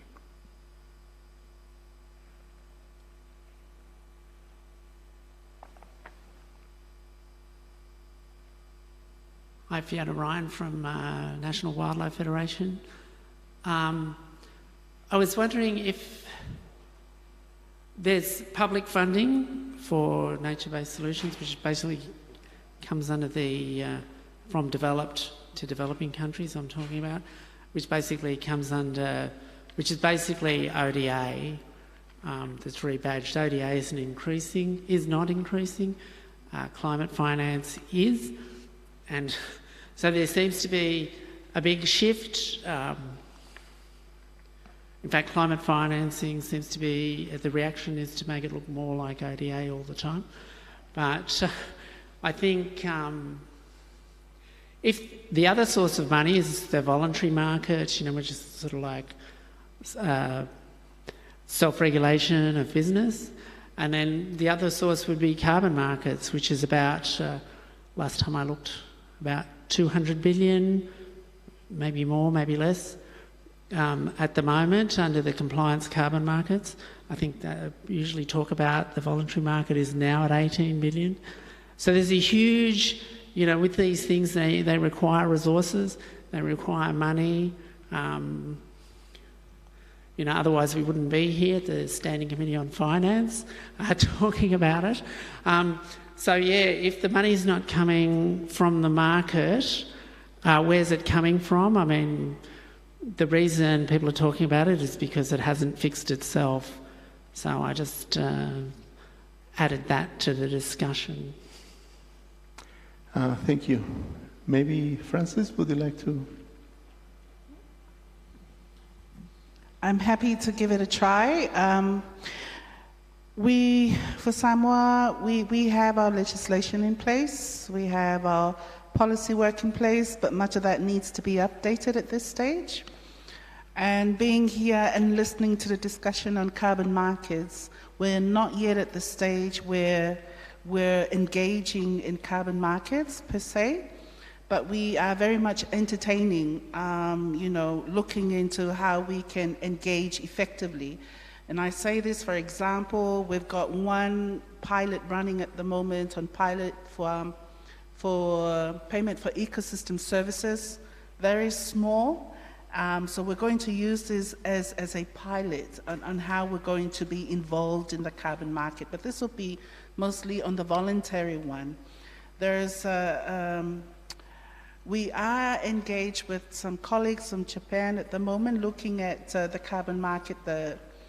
This is a major one for us, and part of the challenges that we have identified is the fact that we do not have the legislation and the policy framework in place to govern how we're going to deal or how we're going to engage with other partners in the carbon market. But we do have Article 6, which we are looking at for guidance, but in terms of domesticating Article 6 at the national level, that hasn't yet been done, and that's something that we're hoping to get support from so that we are able to engage in carbon markets. So that's all I can contribute at this stage. I'll give a very, very quick answer and say that I don't think the private sector funding is coming because the investment case hasn't been made clearly enough. And that links back to, you know, there is not enough confidence to actors, you know, in primary producers, for example, many other sectors as well, that doing this is actually going to is going to generate the benefits that are always promised, and that's where it goes back to, you know, that point I was making around, you know, role of governments. I think it's not just beholden on governments to, you know, and particularly, you know, developed governments to provide data, but also to help make the investment case.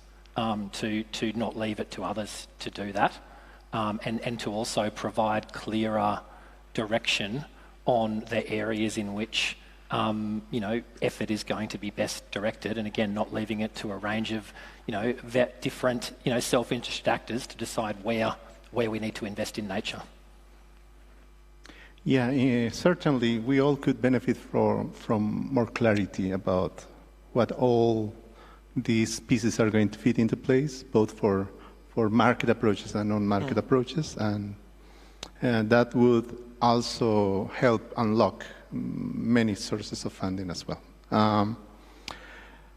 Next, maybe we can go back to Ms. Morita and ask a follow-up question. She mentioned many examples of projects that are being carried out in Japan, a very diverse set of examples.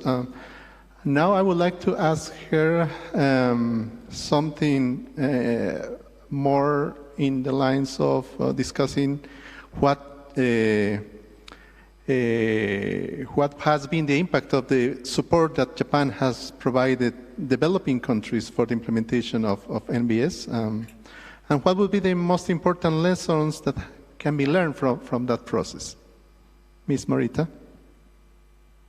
Yes, thank you very much for the question. So regarding to the international cooperation for developing countries, the Japan International Cooperation Agency, JICA, does not yet provide cooperation based on the broad nature-based solution concept, but JICA has already supported a lot of nature-based solution approaches, such as reducing emissions from deforestation, forest degradation in developing countries, the REDD+, and other sustainable forest management and forest conservation that contributes to the climate mitigation and adaptation in developing countries.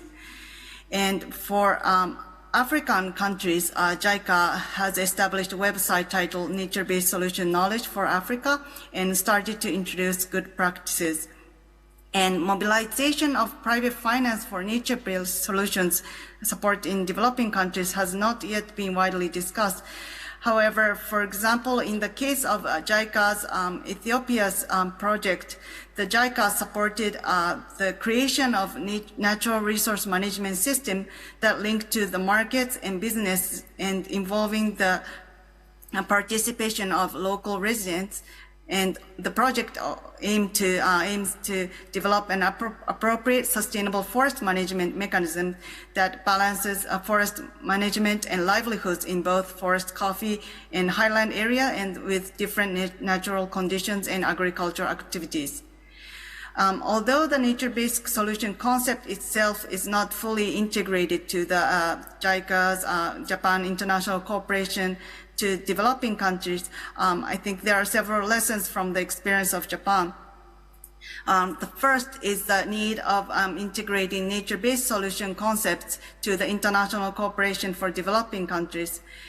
This area needs to be discussed more with both donors and recipient sides, and by sharing the existing good practices and advanced cases.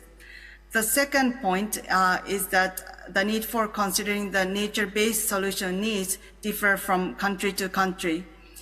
A lot of literature on nature-based solution in finance are using the cases of EU countries' cases, while the nature-based solution approaches that are required in EU countries is different, of course, different from Japan, and also the nature-based solution approaches probably that are needed in developing countries also differs.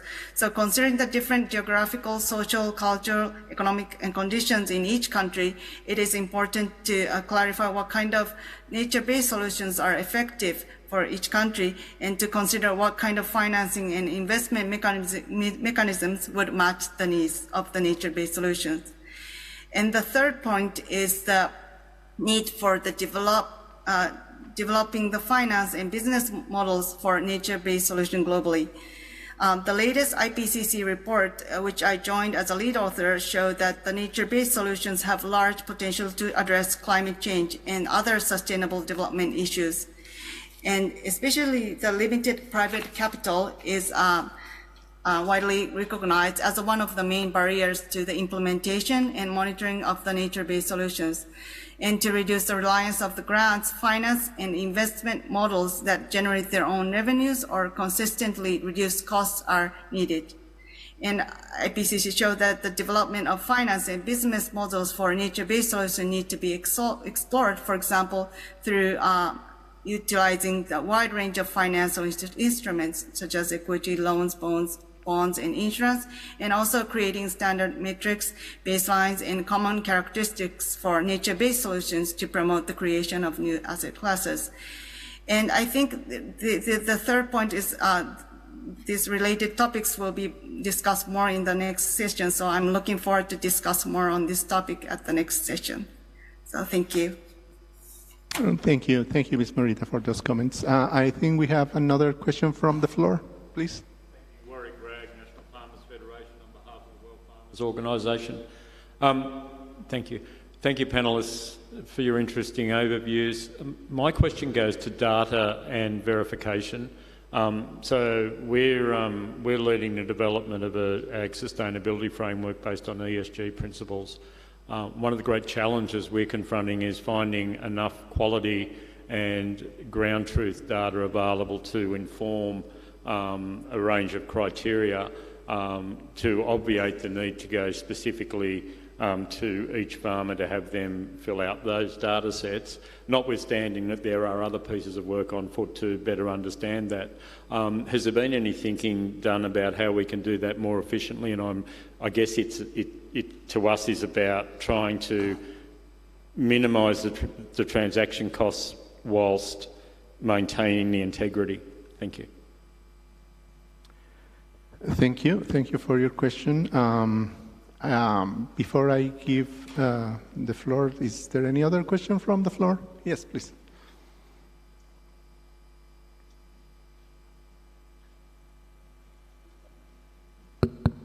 Hello. I thought I'd ask a question since we have someone from Deloitte here to get about risk.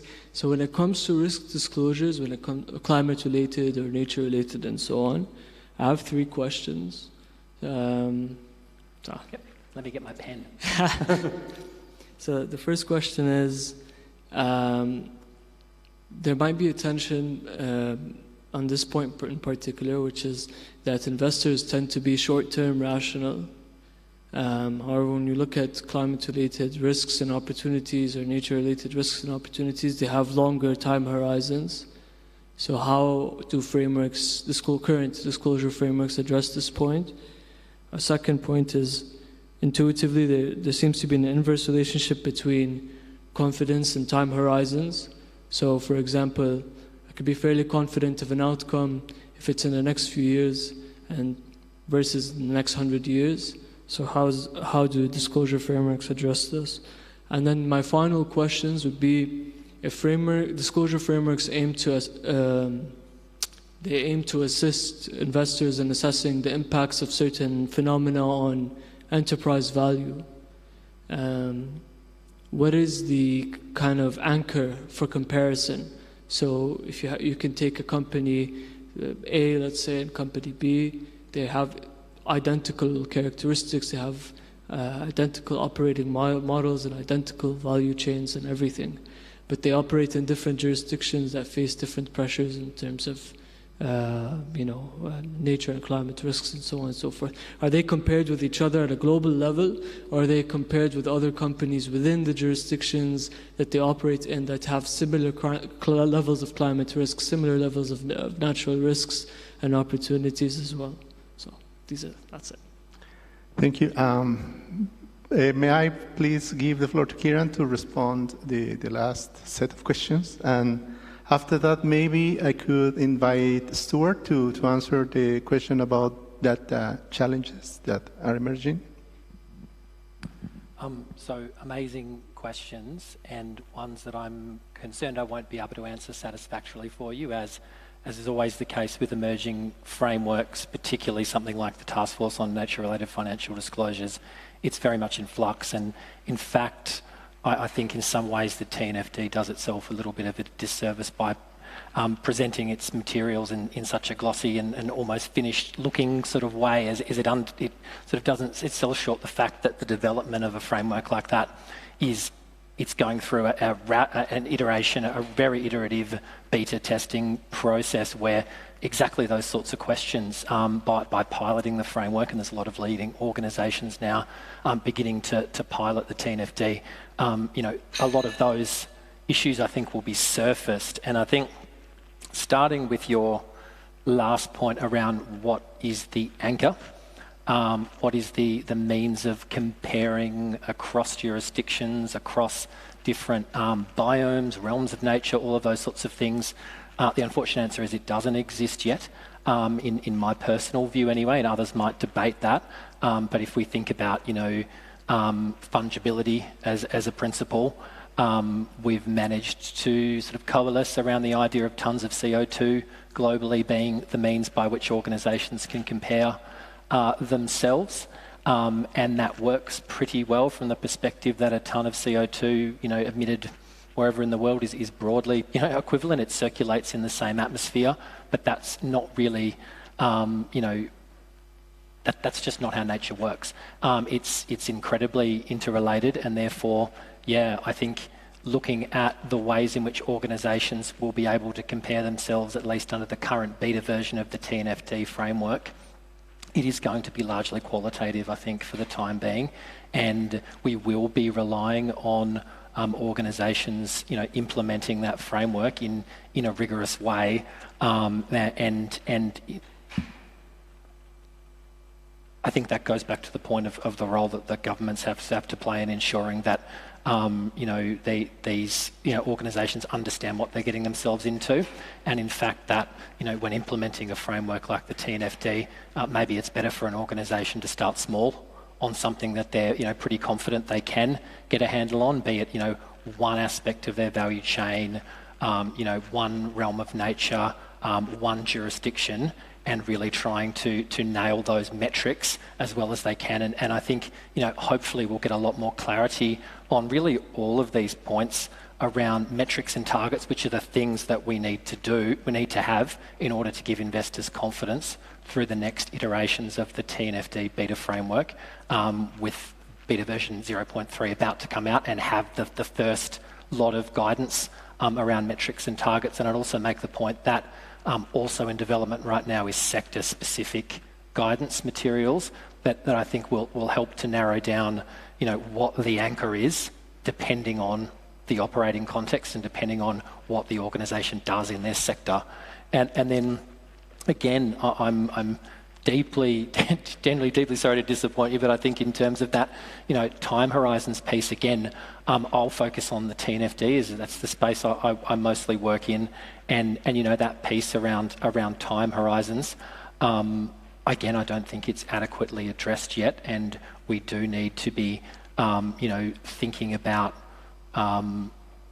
scenario analysis and thinking about, having a consistent approach to nature-related scenarios and the time horizons over which we apply them. Again, very much a moving feast at the moment and in development.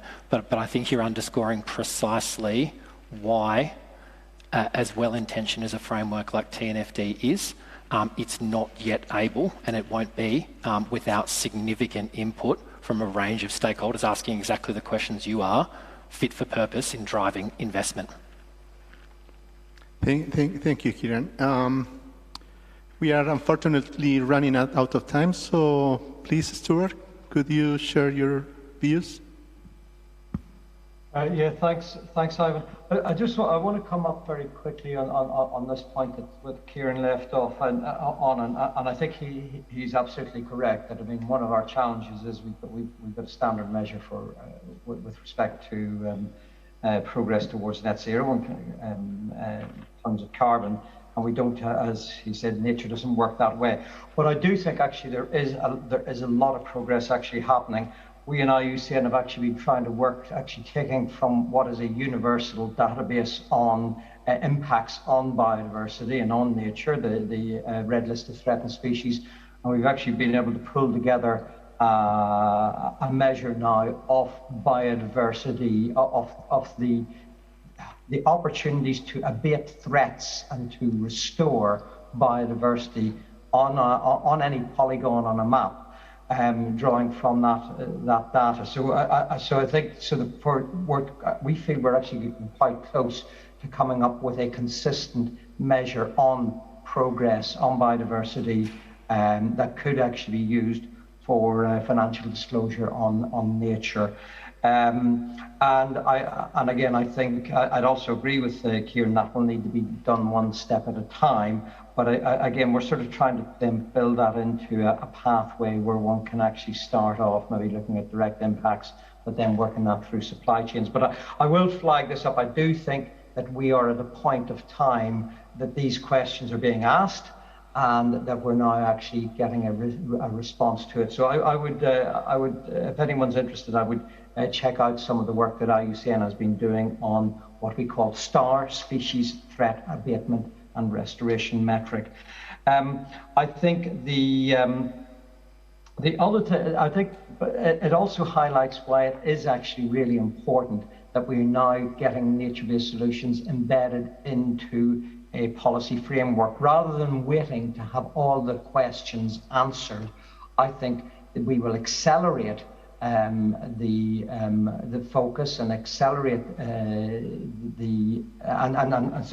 focus the attention by if we actually see nature-based solutions actually being put into policy frameworks and then actually move through. And I just want to flag up one other point that there was coming this risk that I think there is this perception that nature-based solutions always have a long-term perspective. That is not always the case, and maybe this actually comes because there's an over-focus, an over-concentration on carbon and carbon markets. But for those of you who are on LinkedIn, you might want to check out a small post I did recently of a site I visited in northern Rwanda, the Sebeya watershed, which had historic, significant flooding because of deforestation, often accompanied every year with a loss of life. Putting in nature-based solutions, restoring wetlands, actually working with the Rwanda Water Management Authority actually has controlled that. And when I was speaking to the mayor a couple of months ago, he said to me this is the first year ever that they had not recorded a death due to flooding. So I do think actually that there are quick returns, or relatively quick returns. We don't always have to talk about decades in terms of seeing returns coming from nature-based solutions.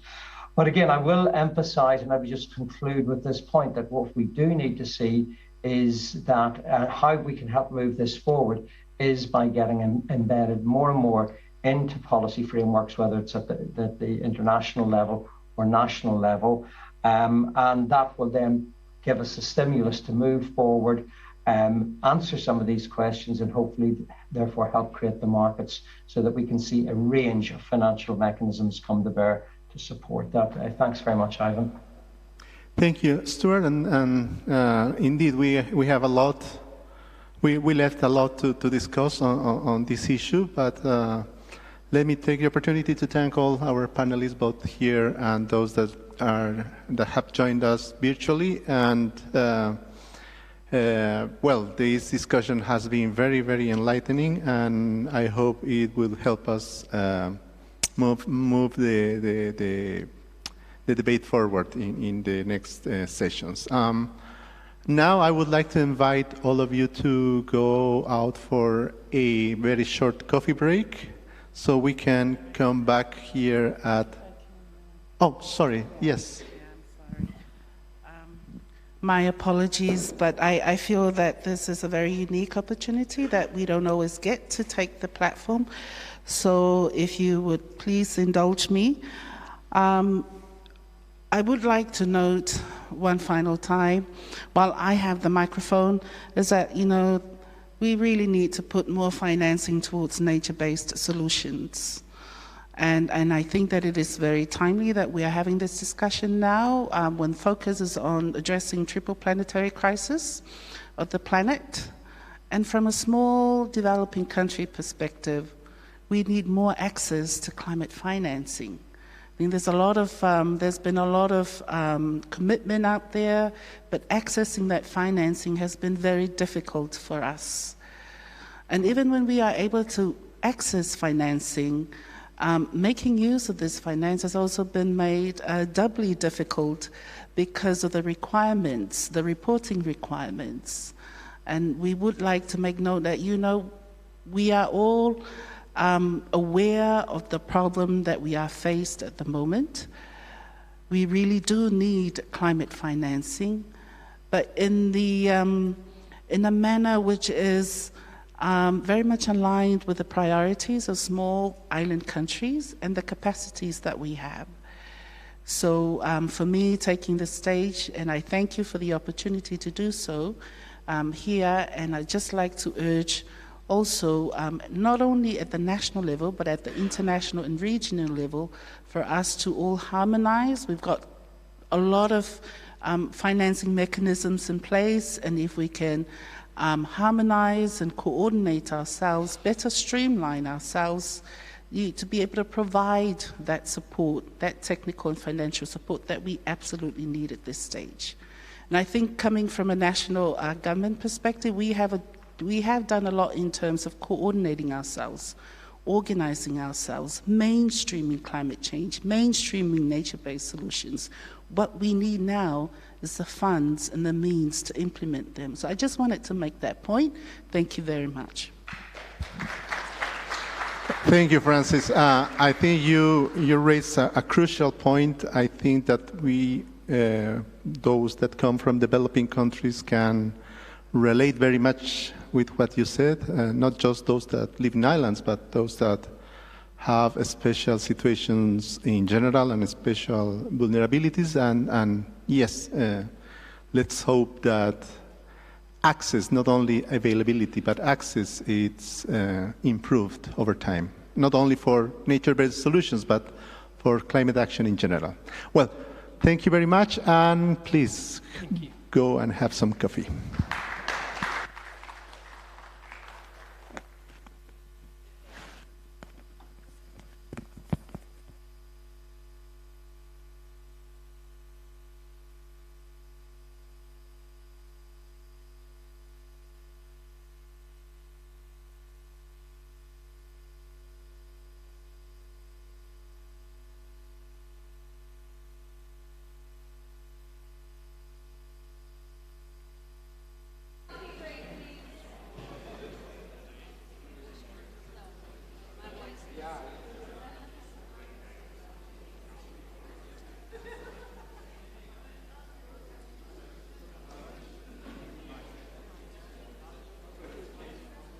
Comprehensive.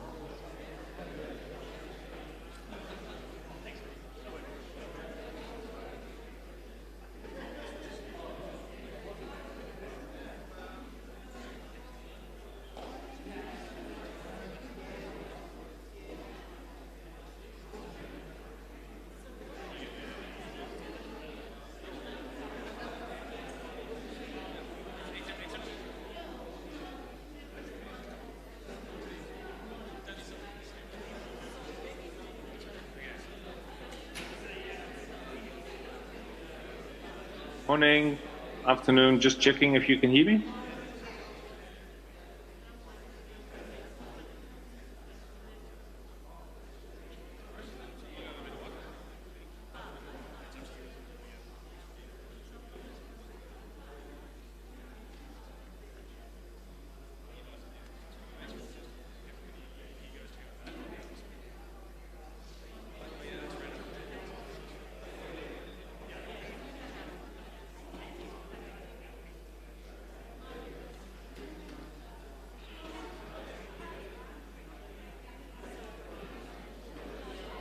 Hello, Katie, just checking if you can hear me.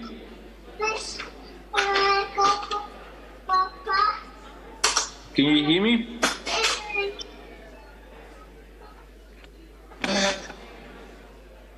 All right, great. Yes, I can hear you. Okay, I'm just turning off the mic.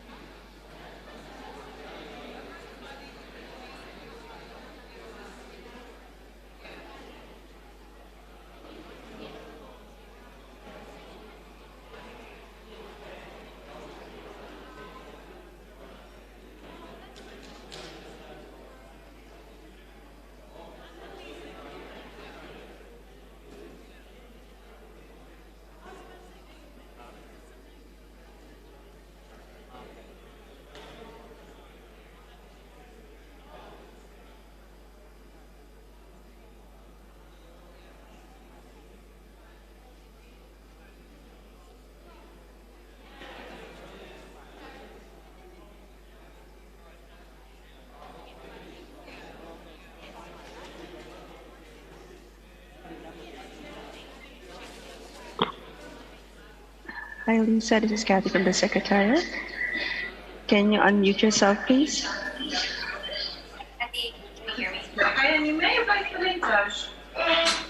Sorry, can you say hello one more time? Hi, good morning, good afternoon. Can you?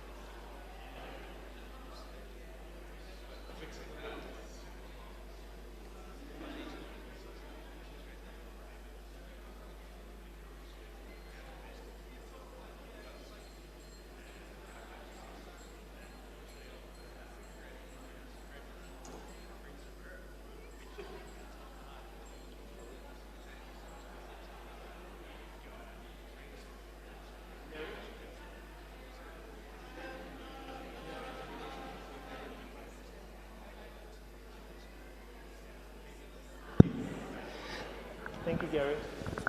Delegates, please proceed to your breakout groups. We'll be starting in 1 minute.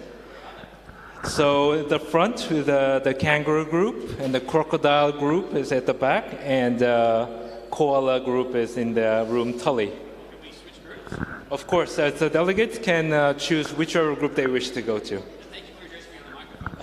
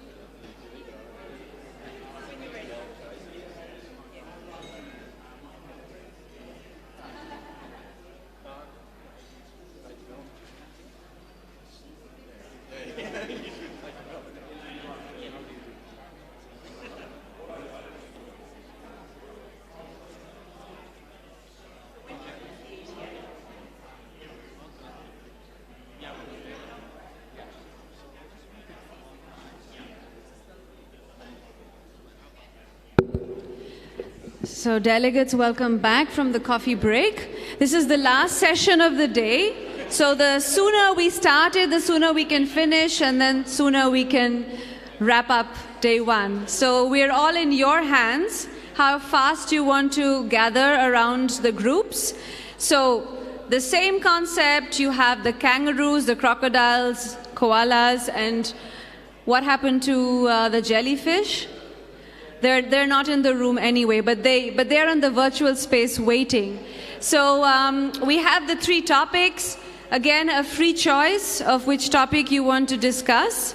The kangaroos are to my left, crocodiles to my right, and the koalas are in the other room.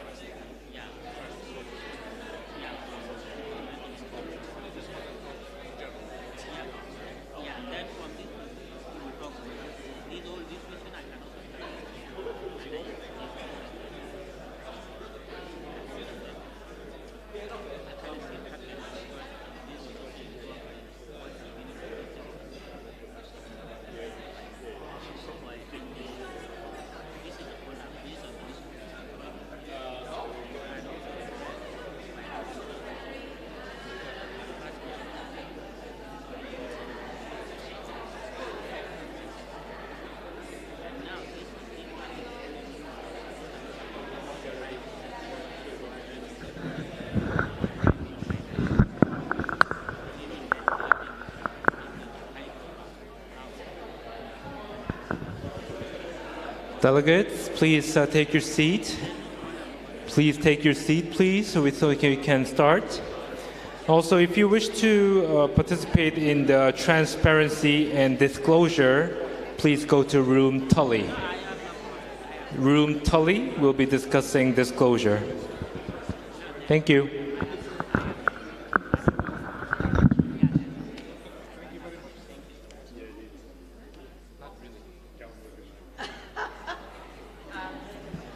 So if you can't decide which topic to choose, choose the animal. That's...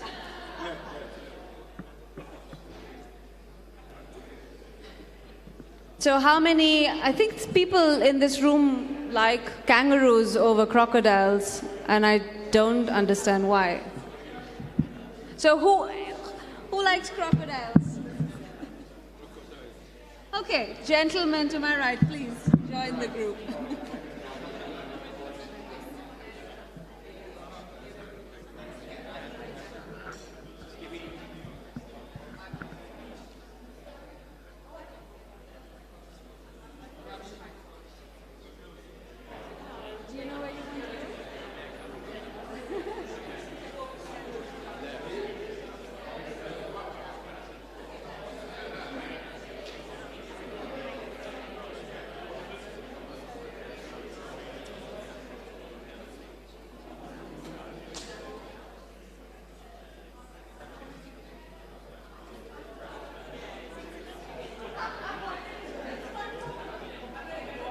I might go financial instruments actually, Gary.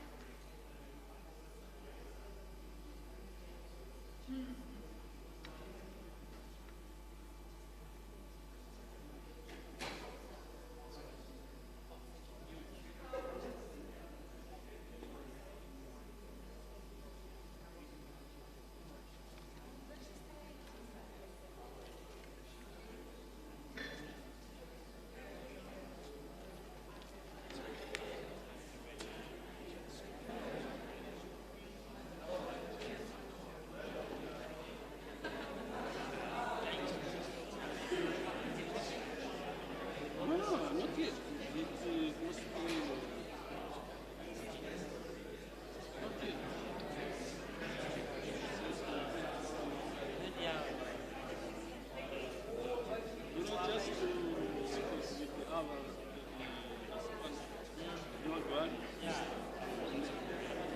I have many of these. I have more than 5 times. What? How could you put it? I know the numbers. And I write down the bill. Yeah, okay. Sometimes I change.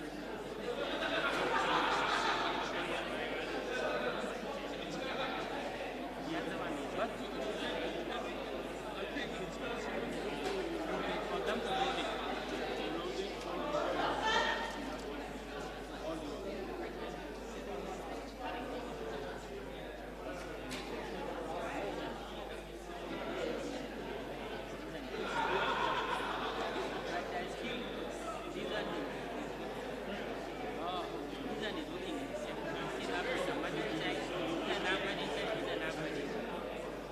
I always use mine.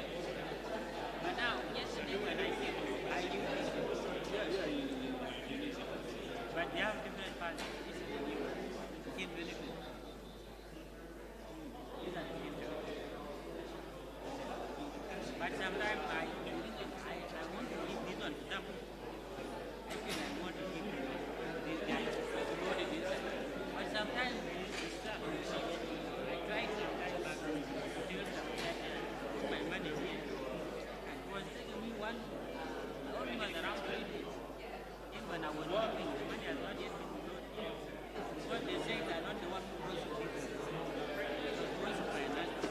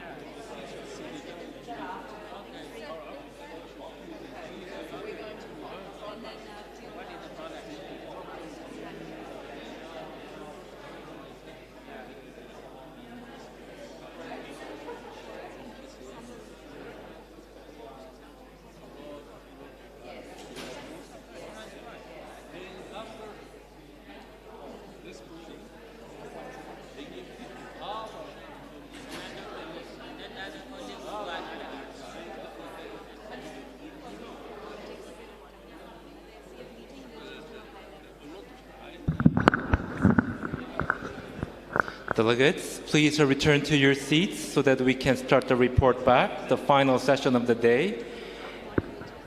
And the moderators of the three groups, please proceed to the stage.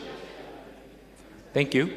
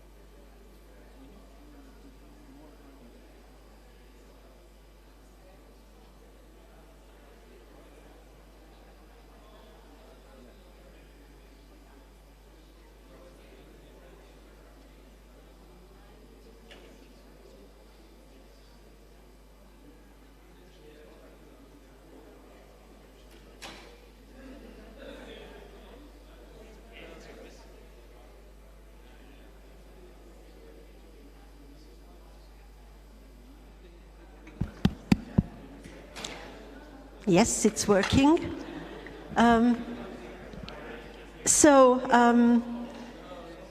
Welcome to the last session of today. We will try to be short so that you can go out and enjoy your evening in Cairns. I'm sure there is a lot to see and to do. I'm Traude from Austria. I had the honor to moderate the Koala breakout group.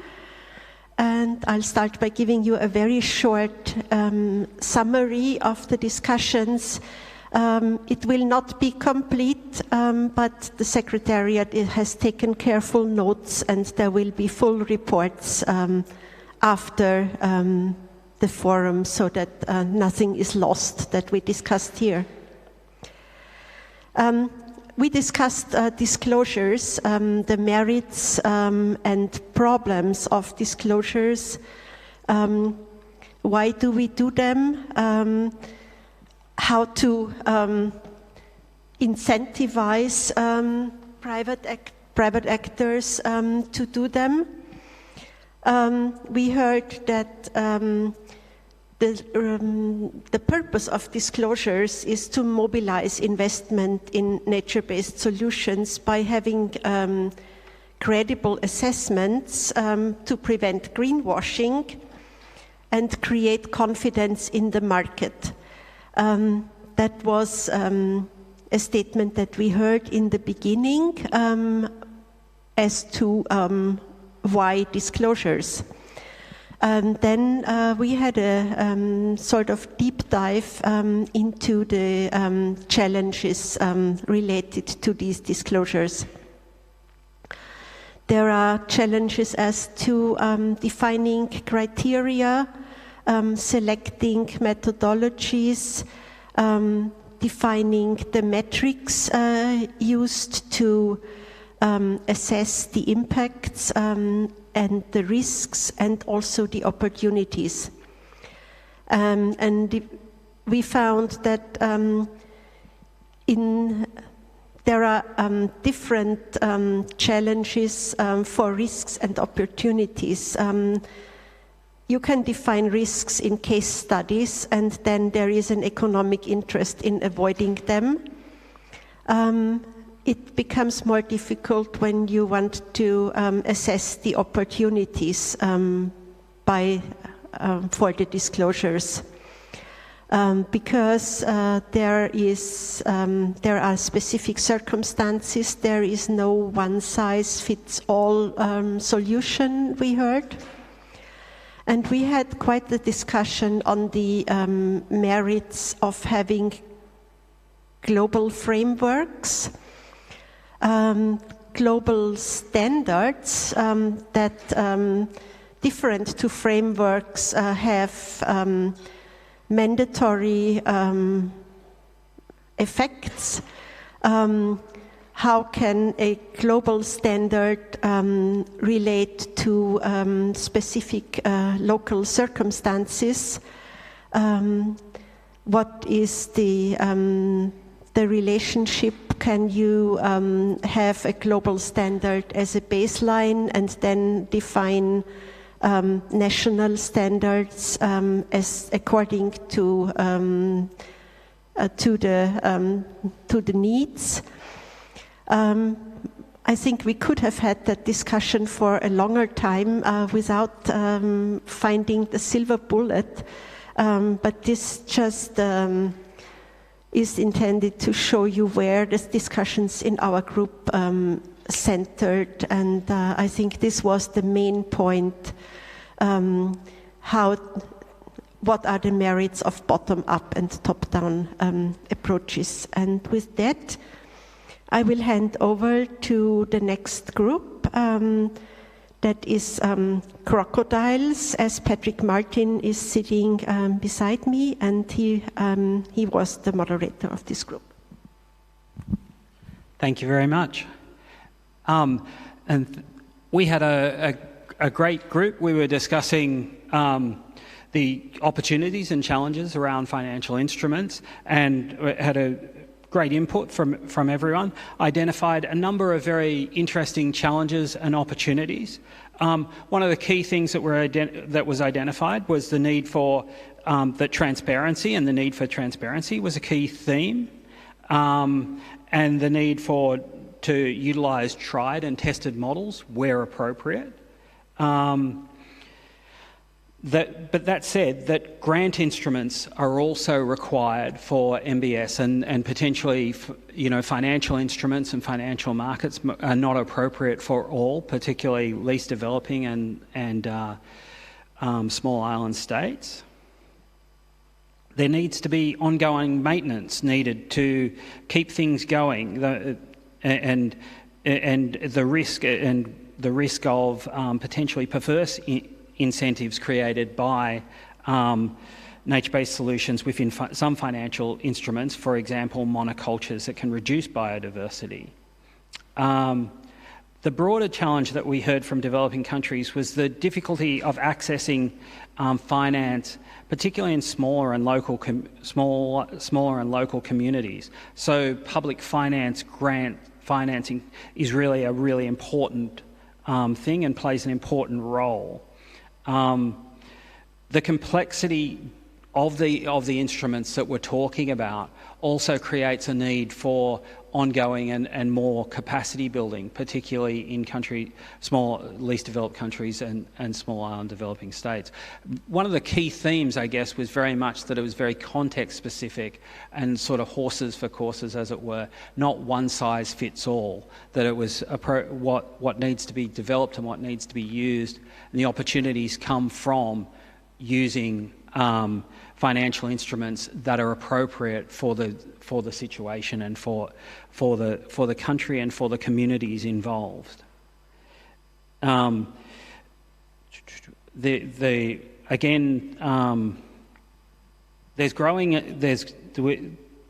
Participants also mentioned that there was growing support and commitment from the international community, but again that had to be balanced with what the instrument for that particular context.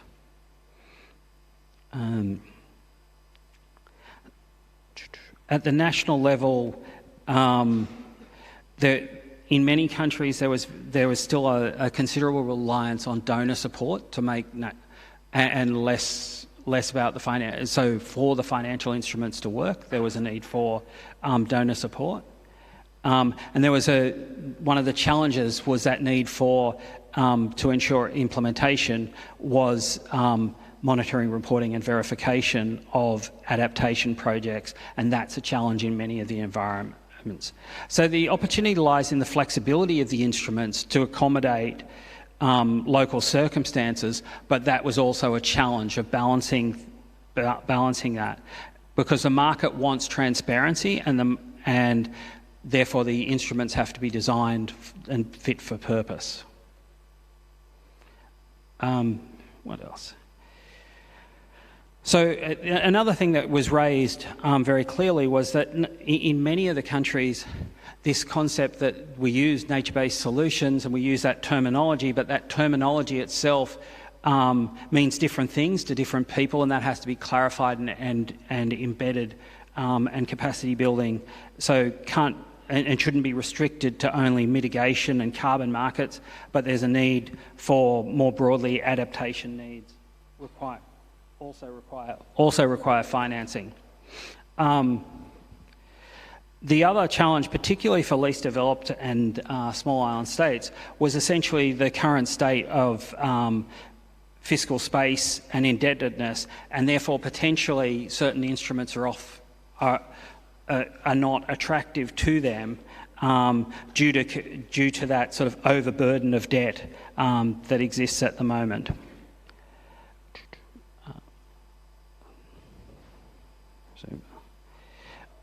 There was also a suggestion that are we trying to accommodate, so there was I guess a tension between this. In some markets it obviously makes the financial instruments created a great opportunity, but in other markets, again, that particularly small and least developed countries and small island developing states, that trying to embed the private sector within them is quite the challenge, and therefore are we trying to make the products do too much within those markets, when alternatively different products might be more appropriate. Sorry, glasses. Yeah, again, this emphasis that we've got to go a little bit further than just focusing on carbon, although essentially it was interesting, I think, in terms of the conversation, because it returned quite consistently to climate mitigation, but for certain countries there was an emphasis much more on wanting to focus on climate adaptation and how these instruments can be used, and that tension within that. Thank you.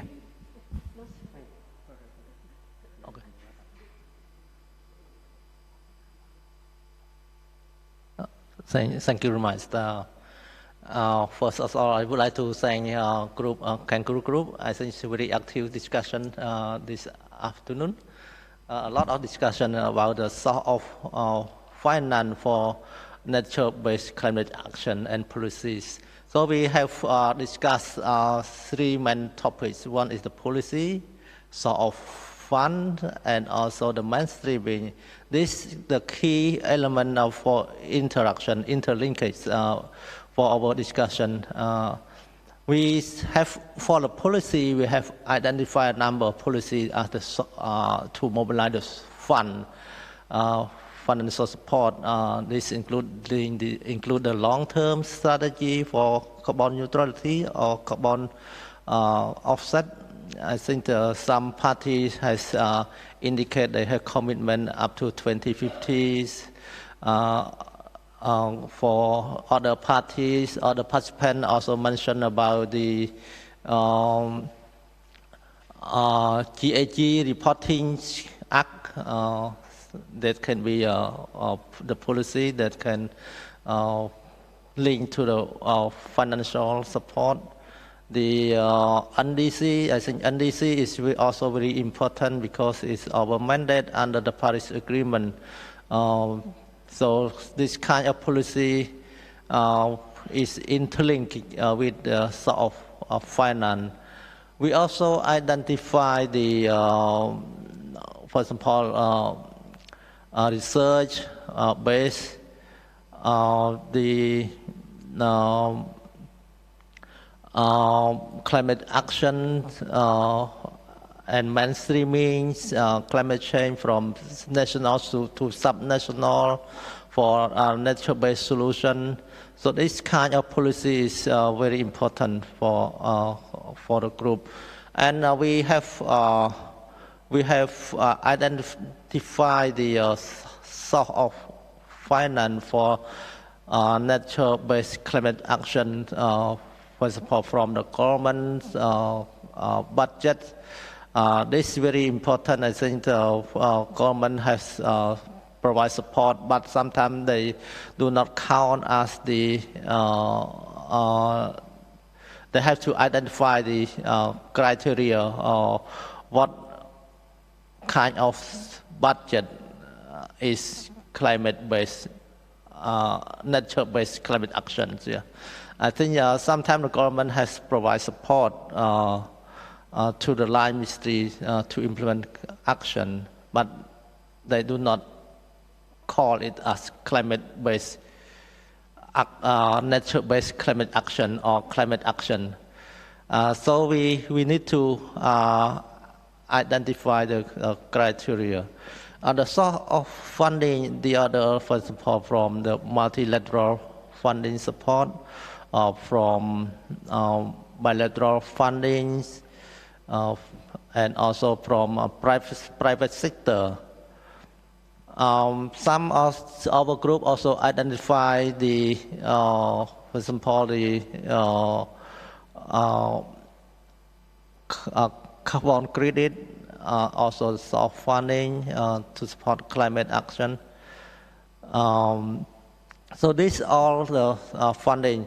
The other issue is how to match the funding and the government to better link each other and provide support. This is also the challenge we have found for the group. Some sort of funding is also from tourist activities, from land tender registration, and also the investor, voluntary investor who can provide support of funding. Ecosystem-based also one other sort of funding that the group has discussed. So all this is the outcome from group conclude. And if our group has any additional input, please, yeah. Thank you. Thank you very much to both of you. And now I'd like to hand over to Lisa for the report on the group Jellyfish, please. Thank you, everyone. And our virtual jellyfish group wishes that we could have been there with you in person. A few of our main points, we covered all the three questions around mobilizing financing for nature-based solutions. And so our main points, which I'm sure are not fully comprehensive, but hitting the main topics here. We started out by hearing an opening example from UNEP around climate financing risk and the current state of climate nature-based solution financing. We also talked a lot about barriers to scaling up financing. One of these barriers is related to more of a bureaucratic barrier where there's a lot of paperwork and proposals and time that takes to get projects started. And so we need to think about how do we reduce that time to set up projects and put a system in place to allow for quicker startup and then have a clear, transparent way of quicker financing once results are shown for both mitigation and adaptation. Another barrier or suggestion that we talked about was how many of the Green Climate Fund or GEF proposals require rather substantial technical supplements for nature-based solutions, including developing national or subnational baseline information. And we talked a lot about the capacity needed to develop appropriate baseline information for nature-based solutions. And so how can we ensure that these GCF or GEF supplements are used beyond the proposal? Could there be a transparent online repository for governments or other stakeholders to utilize this information for consistency and capacity building? We also talked a lot about nature-based solutions as more than just carbon, which sounds very similar to what other breakouts had discussed as well. We talked about it in particular when it comes to innovative financing opportunities and technical needs, especially around better valuing adaptation, resilience, and livelihoods benefits, in addition to mitigation. And this is particularly important and relevant for asset trading beyond carbon. So we talked some about other innovative opportunities like biodiversity credits. We also used blue carbon and mangrove conservation, restoration, and sustainable management as an example of this. And to that end, we also talked about the need to protect what we have rather than restore what we lost, given that restoration is often more expensive than investors think. And so we want to find a remedy for this disconnect in financing. The last point that I'll mention from our conversation is that we recognize the private sector's gap between methodologies and the marketplace. So there are some good examples of what we're doing well with regards to this, like the Blue Bond guidance, which allows for financial services to use this guidance as somewhat of an overlay within and across existing frameworks to see how their relevant components are stacking up to existing policies and guidance. And we discussed how something like this could be useful across nature-based solution sectors to have that common framework or that utilizing of existing frameworks, making that easier for stakeholders and both the public and private sector. Our conversation was quite robust, and so I'm sure that we missed some other elements, but I'll stop there for now. And thank you again for having me and for our virtual conversation. Thank you, Lisa, and thank you to the two other moderators for the good job done. And with that, I hand over to Fiona for the wrap-up of day one. Thank you.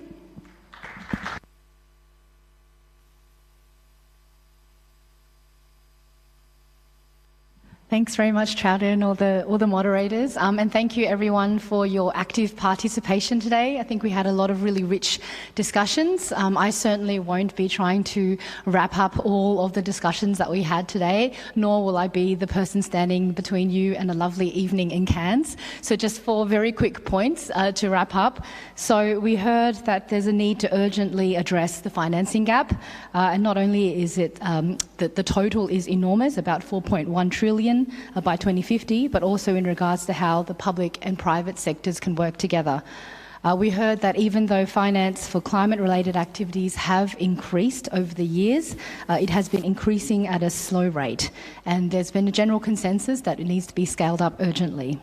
There were also discussions around the potential solutions on how to scale up actions and increase engagement with local communities, country ownership and partnerships through collaboration and stakeholder engagement processes. And we also heard discussions around the difficulties in meeting the fragmented sources of finance and the different and often difficult conditions that are set by these frameworks. Tomorrow we will obviously continue to discuss how we better finance nature-based solutions.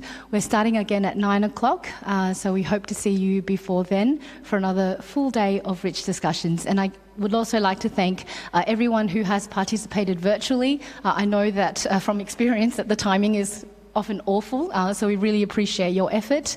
I'd also like to thank my colleagues, my Australian colleagues here who have helped today, as well as the Secretariat, and Mark and Gary in IT and AV support as well. But thank you very much and have a lovely evening. We'll see you tomorrow.